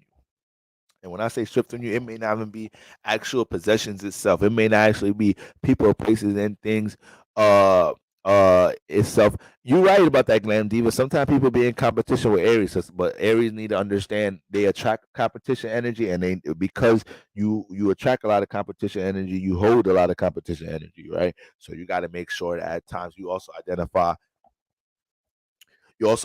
when people, when you're being in competition with somebody else. Like, Aries have to identify that shit. Aries will, I love Aries, but you know, my Aries sometimes will get, you know, a little competition with they, and not saying we all don't do it, but Aries will get competition with their partner like quick, fast. All right. And it's like, damn, you gotta really show their ass, like, baby, listen, this is not a battle, this is not a fight. This is a conversation, and I'm a Venus Libra saying this, so I know what the fuck I'm saying. It's like, this is a conversation to solve what the problem we have. We in a relationship. I don't want to argue with you. I'm asking you this, you know, to see what you think about it, so I can understand more about you, so we can see how to navigate this better with more clarity next time. It's not an attack, baby, but Aries, sometimes y'all ass. A lot of my Aries out there, look, Venus is in Libra. Aries, stop making it so hard for your partner to tell you some shit. We be scared as hell to tell you some shit. We be hesitant. We be thinking for 3 days straight how we finna say that shit. Should I just text the motherfucker at this point? Should I email it? We live in the same house. I don't know. I don't know how the Aries they gonna say it's an attack. So you know, digesting relationship energy for Aries, it ain't the easiest thing. Okay, I get it. I got a lot of Scorpio energy. A lot of Scorpio energy around my Venus, 8th house energy around my Venus. I get it. Mars don't do good with all of that shit. Okay, so just make sure you keep that in mind, Aries. I'm 50 years old. I've never been in competition with people. I'm way too much of a boss for that. Talk your shit, Glam Diva. Talk your shit. But Glam Diva, you are one person. You are one Aries. Okay. All right. I am one Libra. I know a bunch of faithful Libras. I know a bunch of Libras that want to cheat on their wife. I know a bunch of Libras that could be with one girl for the rest of their life. All right. And that's not every fucking Libra. So I say that much too. All right. We come in different facets, family, different facets. All right. How you dealt with the competition energy in your life is way different than some of the Aries that I know. All right. Have you ever had to write letters to jail before? Okay. Aries energy made me have to do that before. All right. If I feel I'm right, I'm gonna overpower that. Doesn't mean I'm in competition. Okay. All right. I'm gonna just honor that one, Glam Deep. I'm gonna honor you on that one on this new moon peak about to happen in fucking 2-3 hours. All right. At the same time, I gotta be at work.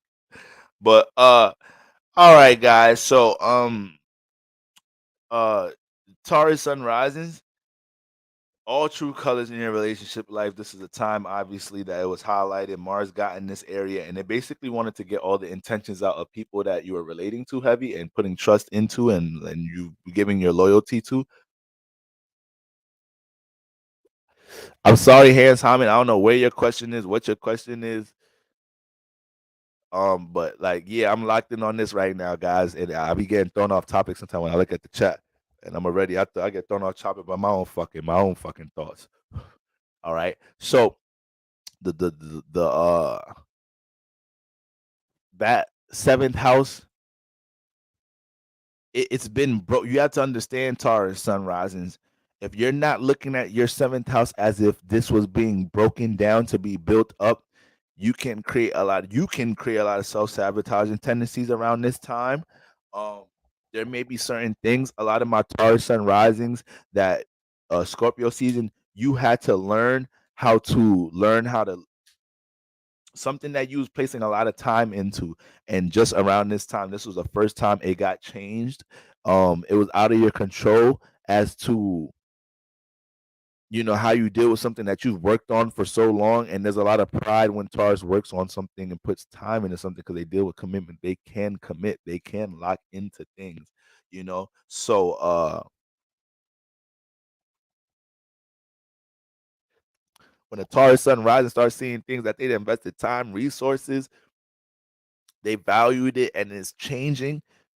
I've been saying it throughout the whole season, but I was sending a lot of signals for my Taurus sun rises to let it change, just let it go. I just let it go, Taurus sun rises. All right. And then that was only empowering y'all to make sure whatever that is in motion that y'all are sustaining, or that y'all seen a transformation in, it only empowered you. Right? You got this whole business, this, and that, third, and you went through some type of transformation. You had to go through a whole fucking lawsuit process or something. Motherfuckers try to say you stole their business name and shit. You ain't fucking know that was their business name, but they business weak as hell. You making all this shit. So now you in court and shit. You had to change your business name, Taurus. They fucking won the lawsuit. They won. Your ass settled.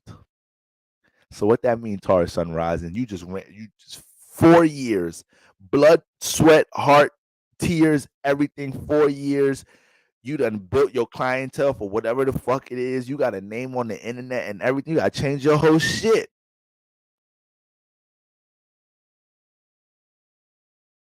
This was unexpected. Ain't nobody fucking know you was using their name. I ain't never heard of a restaurant named McDonald's. Where them niggas at? What state they be in? I came up with that shit my own self. Y'all niggas wasn't saying shit when we wasn't making no money. when I started selling the McDowell's burger, y'all niggas started fucking with that bitch. Now I'm making money. You want to sue a nigga? So Taurus sun rises, yeah, that's a whole reach on an example. But seriously, you guys may have dealt with some shit that you was placing time into your whole Taurus sun. So you ain't always starting shit sporadically. You ain't always starting new shit and creating new shit all the time. Your ass like getting cemented into some shit. Whether it's a relationship, whether it's a new workplace and shit. Taurus start bringing shit into the office, neck pillows, making bean bags and that bitch snacks. They gonna make their home where they at because everything to them is I'm cemented in this. I'm fixed earth. Like this is my reality. I set it up this way on purpose. I don't like floating with my reality, whether I'm superficial or not, whether I'm into materialism or not, whether I'm spiritual or not, whether I like committed monogamous relationships or not. That's what I like. If Taurus likes polygamy, they are fixed on that bitch. And that's what makes them feel stable and they secure in their relationship life. You come into them telling them being with one person and doing this, that, and the third, you making their relationship life unstable in their eyes. This is my system. So you got all of that going on, and then you go run through eclipse season. Then you got the full lunar eclipse in your first house. So everything that the Taurus may, it could be situations where the Taurus, you already got success going on in your life. You got things in motion. You got stability and security. You feeding other people. You get helping other people make money. And you know, you might have ran into a situation where you're being called to grow. A lot of my Tauruses didn't realize that the transformation was just an initiation. All right. There's a lot of Taurus suns risings out there that got content where they was at with something that they're building, and it took this transit for you to be like, okay, there's another level. Like, even though I am content with where I'm at, and that's a beautiful thing, I don't feel like I need this, that, and the third. I know what I need will be provided in some type of shape or form. But I do have a potential with this brand, with this business, with this concept. This, I don't have to be content in these areas. And you might have manifested intensity in your relationships in some type of shape or form that you know motivated you to take things to another level.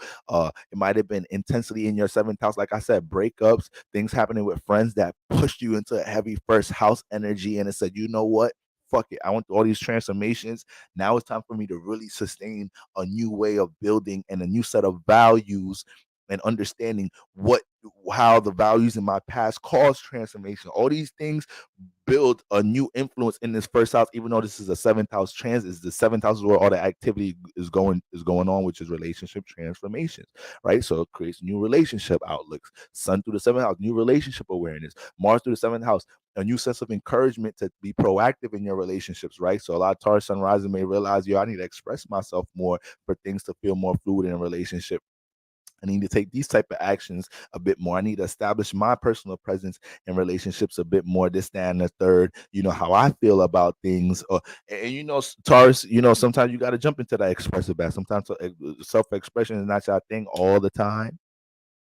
All right, not all the time. All right, not saying Taurus and risers don't jump into that expression bag all the, but sometimes Earth signs can condense their expression because they might not feel like it make the most sense all the time, or it can't be used in the moment.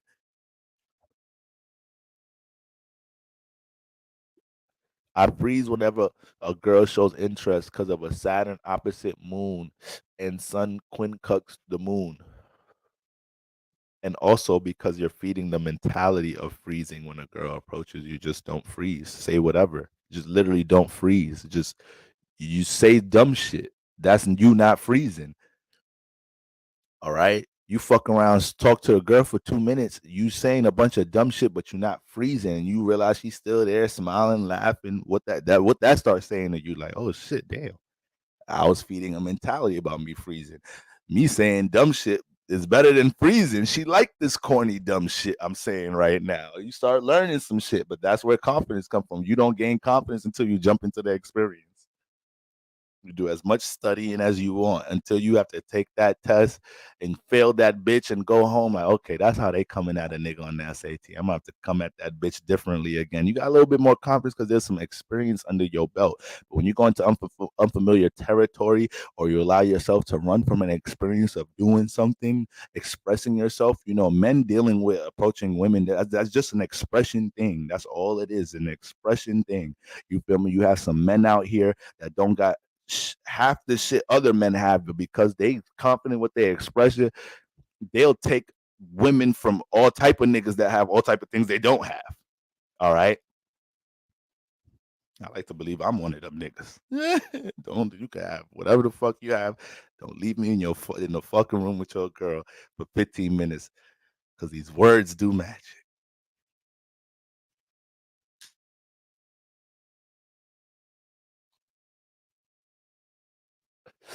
All right. So Taurus Sun, Taurus Risings, uh you guys are like, public enemy number one as well when it comes into having to learn this lesson of letting transformations take place in your life and embrace all type of new shit. You was kind of working towards a lot of opposite shit, to be honest with you. You wanted to drop this at this time, and you gotta wait an extra. You wanted to drop it in 3 months, you gotta wait 6 months now. Wanted to name the business that, niggas got that name already, you gotta name it this. So it may be some things that dealing with some long-term shifts. Like it's like this is something I was working up towards a year. Now I gotta change my whole outlook on how I'm about to do this whole 6-month plan, 3-month plan, year plan. The quicker Taurus get with that shift, you don't got all day now, Taurus, to be honest with you. You got, time is at 2 a.m. You got 2 hours and 20 and about 10 minutes. All right. Okay. So the more that y'all allow yourself to navigate the rest of this energy after this Taurus, understanding that the transformations were creating new cycles and also pushing you to get out of a content stage. So when you graduate, you understand there's always a level of graduation. That's where you're gonna realize you learned a lot around this time, especially when y'all realize some of the motherfuckers that ain't in y'all life was some fucking dependent ass niggas. Sometimes it take you Tauruses to realize a while this motherfucker was a draining ass motherfucker. I ain't gonna lie. Taurus sunrise, it take y'all a while sometimes to realize it. I'm not gonna lie. Sometimes Virgo realize a little quicker than y'all. That's how you know it be crazy. All right, because Taurus so powerful, they help a motherfucker get stable. Taurus let a nigga from jail stay at the crib. That nigga get rich under the crib and leave, and Taurus be like, "Wait, did I just build the nigga up? I know I ain't just build the nigga up like that." Yeah, Taurus, you being way too fucking open and giving. Like you lacked boundaries when it came to your giving. When you felt like you was finna make something secure and stable. Wasn't nothing secure and stable about that nigga on your couch doing this, that, and the third. No ring, no marriage. There wasn't nothing fucking stable. You tried to make it a stable situation in your realistic way, your fixed earth way, and there was no urgency. I don't want to say urgency. There was no real effort to understand the intention of the other person deeply before you started placing your value, how you're gonna crystallize things. So this could play out in many different facets during eclipse season. You guys are working with people. A lot of Taurus sunrises are not working with people from a business perspective because you realize there's a difference in intention, or you realize somebody's true intention based off of what you guys were just building. All right. Even from an intimate relationship perspective, right? Intentions alone. You might have had somebody, a lot of Taurus sun rising ran into situations, people express their true intention about things around this time. And Taurus got to once again see the true colors. And it was like, whoa, okay, Scorpio on the 7th. Motherfuckers' real feelings and emotions coming out. Motherfucking secrets coming out too in the partnerships too. So that's another thing. Taurus sunrise, I know you didn't run into no secret and you still letting them rock. Okay, we had a full moon in your sign, a full moon lunar eclipse in your sign. So could deal with some dark cycles when it comes into things that you upholding. That is, you found the awareness, you found the red flags, all right, and you choose to uphold it because you've manifested a sustained, fixed, everlasting value of this person, place, or thing, and it's not until you learn all the transformations you experienced Scorpio season didn't help you to shift that. You still on that type time. You still want to connect to that, isn't there? This is what's gonna bring. This is what's gonna make things way more chaotic after this time Taurus sunrise. All right. Now, once again, you could get out this period new intentions on how you deal with navigating relationships based off what you learned at this time. There has to be a sense of openness. You cannot move with a heavy energy. Taurus sun risings, when y'all deal with Scorpio in that seventh house, y'all hold shit too deep in the past with y'all relationships. Y'all could play compare game to the first person that impacted your emotions, and now every motherfucker, every partner has to, prove they not that person. And Taurus sun rising, that is not fair. That is not fair to that person coming into your seventh house. Don't do that to that person. But I understand how Scorpio in the seventh house can do that. I understand. I understand. Especially when you could attract a lot of mysterious people here. You could attract a lot of yes, the way people deal with expression could be different here. So now is like you dealt with a situation that transformed your relationship, but then now the next two, three, four, five mates you meet, they're all mysterious. So there was already a little bit of hesitance dealing with the connection, because it's like, damn, it's hard to even read this person. I don't even know what type of time they on. You feel me? So and then Mars was in here in general. So everything dealing with new relationship standards was kind of gonna be under development with here, because Taurus, I know that how y'all could be giving people, y'all could uphold things, but Mars don't play that in the seventh house. Like Mars, there's gonna be some reciprocation. You're gonna feel my passions in some type of way. I'm not about to be the only person holding some shit up in here. I could get passionate and intense about how I choose to participate and help hold some shit up, but I ain't gonna be the only one. That's definitely not going down. And that's why y'all might have gotten to some intense shit around this time. You might have realized, like, damn, I'm holding this up. I'm the one placing the more effort in stabilizing this thing, holding this relationship partnership up. And then when I acknowledged that and when I expressed that to my partner, I told them I'm still passionate about holding them. I just want some more effort. And they acting like they couldn't even budge on that. That's when, things after that, decisions got to be made. Decisions got to be made. Okay.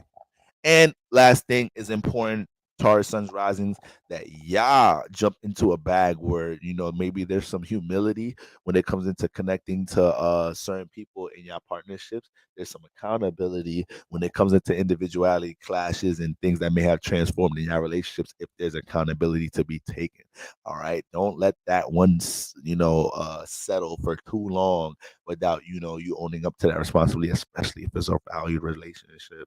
All right, especially if it's a value relationship, don't get into your seventh house Scorpio competitive bag. All right, to the point that it hurts. That's what we got going on. Taurus sun rising, Gemini sun rising, Gemini sun risings. We have the sixth house lit up. Gemini sun rising. A lot of you guys, new transformations in the workplace in many different ways. All right, so a lot of the transformations deal with lack of intention and urgency with your wellness. So you may have started developing the little mild um issues with your body in some type of shape or form, with your health, with your well-being, with your anxiety, with your how you feel in general, your energy levels, your vitality. You could really feel the impact and the sensitivity with all this activity in your sixth house. If there was no intention for these things, you may have felt the real state of unstableness in your life without if there was a lack of regimen when all these energies got in here. Mars urgency, Sun action, Mercury exaltation. Okay, so the detail awareness and the motivation to kind of start shifting things and implementing a new influence in this area was very strong.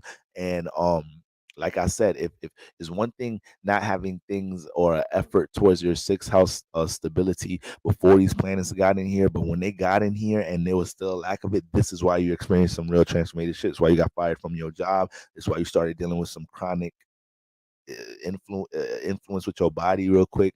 This is why you start dealing with just you know different amounts of stress or whatnot, because there's a lack of initiative when it comes into taking control over your sixth house and seeing a certain routine manifest positive results in your life. Now, it may have been some changes that took place in your workplace, just in general, unexpected changes. You guys, I said, yeah, the air risings are the ones that can manifest situations where things are just changing in the workplace. You're moved here, moved there, and you got to make decisions like, do you go to this department with no overtime, or do I just quit? A lot of fucked up shit like that. And like I said, a lot of times shit like this, it be manifesting from not taking control of our workspace in the first place.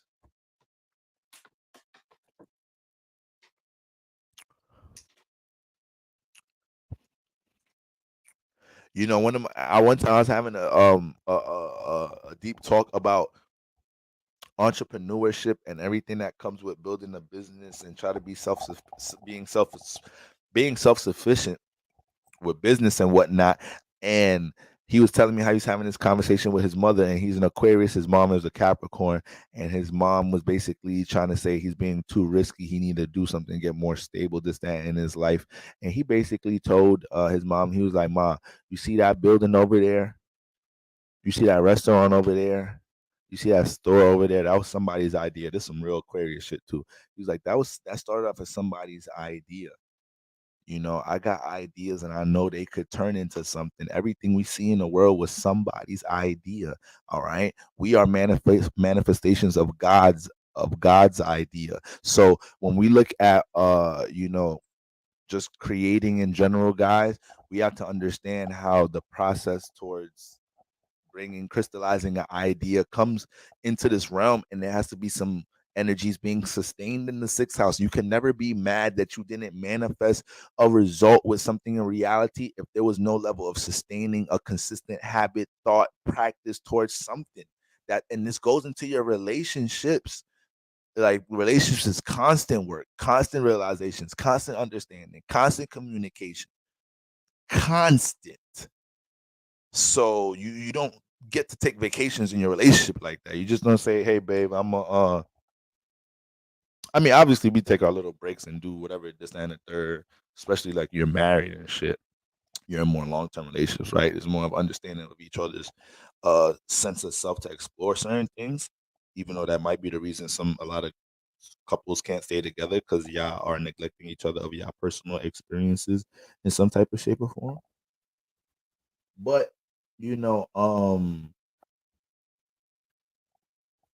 Geminis, I know a lot of Gemini, and you know the sixth house ain't really y'all thing. Y'all third house people. Sixth house ain't really y'all thing. Y'all third house people. So y'all like to make things flow with what's in y'all surroundings, and y'all like to go off of the flow of people in y'all surroundings. What's going on in y'all surroundings? A lot of time, the sixth house teaches you to set a precedent regardless of what's going on in your surroundings. Let your surroundings bend to the things you have to work on and building structures. So there's just so much intensity towards that area around this time, Gemini sunrise. So that's why I dealt with that, a lot of intense transformation. If there was a lack of urgency, a lack of intention when it comes into stabilizing priorities in a consistent manner, schedule, routine, ain't nobody saying that y'all had to be perfect with it overnight, but the effort, right? The intention to sustain these things. That was very important. And our Scorpio energy, our Scorpio houses was all charged up, so there was a lot of influence to more new senses of motivation to bring there. Okay. You may have also been really extreme in this area, whether you navigated a career, a place, a incident in the workplace, or an issue in the workplace in an intense way. You cut somebody out, got into a fight with your coworker, son, quit your job out of impulse. Um, Anybody dealing with any Gemini sun risings dealing with intensity like this in the sixth house, a lot of it, especially the air risings that got earth in their excuse me, air risings that got Scorpio in their earth houses. You guys may have dealt with intensity in the workspace simply to push you out of taking authority and control, over your workspace. So that just brings me back to the example I just um the story I just told you about my bro telling his mom, like, how everything starts with an idea. When it comes into entrepreneurship, building something, like that concept alone, right, should always help inspire you when it comes into anybody trying to build things and take control for their state of stability in their life and somewhat have ownership over that. Starts with an idea. Yeah, everything starts with an idea.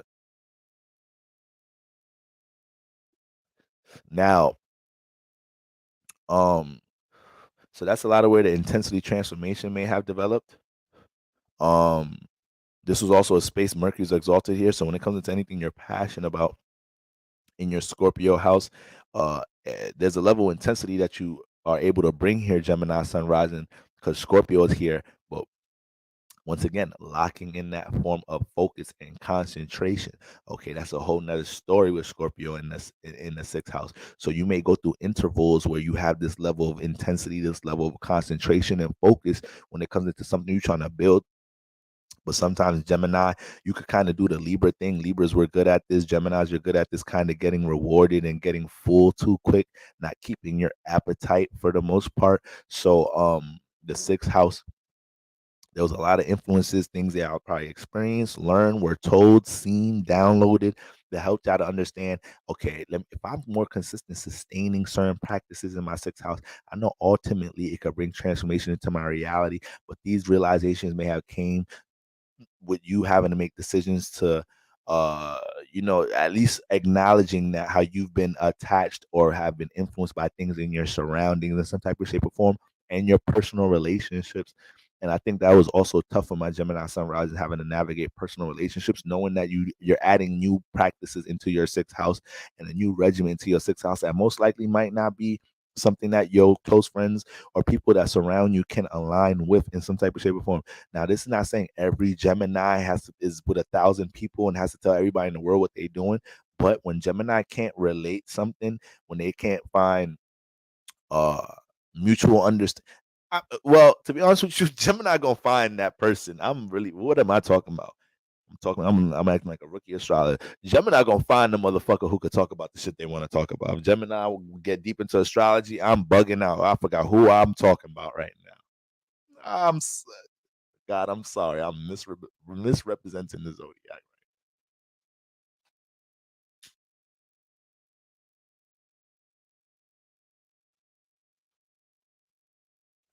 Libra is really the one that get the most unfulfilled when it comes into not being able to relate to that space. Because Aquarius gonna find the community and a bunch of outcast people that's into something that all for the common goal, common cause. And then Gemini is so flexible that their life consists of them dealing with different environments so much that it ain't new for them to find a group or space or people that's relatable to some new shit that they're on, some new shit that they learn, some new shit that they're inspired by. Okay, so Gemini be inspired about a different thing Monday through Sunday.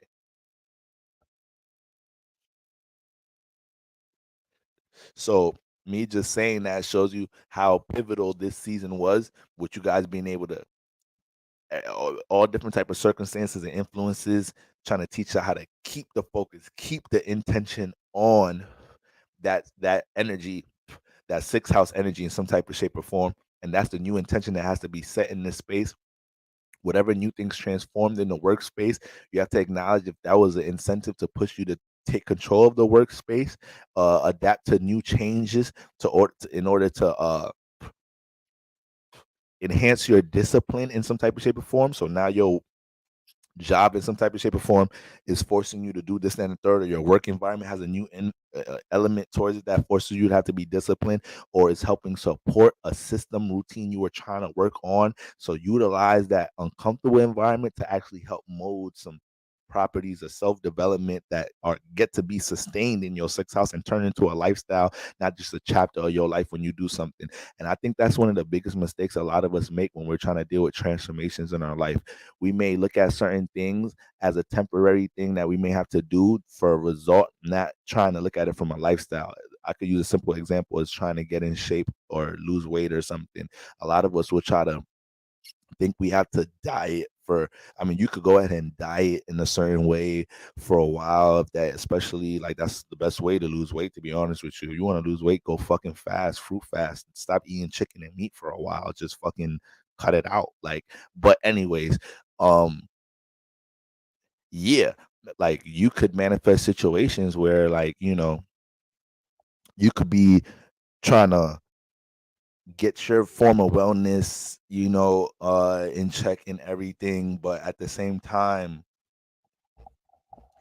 if you got uh people with different opinions, different critiques, this, that, and the third, as sometimes you're still gonna have to learn how to sustain something from a lifestyle point of view and not a temporary point of view. All right. So you may want to do this diet, this, that, and the third for 3 months or 90 days.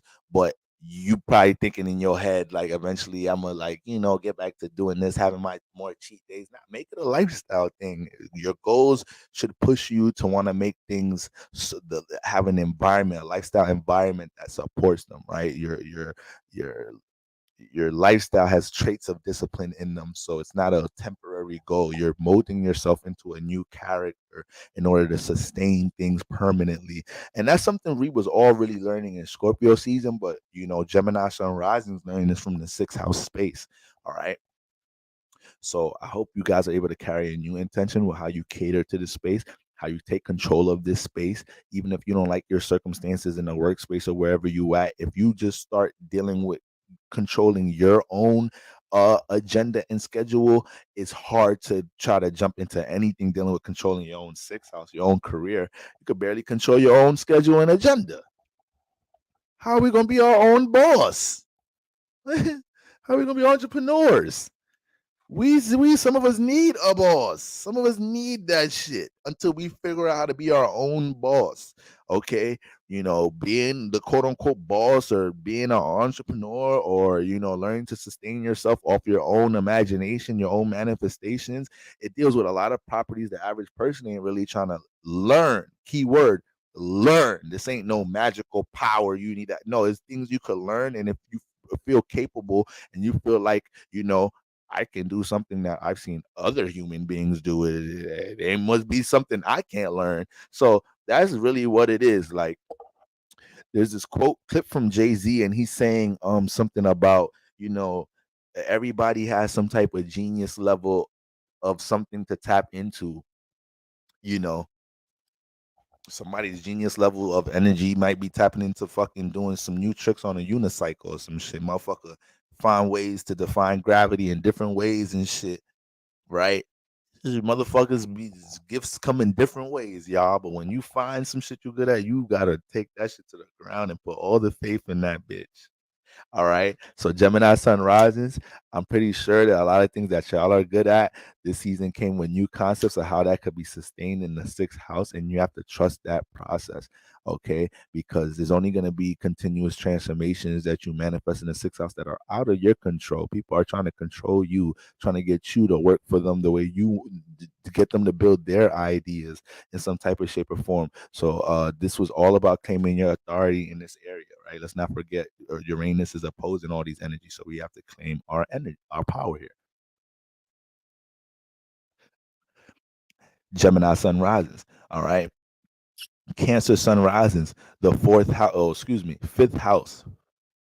Fifth house. So we spoke a lot about the different transformations my Cancer sun rising is experiencing with Scorpio in the fifth house, dealing with self-expression, being in the stage, owning their expression, owning their light in the world in some type of shape or form, dealing with different vulnerabilities of having their true self being attached to their creative expression in different ways, understanding how to heal the inner child, and understanding how to create a, speaking of lifestyle, create a fixed, sustained lifestyle around supporting the things that the inner child needs. These are a lot of the downloads that got caught around this time.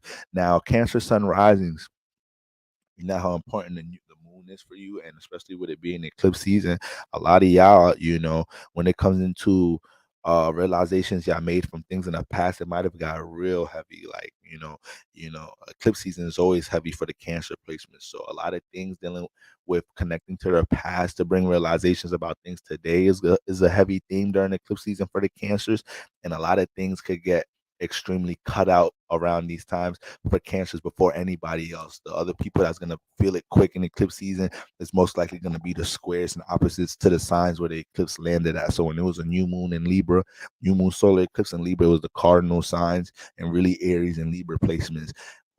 When it got into, but really all the cardinal signs, just the Aries Libras was really getting fucked up because of the nodes and Mars fucking rulership transit through Libra. It was just crazy. But then you got the full moon in Taurus, so that threw everything on the fixed signs, Scorpio season, all the fixed signs. You feel me? So when we're talking about that fifth house, Cancer Sun rising, I don't want y'all neglecting anything that was highlighted about y'all self-expression and how it could bring some transformation into your life, about how something you situations, how you may have said or expressed something and other people got impacted by it, and it made you realize how much of an impact you have on others with your self-expression. Anything that was new that was started around this time without you realizing what times we were in, around eclipse season, especially in Scorpio season, that dealt with something from a creative perspective, but you ain't really realize until later on you started peeping the energies. Like, oh shit, yeah, I got the fifth house placement. You're probably not into astrology right now. You probably new into this shit right now, and then you just are like, wait, hold on, let me look at my chart. You got to look at your chart. You got to, when you're a rookie, that's how it is. Hold on, you going? One of my favorite astrologers going live. Let me get my chart out. All right, so it's all good. You in your rookie stages. I miss those days. Those some good days. Wait, hold on, pause. What they said? Where my shit at? Okay, my Venus in the eighth. All right, all right. What they said that mean? All right. So don't worry. Sooner or later you're gonna know where everything at. All right. Sooner or later. But when it comes into my Cancer sunrises, it's very important. Anything that was expressed to you, highlighted about your expression, you don't let that shit go over your head. And anything that was birthed around this time, created around this time, you put your heart in that bitch, Cancer sunrising, because you was in a super birthing space in general in the fifth house, but you was in a super birthing space because you have all this intensity and eclipse season in your fifth house. So Scorpio's in your fifth house, and you know what Scorpio be doing in the fifth house? It be doing his best to suppress light. So sometimes your ass be trying to attention be coming your way, and you be like, "No, I'm straight." It's like, no, we just want to hear the song again. It's like, nigga, I said I'm straight. It's like, nah, you don't understand. Like, we think you a dope artist. Like, we heard you singing. We heard you singing by yourself, by your locker when everybody was in class. We just saying, like, can we just hear the song again? That shit gonna piss Cancer Sunrise and the fuck off. Because who the fuck is y'all who sent y'all? When Cancer got to jump into interaction and shit, got to get a good read for a motherfucking shit. You feel me? I don't know why these niggas want me to sing. They gonna use that shit against me. Niggas recording me or some shit. Cancer face me be paranoid like a bitch sometimes. It's how can you not be paranoid? You ruled by the moon. It just be happening sometimes. You feel too much. All right, you feel fucking too fucking much. So when we get into how we supposed to have you might have manifested situations like that. It's like motherfuckers is trying to push you on the stage, and you had to battle things dealing with, damn, why is it uncomfortable for me to get on the stage? Why do I deal with this, that, and the third trying to get on the stage? Or these outlooks of how I think I'm gonna be seen. And it was more so about you not neglecting yourself, experiencing these things if you felt like you neglected it. But once again, because Scorpio could bury some shit in the fifth house, you having all these intense transits and Mars home, is most likely is just anything that the Cancer sunrise and did birth around this time. That shit was probably buried in that bitch for the longest, and it came out in such an extreme way. And that's why things that transformed in your life transformed, because it may have been something that you was attached to, and if you stayed attached to that, it wasn't gonna allow you to birth what you birthed or what you may be about to birth. All right, Cancer sunrises.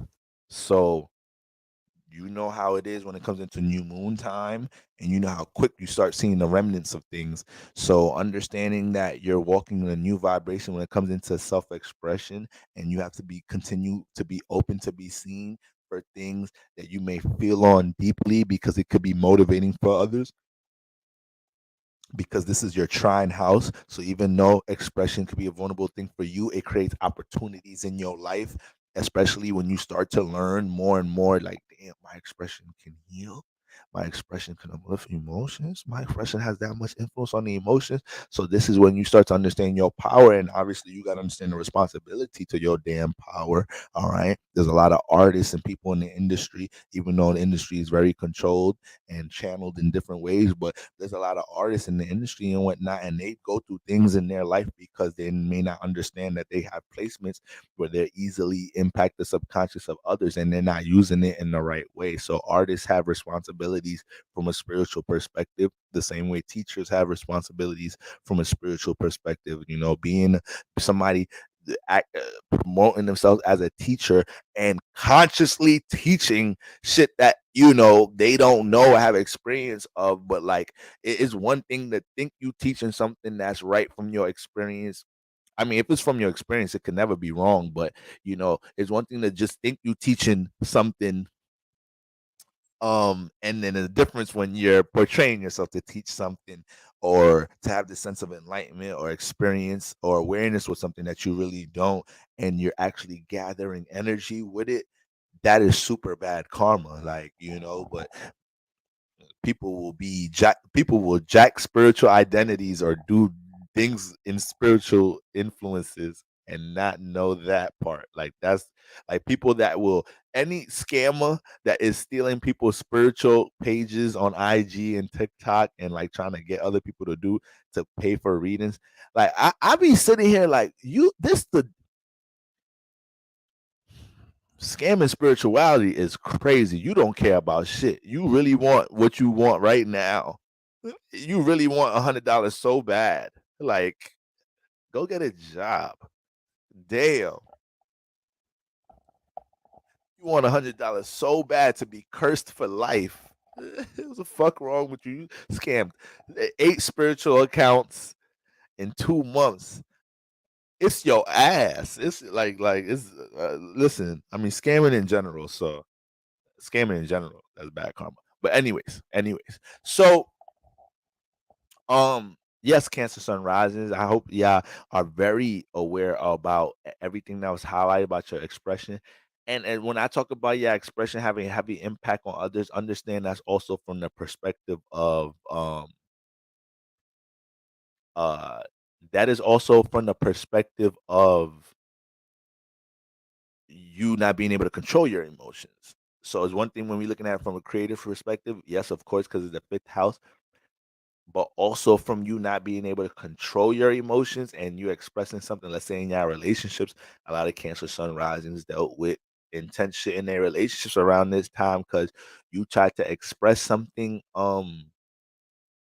You know, you went about expressing something in your partnership out of the lack of control for your emotions and didn't realize in that moment how much your expression or what you said really impacted your partner. And it might be something you're trying to heal now, something you're trying to deal with now, something you might have felt like y'all are getting over. But that's just showing you the impact. Once again, showing you the impact of how you need to, what's the word? How you need to become more familiar with things dealing with what's hidden from you in a creative way and what you really have a true passion for expression, because the more that it stays in a hidden space, the more it has such an extreme way on touching others when it does come out. All right. All right, Cancer Sun Risings.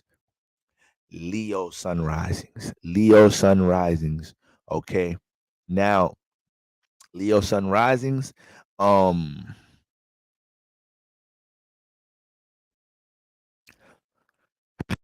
you know, this is one of the most when I think about Scorpio through the signs in the chart, Leo risings is one of the top 3 risings I always think about when I think about like people that have Scorpio in crazy places.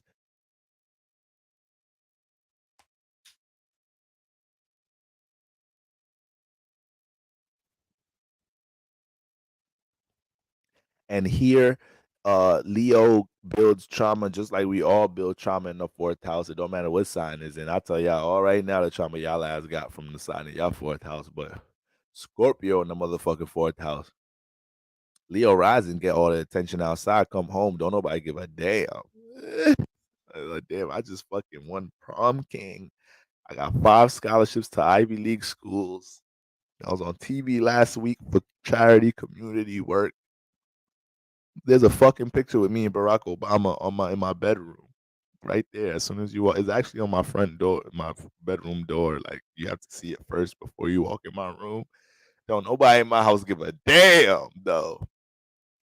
Nigga said, fuck Obama. That nigga ain't do shit for black people anyways. He fucked us up even more. I'm not even a political nigga, but get Trump back in that bitch for all of that. We was coming up like a motherfucker when Trump was in office. Time is rough.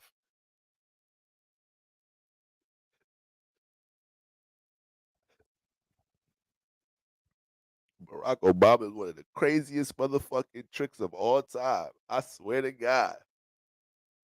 Every time I think we getting somewhere with spirit, with the world getting more spiritual, these niggas pull some shit, a trick out they fucking sleeve. The fucking government be having some tricks, y'all. The powers that be having some damn tricks. They got us with Obama. We thought shit was wavy. Niggas was honk. I remember the night the nigga got elected, niggas was honking outside. Niggas was selling weed cheaper. Black people was the most. We already some peaceful people. We harm each other like a motherfucker. We won't harm white people. We won't do shit to nobody else but ourselves. Ain't that a bitch? Ain't that a bitch? Niggas was letting niggas was just holding doors for everybody. It was like, damn, is this 20 whatever fucking years this nigga's office, or is this the civil rights era? Cause we look unified like a bitch. Just cause this nigga's office, hold on, this nigga gotta do some shit first. Hold on, y'all. We hype as a bitch. This nigga gotta do some shit first. That shit fucked us up, y'all. We stayed the day. We stayed like that the whole time. And y'all know me, I don't be on this black shit. I'm a spirit nigga. Everybody come to my churches, we check spirit first here. All right. That's all we check for real. But them niggas through the family, we was bamboozled. Family, I mean hoodwinked. I ain't never see us be blindfolded like that ever in history. They could have did whatever with that nigga in office. We didn't give a fuck. The same hype, the same way we was hyped the day the nigga got elected, we was that same way the whole fucking presidency. We ain't realized shit the whole time. Like, hold on, this is year 3. This nigga got 2 terms. Hold on, what this nigga? They's using this. He's another face. All right, damn. But anyways, fuck Obama. That's how I'm feeling tonight. But back to my beloved Leo Sun's risings. The 4th house is such a unique place for Scorpio. All right, because it comes with such strong, very strong healing properties. Leo's Sun's risings, guys. You got sun power. It already comes with healing because you give life, so that's healing. Like, you can heal in different ways. All right. Some of y'all got healed by the doctor. Somebody chose to fast and healed the same way. Y'all is the same shit. The moon heal cancer, heal motherfuckers different. Right? Give a motherfucker some understanding and feel healed. Leo give a motherfucker some life. A nigga was dead. Body was moving, frequency, vibration, shot. Leo put some life in a motherfucker.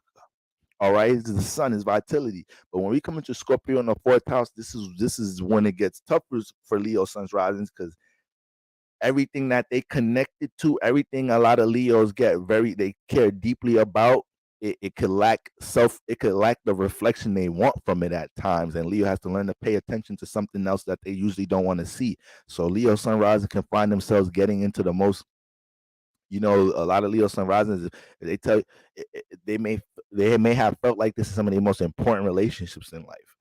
They may have felt like, the first time they got into love, this, that, and the third. Now, this is an evolved Leo taking accountability and learning from their first experiences. But a lot of them may be able to express to you, like, yeah, my first time being in love, like, I saw things my way. It forced me to understand how other people like to, be seen, or how other people like to, at times, feel nurtured for, instead of me thinking that I'm always going to know how to nurture somebody or how to bring the love to somebody. Fixed fire, thinking I have my fixed mentality, how somebody wants to receive something because I give light. That's an example of us having our powers, create egos. Leo ain't the only one that create a fucking ego just because they deal with sun energy. We all create egos based off of our powers. Everybody does that shit based off their powers, right? Based off their rulership energy. We talk about all day the way Pisces and Sagittarius take advantage of their Jupiter. All day, every day, how Taurus, Libra take advantage of their Venus. All day, every day, how Aries, Scorpio take advantage of somebody in the name of Mars conquering a mug. All right. Once you conquer the spirit, that's it. The body, that's it. That's it. The body is gonna move to the command. All right. So when we getting into Scorpio in the fourth house, it's very important for my Leo sun's rising to understand anything that's close to you. It is at times it's gonna force you to see things from a perspective outside of what you've seen it, and usually you have to trust your intuition about how you feel about it. That's what Scorpio is teaching Scorpio to do, is teaching Scorpio to learn how to fight blindfolded. All right. And Scorpio, Leo's hell of a fighter. Okay, hell of a fighter. But if you can level up your intuition to be able to move off your I mean, yeah, just based off your intuition and not just what you can see at times, then that's you really trusting your power. And when it gets into the fourth house, there's a lot of power for Leo to gain when they allow themselves to view things outside of what they think things should look like and see what's really going on from how they feel about things in their relationship, how they feel about things in their home and family environment, how they feel about things in their own mental emotional well-being, regardless of how they think they want to be seen in the world. Right? Sometimes as Leo sunrise, you may hold on too much of how you want to be seen, that self-identity you're trying to portray in the world, whether regardless of how you feel inside, how you want people to see you at times. So that's why a lot of Leo sunrise, you may have manifested, some energies, you know, a lot of Leo sun risings, man, with it being eclipse season and all this shit, a lot of Leo sun rising didn't give a fuck about their appearance around this time a little bit. That may be a little influence that y'all catch around this time of the year in general, Scorpio season, but because it's eclipse season, the Mars in the fourth house, it may have been a situation like life is life, and I'm downloading a lot about things dealing with loved ones, people close to me. So right now, I can't be too caught up in no shit dealing with appearance, how I'm seen, self identity. I'm trying to get myself emotionally stable, but this could also help the Leo sun rising to realize how at times you may have been too caught up once again in how you're trying to be seen, and that you've neglected your fourth house space, things that really matter, things that are close to home, things that you care about, and your own well-being, and how you need to make sure you give that life, right? So whatever those things are, Leo sunrise, you have to make those decisions with the new moon entering Scorpio about how intentional you are laying a new foundation in your home environment, where there's certain boundaries and standards you have to have that you didn't have before, or there's a sense of discernment you have to have about what you let close to you, but also understanding in a very important way how your identity, how you're seen in the world is not to say that's not important or something that shouldn't be a concern. More so, I don't know about important, but shouldn't be a concern so much as more than how you feel about yourself. All right. And this could be this is why you may have dealt with certain transformations with things that were close to home, whether it was partnerships, whether it's certain things that are dealing with habits, dealing with loved ones. You could have went through transformations because maybe some of these people were trying to get you to see perspectives of things outside of how you see things, whether it was something for that partnership you couldn't see, whether it was something for yourself they was trying to help you to see you couldn't see, maybe because you didn't want to dive too much with Scorpio in your eighth in this moment around in your life, when this was a time that you needed to dive deep in that bitch to understand how things, when things aren't reflected in your life, it may cause a certain behavior, it may cause a certain response to how you have to interact with others, to feel like too you got to be seen in this way even more. Now you become more extreme with your expression.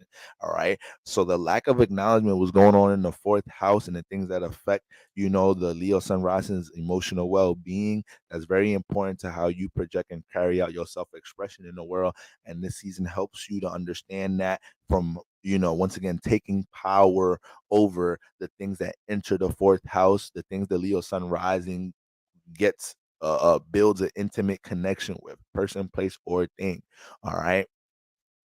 um Another thing, Leo sun risings, is just important to understand you do have to embrace some changes dealing with the career environment, and any tweaks and changes dealing with critiques towards creative expression, especially if it's coming from valued relationships, partners, this, that, and the third. All right. Now, Virgo risings. All right, Virgo risings. Okay, we got the sun and moon transiting, sun, moon, new moon, Mars, everything lit in the third, everything lit in the third house.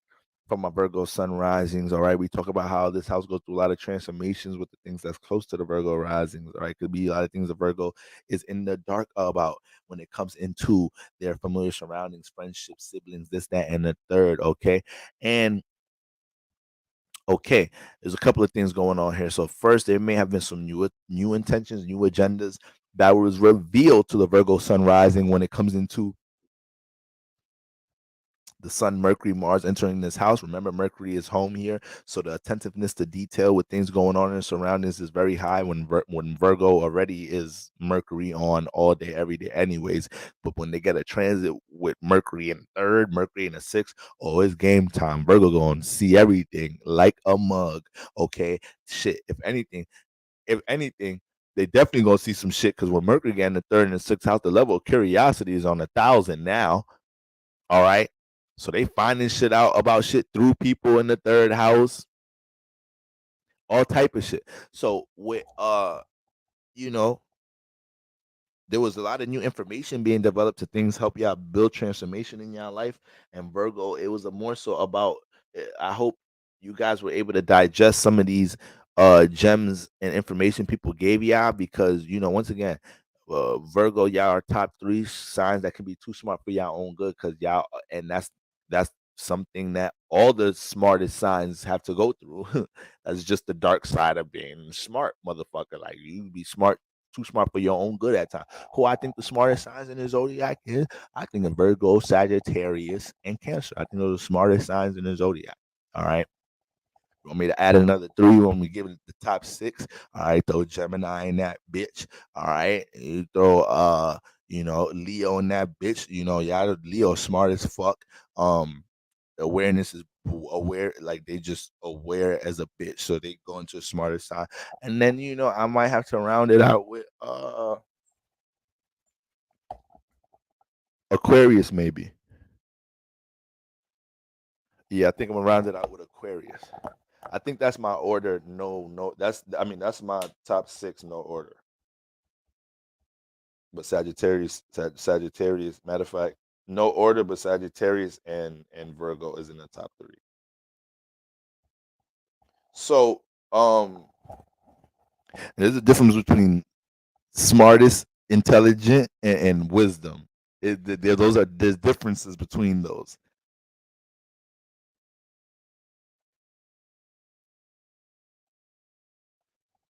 And I've met a dumbass for all of those signs. All right, so okay, but um yeah, y'all. Scorpio in the third house. So Virgo sunrises. A lot of y'all, if y'all went through some major transformations around this time, it's just definitely because you were surrounding yourself around people that you shouldn't be surrounding yourself with in environments that you shouldn't be around.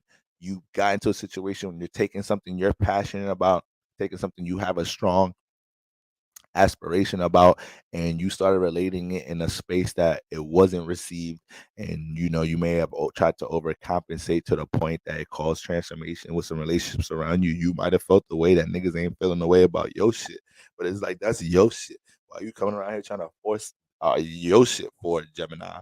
I mean Virgo's rising, Virgo sun. All right, I know we your cousin, I know we your siblings, I know we your friends. All right. But that's your Mercury. That's your ideas. That's your passion. All right. Mars transiting in the third house, Sun here, trying to bring awareness to it, to people in the surroundings. So there could have been a level of feeling misunderstood. hmm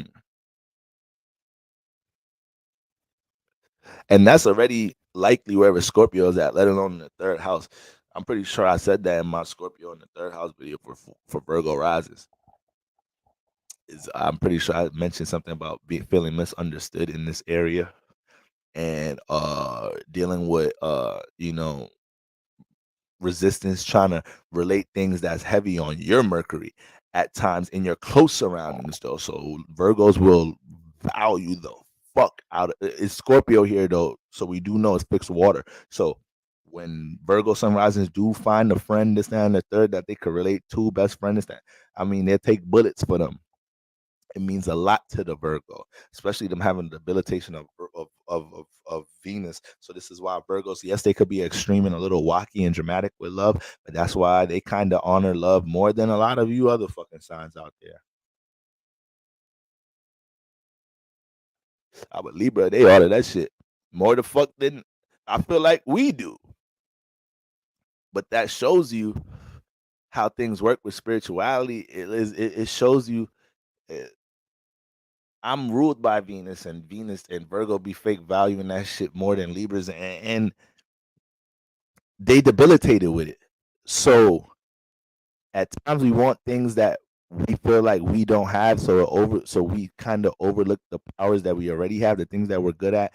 And on top of that, it shows you that, that's a good example when you got squares and oppositions in your chart. In astrology, we look at that as crutches and this and the third, which could play out as a crutch in different ways, which is ultimately just planets pulling on each other's energy and having to learn from each other, having to learn how to use each other in the departments that they're in, right? And that just shows you sometimes people that have to deal with resistance in their life manifest more than people that have certain resources and shit laid out for them. You feel me?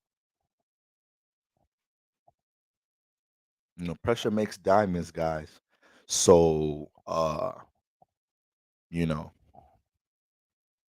that also shows you. I'm just thinking about it now since we're talking about Scorpio in the third house for Virgos, but that shows you why you can't be going around relating your dreams to just anybody. Like, you can't go around relating your dreams to everybody. Some of y'all realize y'all can't relate to your best friend anymore. And you have to respect and honor that, right? You have to respect and honor that and just be the example for what you need to be the example for. Because some people that will honor the fuck out of something that you're heavily emotionally invested in, you're heavily invested in from imagination, creative perspective. A lot of the people that will honor you for these things, you don't even know these people. You don't know them on a personal level, right? Why artists have so much fans, super fans, this and that third, because you're gonna relate to people that can share some experiences with you, especially if they're gonna make something you can feel, right? And that's their ability to express it. So other than just telling them a fucking story, having a conversation with them, right? Knowing music is powerful as hell. So with all that being said, a couple of things that Virgos need to take away from Scorpio season is an eclipse season that has you know, uh, pretty much been on top of has been layers to all these influences coming into the new moon. I need my Virgo sun rising to understand that first of all, things don't have to be held in such a things need to be released when it comes into a deep space of how things may have took a left turn with your friendships, because this could just keep a bad aura on things dealing with cycles repeating themselves with things in your relationship life. I think you may have a lot of Virgo sun rising may have went through some transformations, because maybe there was a negligence to acknowledge a red flag with maybe who people you were associating yourself with in some type of shape or form, and then it manifested into um a situation where uh things transform because you was associating yourself with people that you wasn't supposed to be associating yourself with. But it could be in the name of a desire. It could be in the name of trying to have your Mercury accepted in some type of shape or form, instead of understanding you have to be an example of an individual in some type of shape or form in your own way here. All right. When it comes into our third house environment, the different signs and influences say a lot about what we experience here. But just knowing that you have Scorpio here, that Scorpio deal with power and control energy. So don't think Virgo sun rises ain't dealing with some intense form of peer pressure or influences trying to get them to conform to things, be a part of things, get fixed on things in their environment. So they have to have a fixed way of being an individual here. So I think this season showed a lot about how there's different influences that goes on around you, Virgo, and you don't have to feel like you have to adapt to all these different influences around you. You can have your individuality be shown and let that transformation take its place, instead of having transformations take place from maybe a bullied space, or feeling like you're conforming to influences around you in some type of shape or form. Okay, so that's very important. But yes, also once again, leaving things too heavy and too deep leaving things too heavy and too deep when it comes into your relationship life for the most part.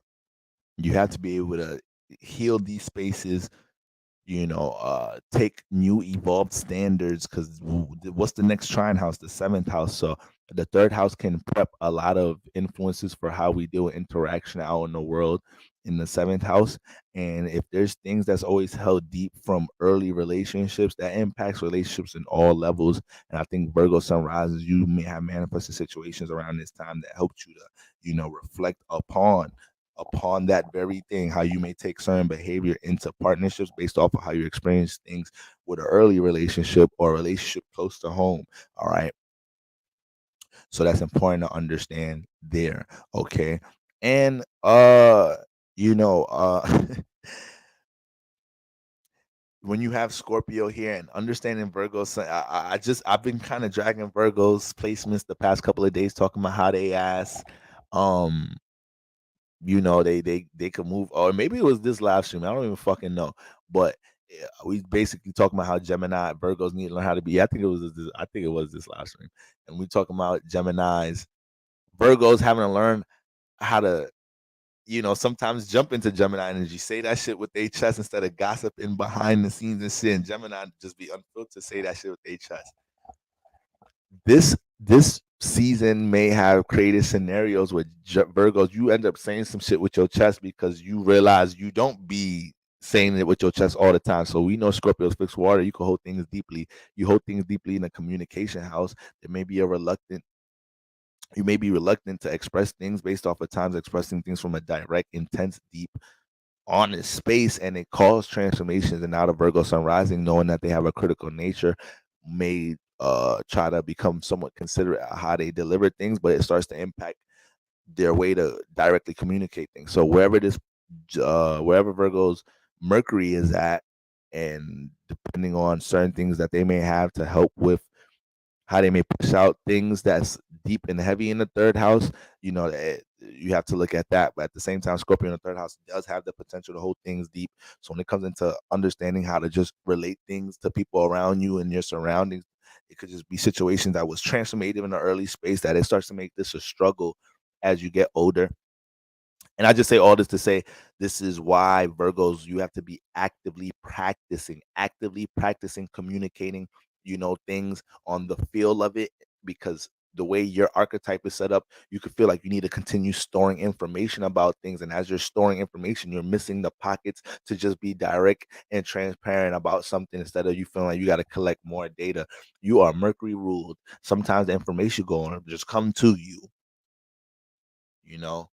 It's gonna be something your partner doing. They cheating on your ass. They think they so slick with how they, hiding shit that's in the third, and a simple ass thing they miss. You didn't even go that hard. They did some simple shit. They got their face recognition on their phone, acting like they doing some shit. They go to sleep, phone face. You in there. Light work. Light work. They don't even know you going in that shit every night. You don't even fucking know. All right. But uh anything that was highlighted amongst your surroundings that you were supposed to see, especially amongst the close relationships and things that you take out into other relationships that develop previous relationships, there was deep reflection about these things, and there has to be a new intention set around this time with how you go about conducting yourself with people, how you're actively going about relating your ideologies, whether it's from a inspirational creative space and simply in your personal life. So you don't allow yourself to go suppressing things relate when it comes into your relationships, Virgo suns and risings, to the point that when you do, that potential of the intensity with Scorpio in the third house, there's always a potential for you expressing things in an extreme way. And now it's like, damn, I didn't even get nothing accomplished. I created a transformation, and because I expressed it in such an extreme way, I don't even think the message was received. They don't even give a damn about the message now. The message was received and misinterpreted. All right. So situations like this, Virgo sun rising. All right. This is what you need to be intentional about moving into this new space. Okay. And another thing, last thing, you may be in a situation when you're taking things that's familiar to you. It may be a creative attribute, it may be something you're a familiar creative habit, but you're taking something that's familiar to you, and you may be in a space where you're trying to relate it for the first time ever, and you may be receiving like lack of support energy, outcast energy, feeling like you got to connect to your own tribe energy. Yes, you in alignment. If you the Virgo sunrise is dealing with anything like that. So let's say, for example, uh you've always been into tarot. You always been into tarot. Yeah. What's some third house shit? Your auntie. You got an auntie, spiritual ass auntie, right? She is on all type of shit we on, right? But you like got like a Christian family and shit. Your mom fake don't be wanting you to see this auntie like that, but your auntie don't give a fuck. Be telling you like your sister your mother indoctrinated as hell since day one. I've been trying to get her to play with these cards since we was little, but you know what?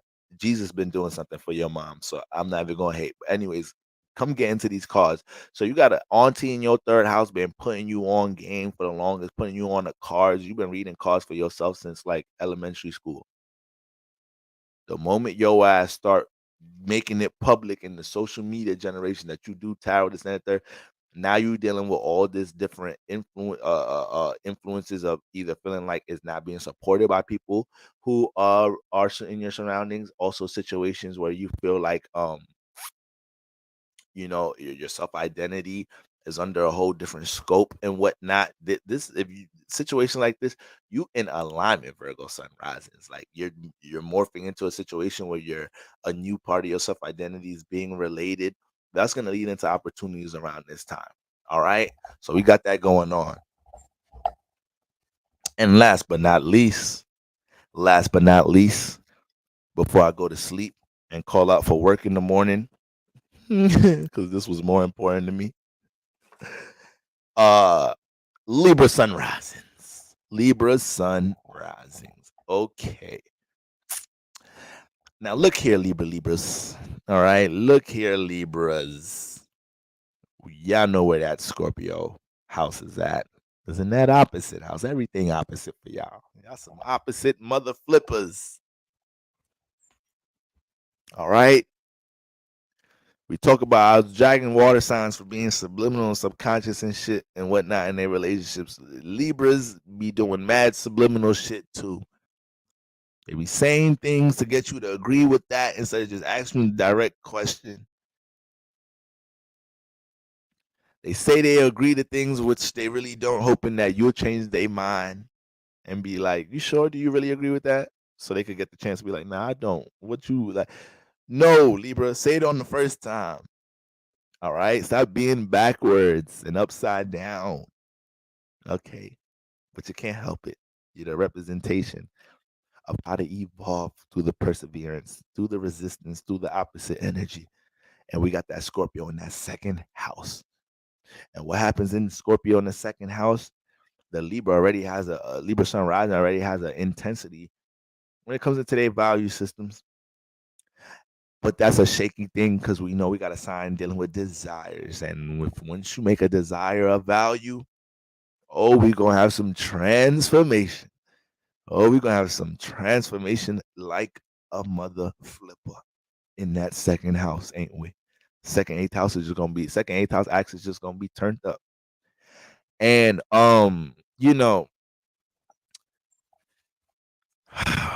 Sun, Mars, Mercury in the second house.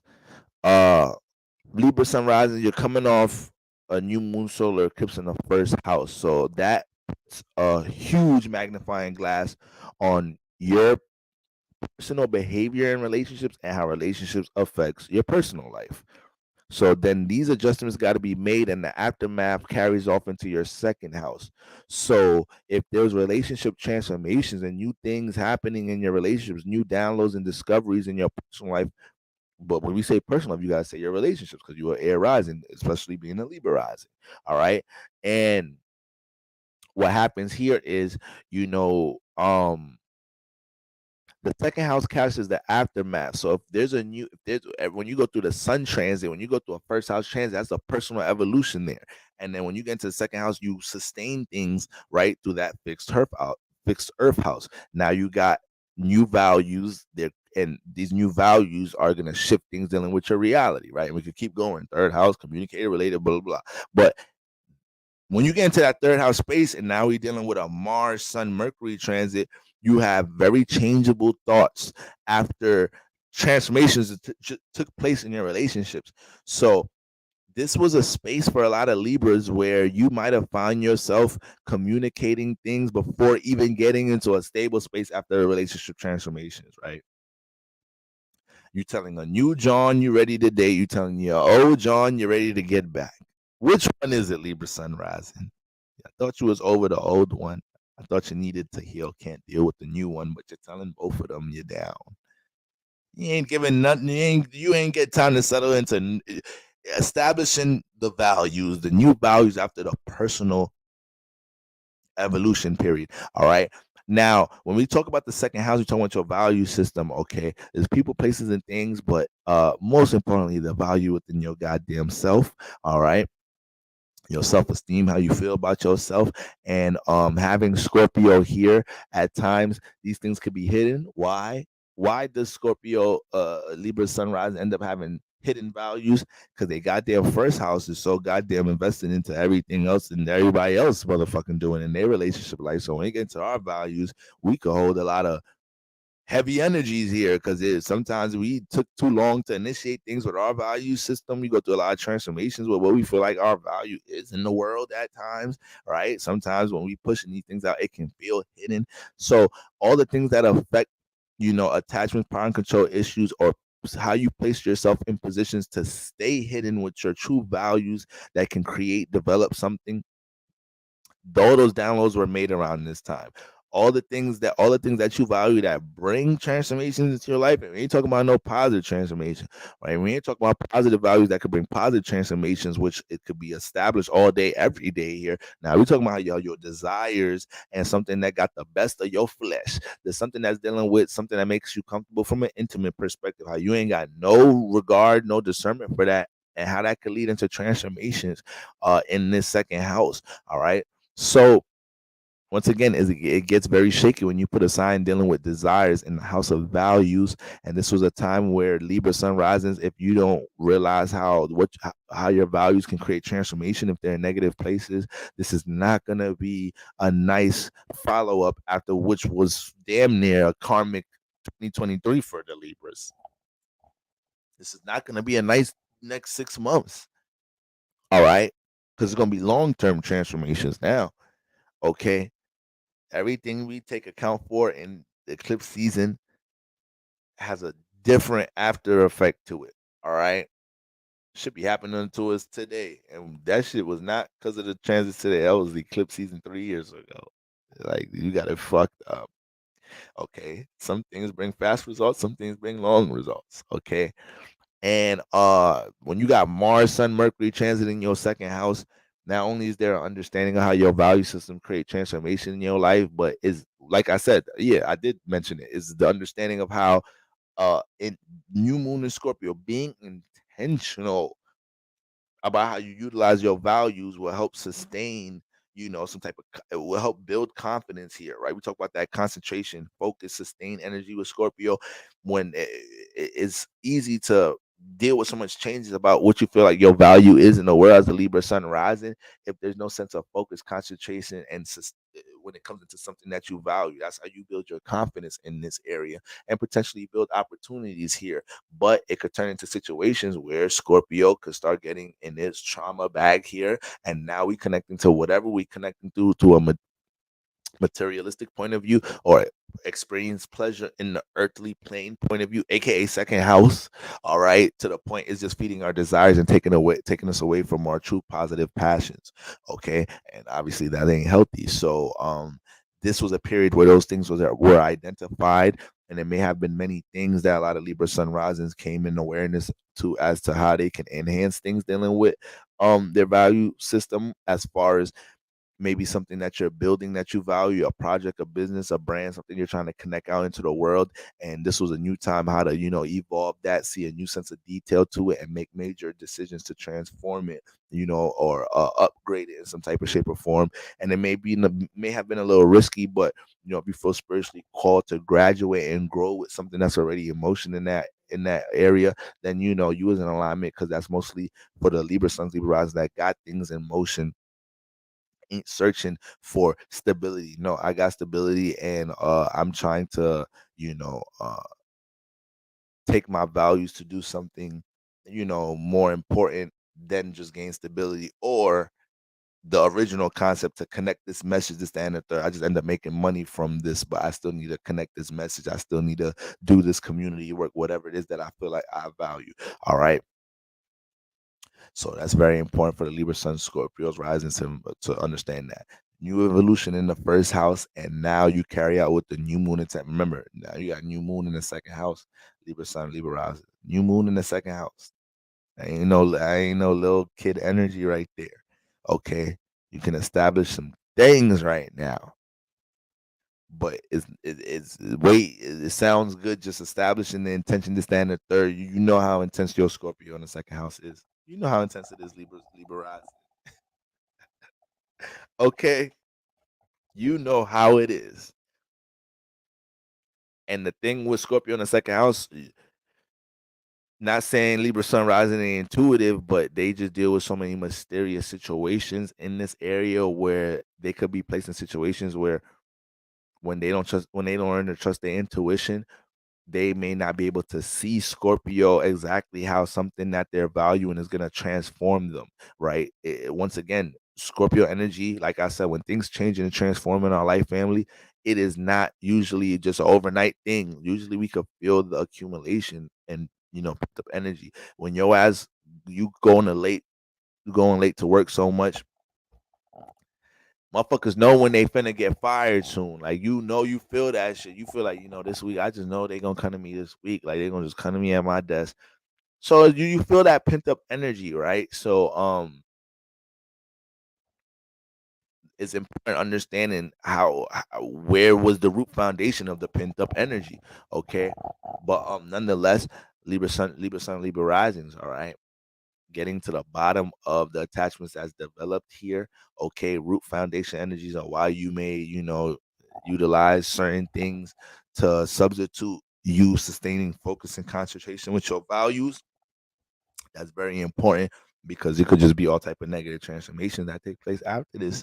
All right. And some of the negative transformations could just be your outlook on stability based off of not using what something you have. So it's one thing not applying yourself to something, but is another thing. I mean, yeah, it's one thing when, whatever, you're valuing negative things, you go through transformation, but then there's another thing when you have made it aware, you've acknowledged that, you have this form of value, you could connect to others, and the effort, there was a lack of effort with these things. So that's very important, right there. That's very important. And I think that's one of the most highlighted things there was for Libra Sun, Libra rising around this time, especially you being the neighbor sign to Scorpio. Like I said, the neighbor signs understand each other differently than the signs on the other side of the wheel. So Libra damn sure knows that, things dealing with mishandling of the value system could lead into transformations. All right. They already understand valuing negative things will eventually attract relationships that mimic a lot of these traits and habits, and can also become enabling. So you got to take that power. You got to set that initiative for how your new values continue to sustain things that you may have been real intentional and motivated about during solar return season, right?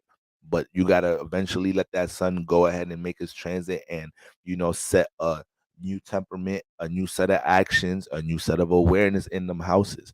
All right. So, family, Everybody that's in church, y'all are different because that's just showing me y'all devotion is on a different level, y'all. It's something different. All right. I may have a lot of outlaw church members in the building, and we ain't gotta wake up for church in the morning. We doing something. We ain't gotta wake up for work in the morning, bro. I got some other shit I gotta do in the morning. All right. I'm an entrepreneur outlaw. All right. Shit, that's why I'm up at these hours. Okay. But family, I love y'all. Okay. New moon by the peak and a few, y'all. So make sure whether it was you did it, got it popping today. Like we're gonna deal with this nice illumination for the next like 40 hours. Good, the veil will be thin. All right, if y'all want to get busy, okay, gang. All right, gang. I love y'all. Happy new moon. Let's have a powerful new week.